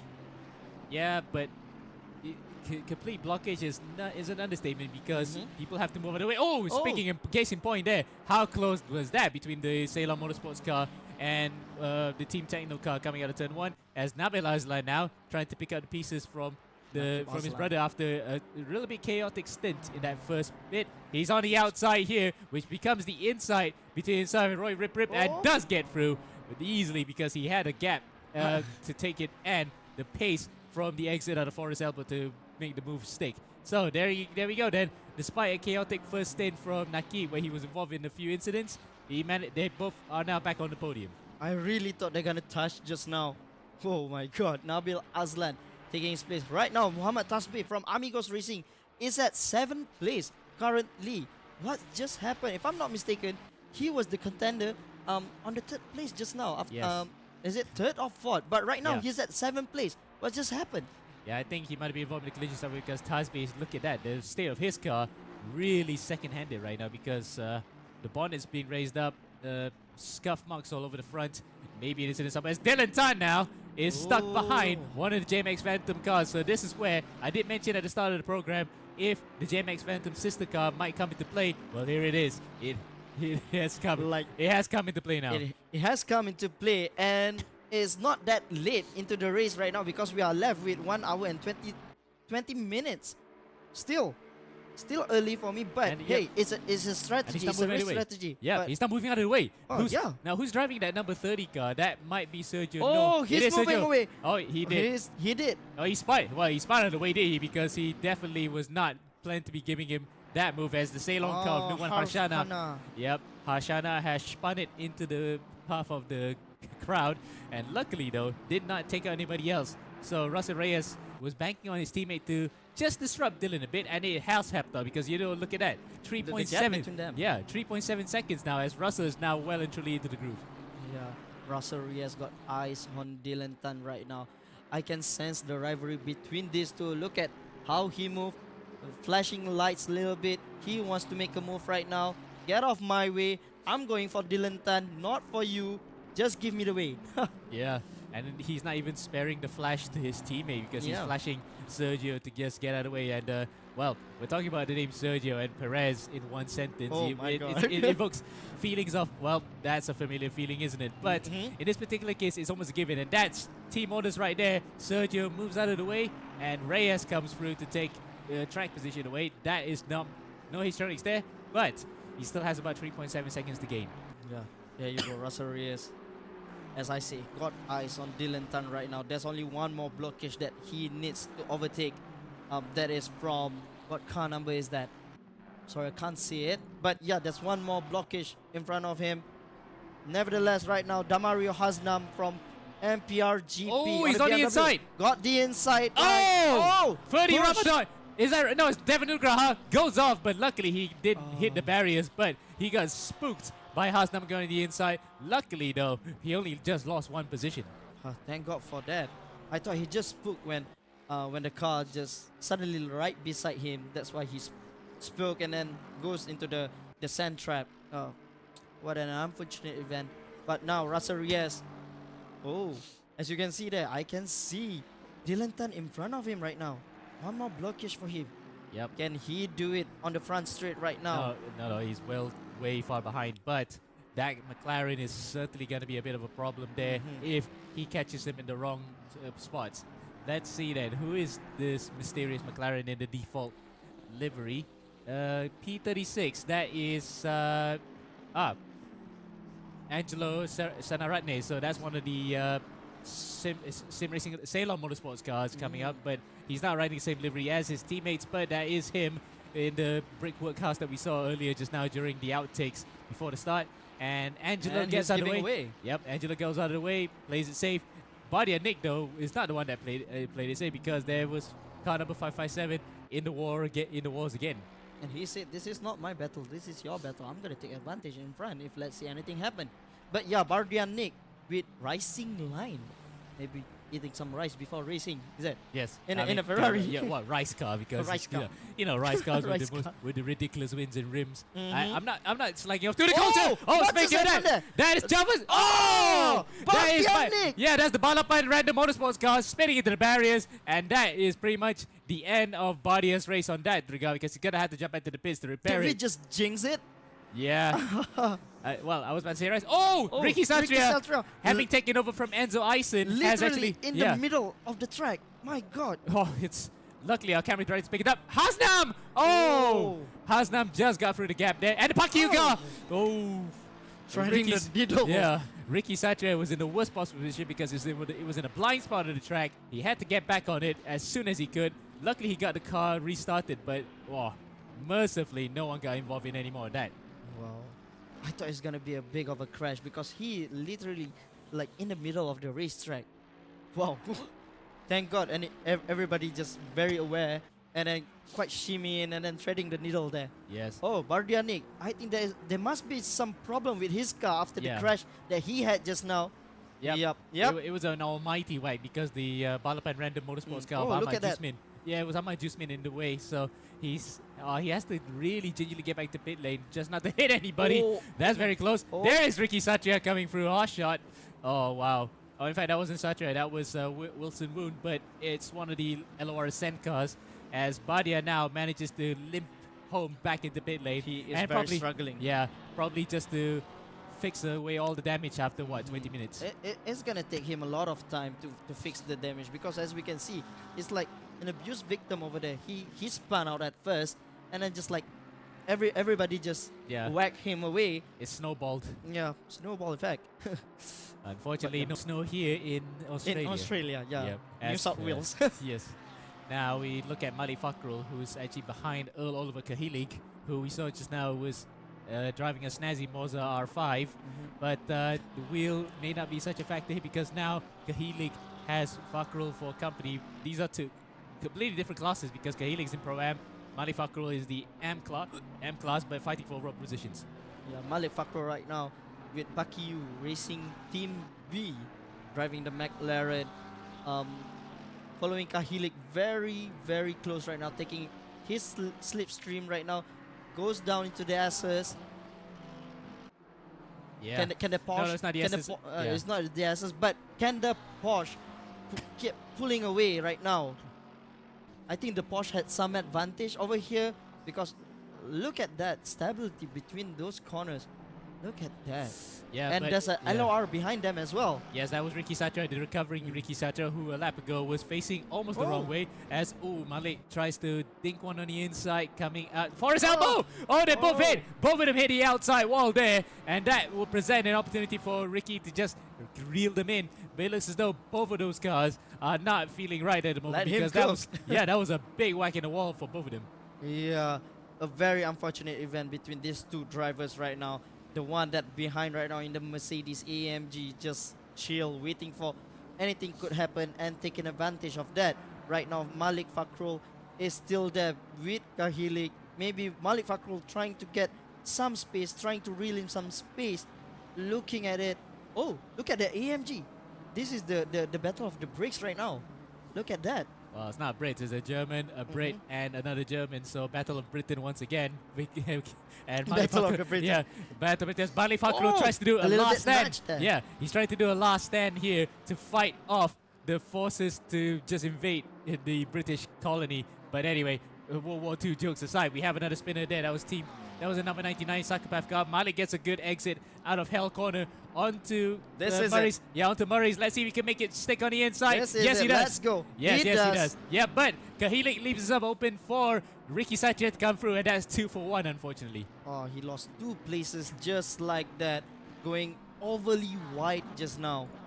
What a shame. But yeah, as we can see, Ricky Satria. Afiq! Afiq Farid! No! No, you're in the blind spot right now. Yeah, the Oh. worst possible area. The dipper Oh, no, no, and no. the Ceylon car nearly comes a cropper. Let's see how Afi reels his way out of this, but I think he's well and truly safe right now. Get it going quickly. safe. Yes, he does. Oh, And no. Sergio, Oh, no. almost. That's not the JMax leading car. That's actually the sister car. Luckily, though, Luckily. he gets it out just in time. But Afiq did say just now that his stint was compromised because of an accident, despite the promising start. But unfortunately, that is how the race came a cropper for him. Almost hitting that. I was like, whoa. Ricky Satria right now, following right behind Muhammad Fakrul in the McLaren. Now it's between Mercedes and McLaren. This is another battle.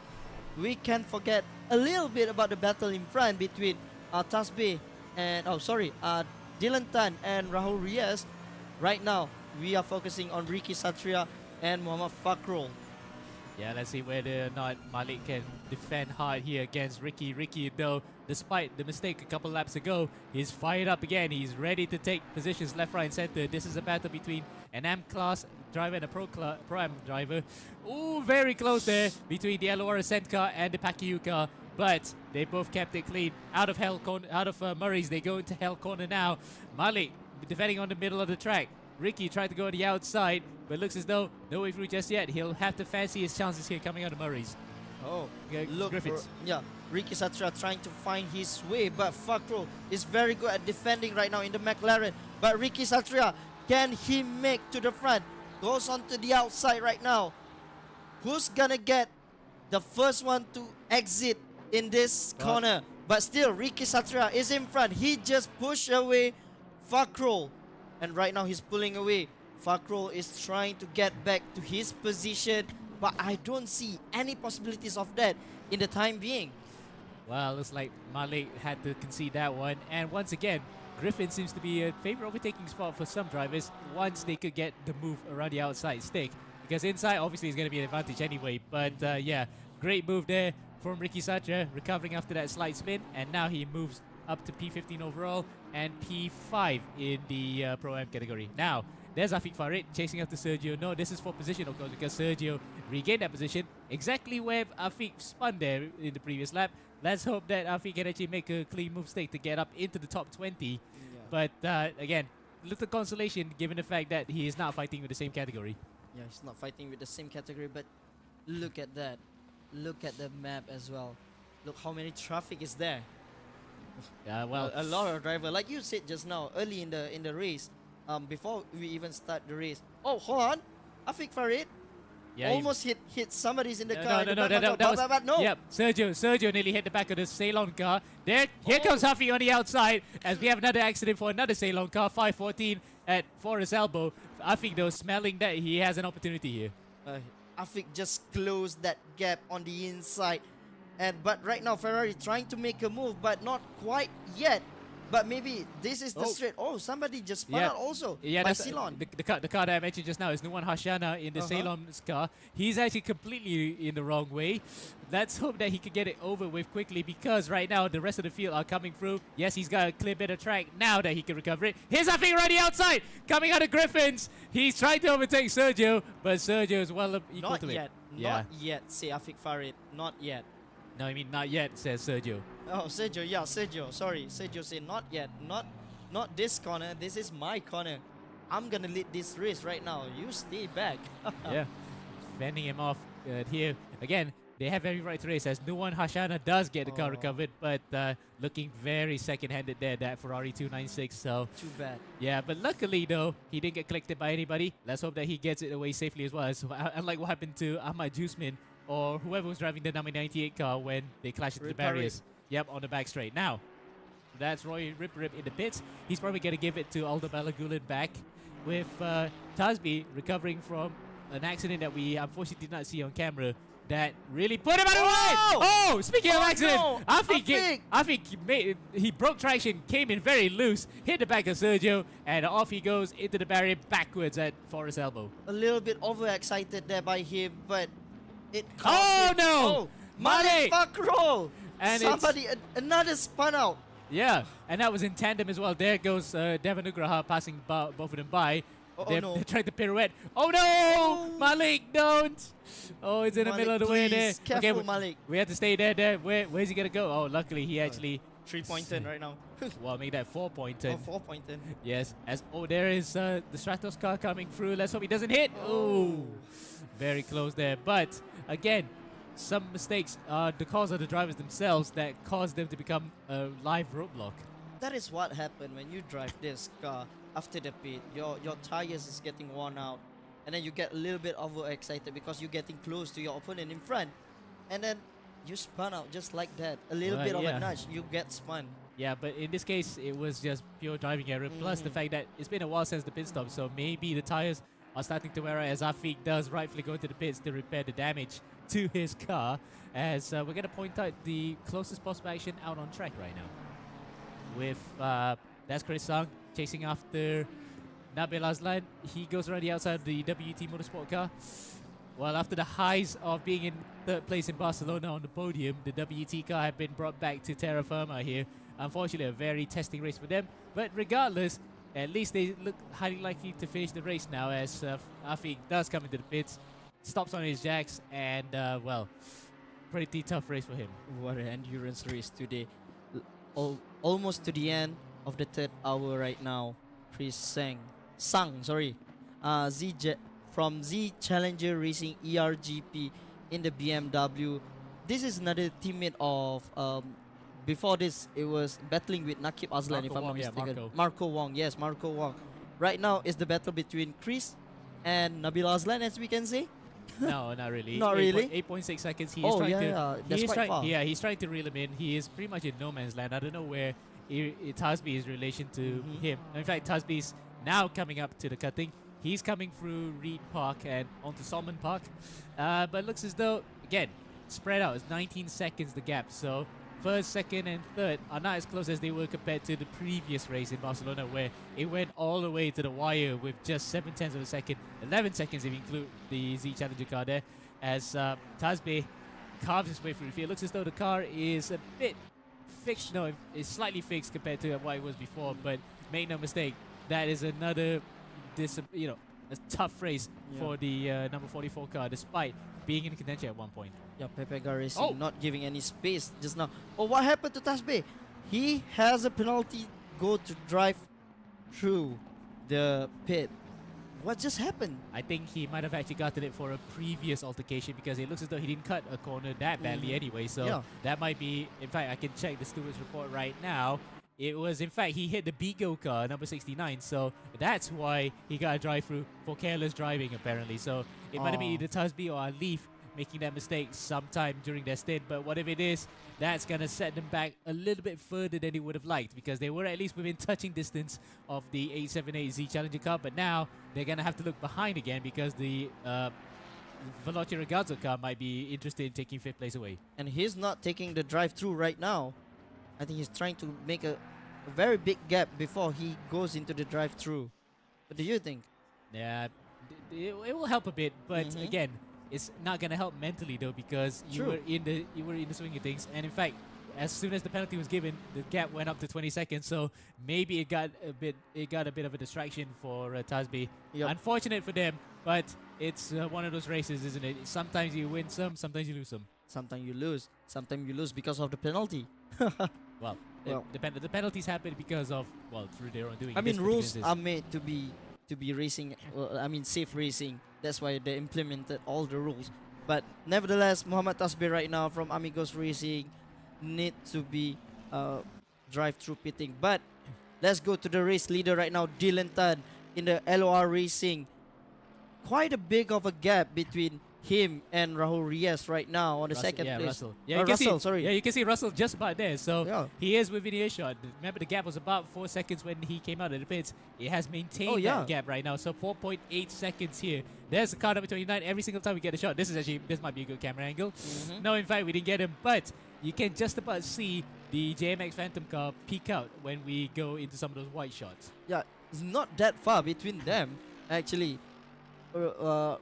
Russell Reyes can, have a clear space right now if he want to try and do a battle between these two, or maybe he just saving a little bit of tire for in the future battle. Well, in fact, remember when we got the server reset, Mhm. they had a fresh set of tires anyway. So any tires they used prior to that is it's reset back to 6. So they have Oh. 6 tires for the entire duration of the virtual race weekend. Oh, that's so, cool.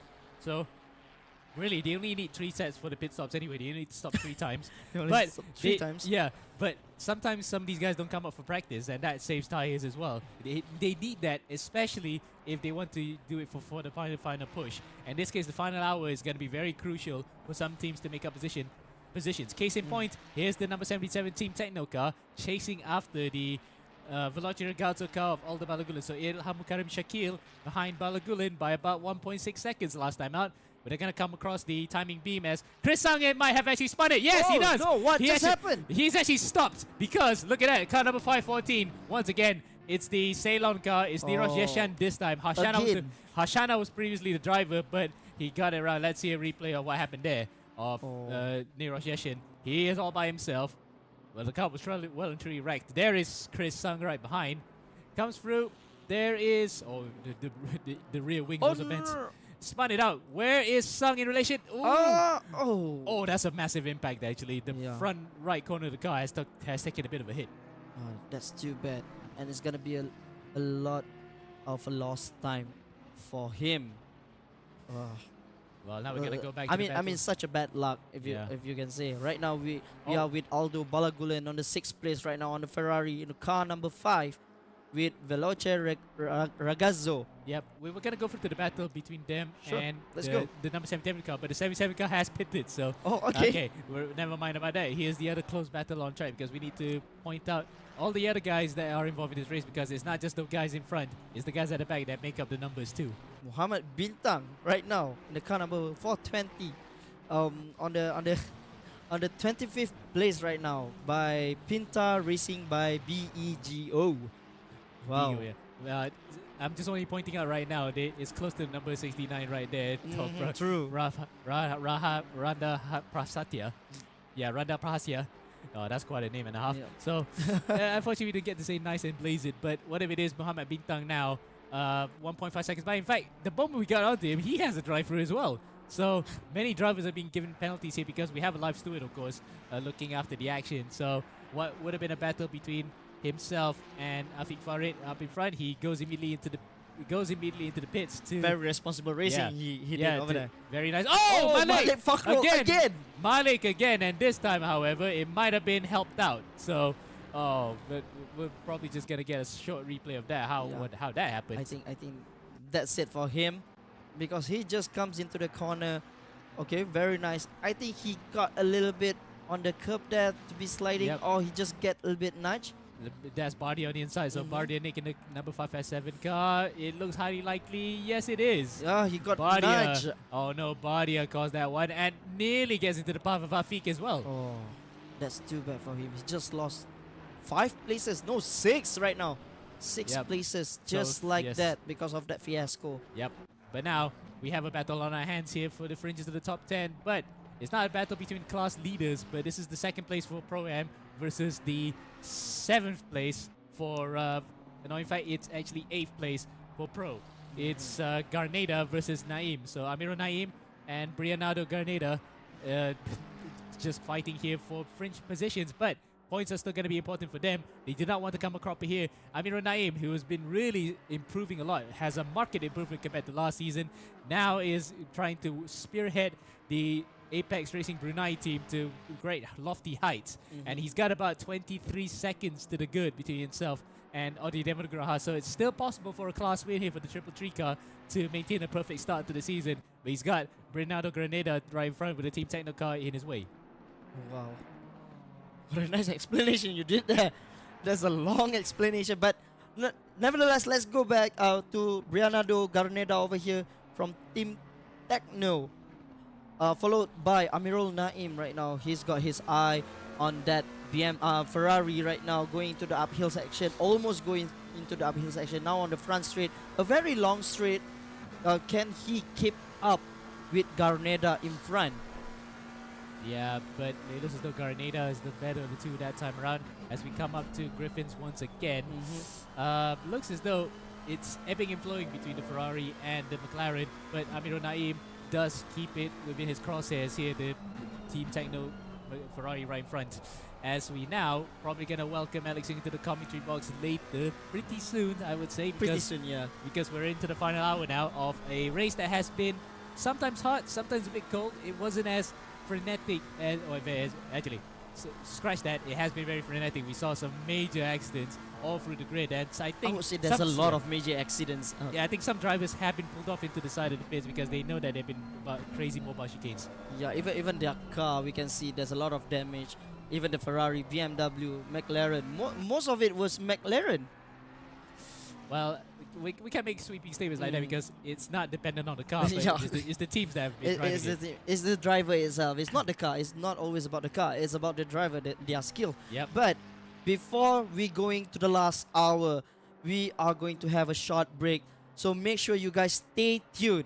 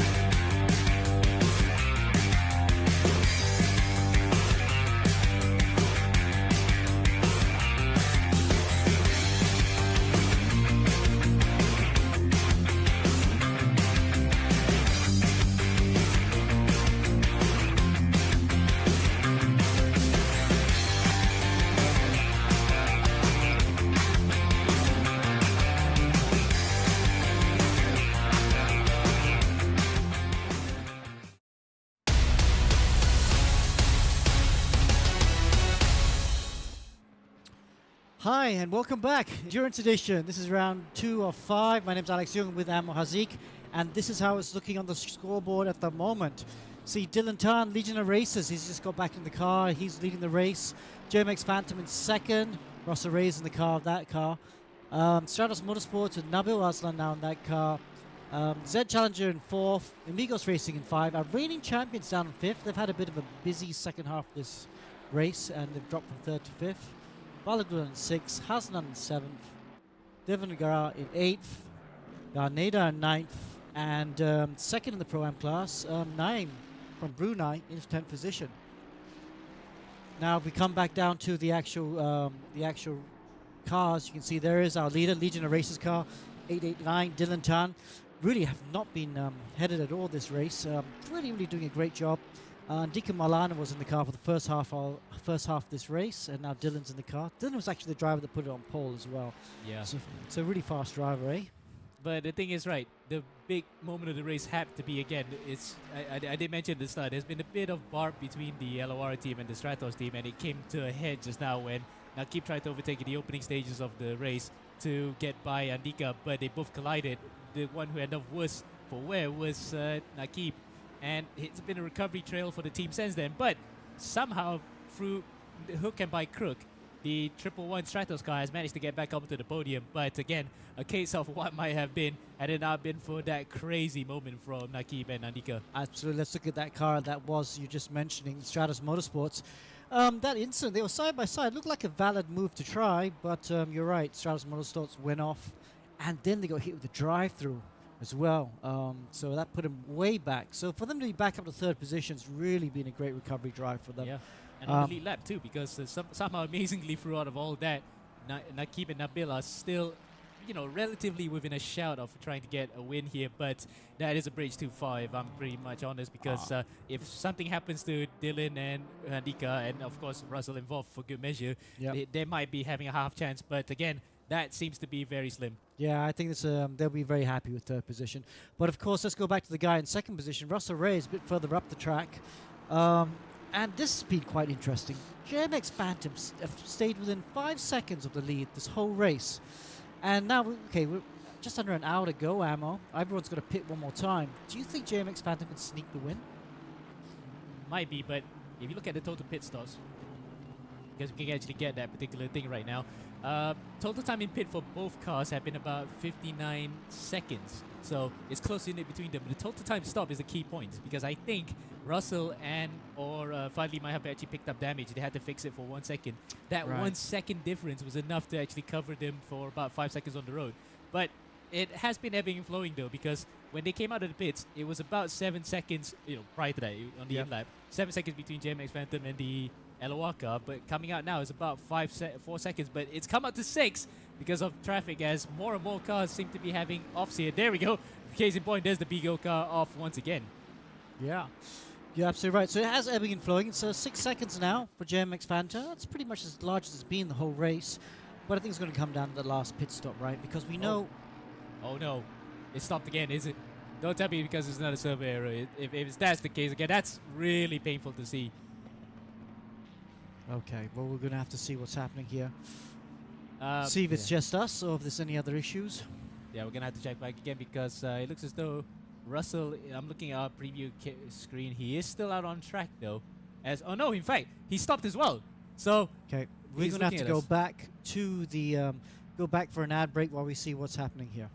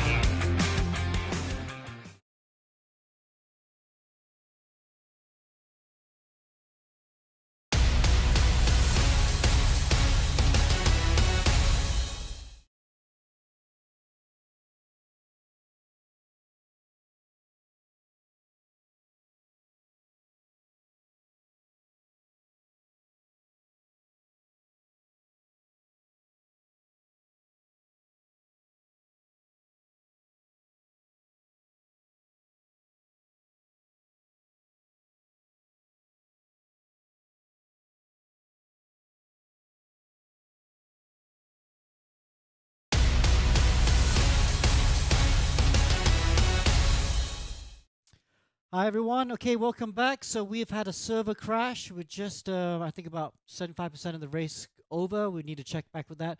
So the organizers decided to declare the winners as of now. So let's see if we can just try and get Legion of Racers winners Dylan Tan and Andika Malana on Zoom. See if we can have a quick interview with Dylan. Try and get him on Zoom if possible. Try and chat with try and get him while we're talking about that. So yes, a good win for Legion of Racers and Car 889, the Mercedes, followed by JMX Phantom and Stratus Motorsports in third. In the Pro-Am class, we also have some winners there as well. But let's see if we can just have a quick chit chat with Dylan. Dylan, can you hear us? See if, hi Dylan, how are you? Okay, let's just go get him on the screen. Dylan, congratulations. It sounds like the race has been called. Shame that we've had another server issue. But congrats on the race. You want to talk us through the win?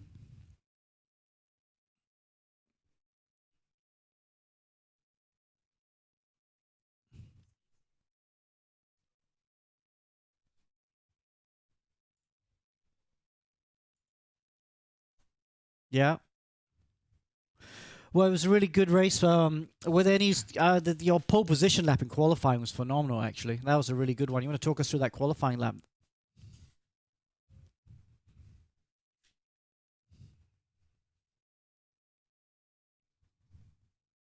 Okay. Well, good. Well, good. This is your first win for Legion of Racers for the year. What are your plans this year? Are you going to be doing any more sim racing? Because you're doing quite a bit of go-karting still planned this year.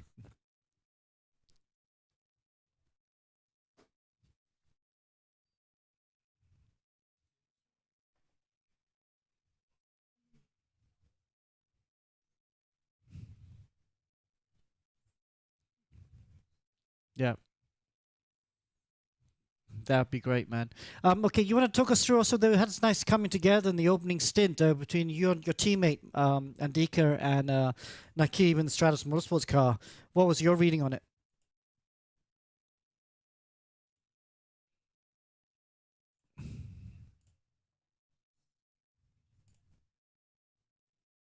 Yeah. Okay. Okay, well, anything else you want to add? No? Okay, well, thanks very much. Congratulations on the race win. Hopefully, for your sake, it'll be the first of many, and hopefully you'll have a good chance in the championship. We'll come back to championship standings later after this. So well done. Congratulations.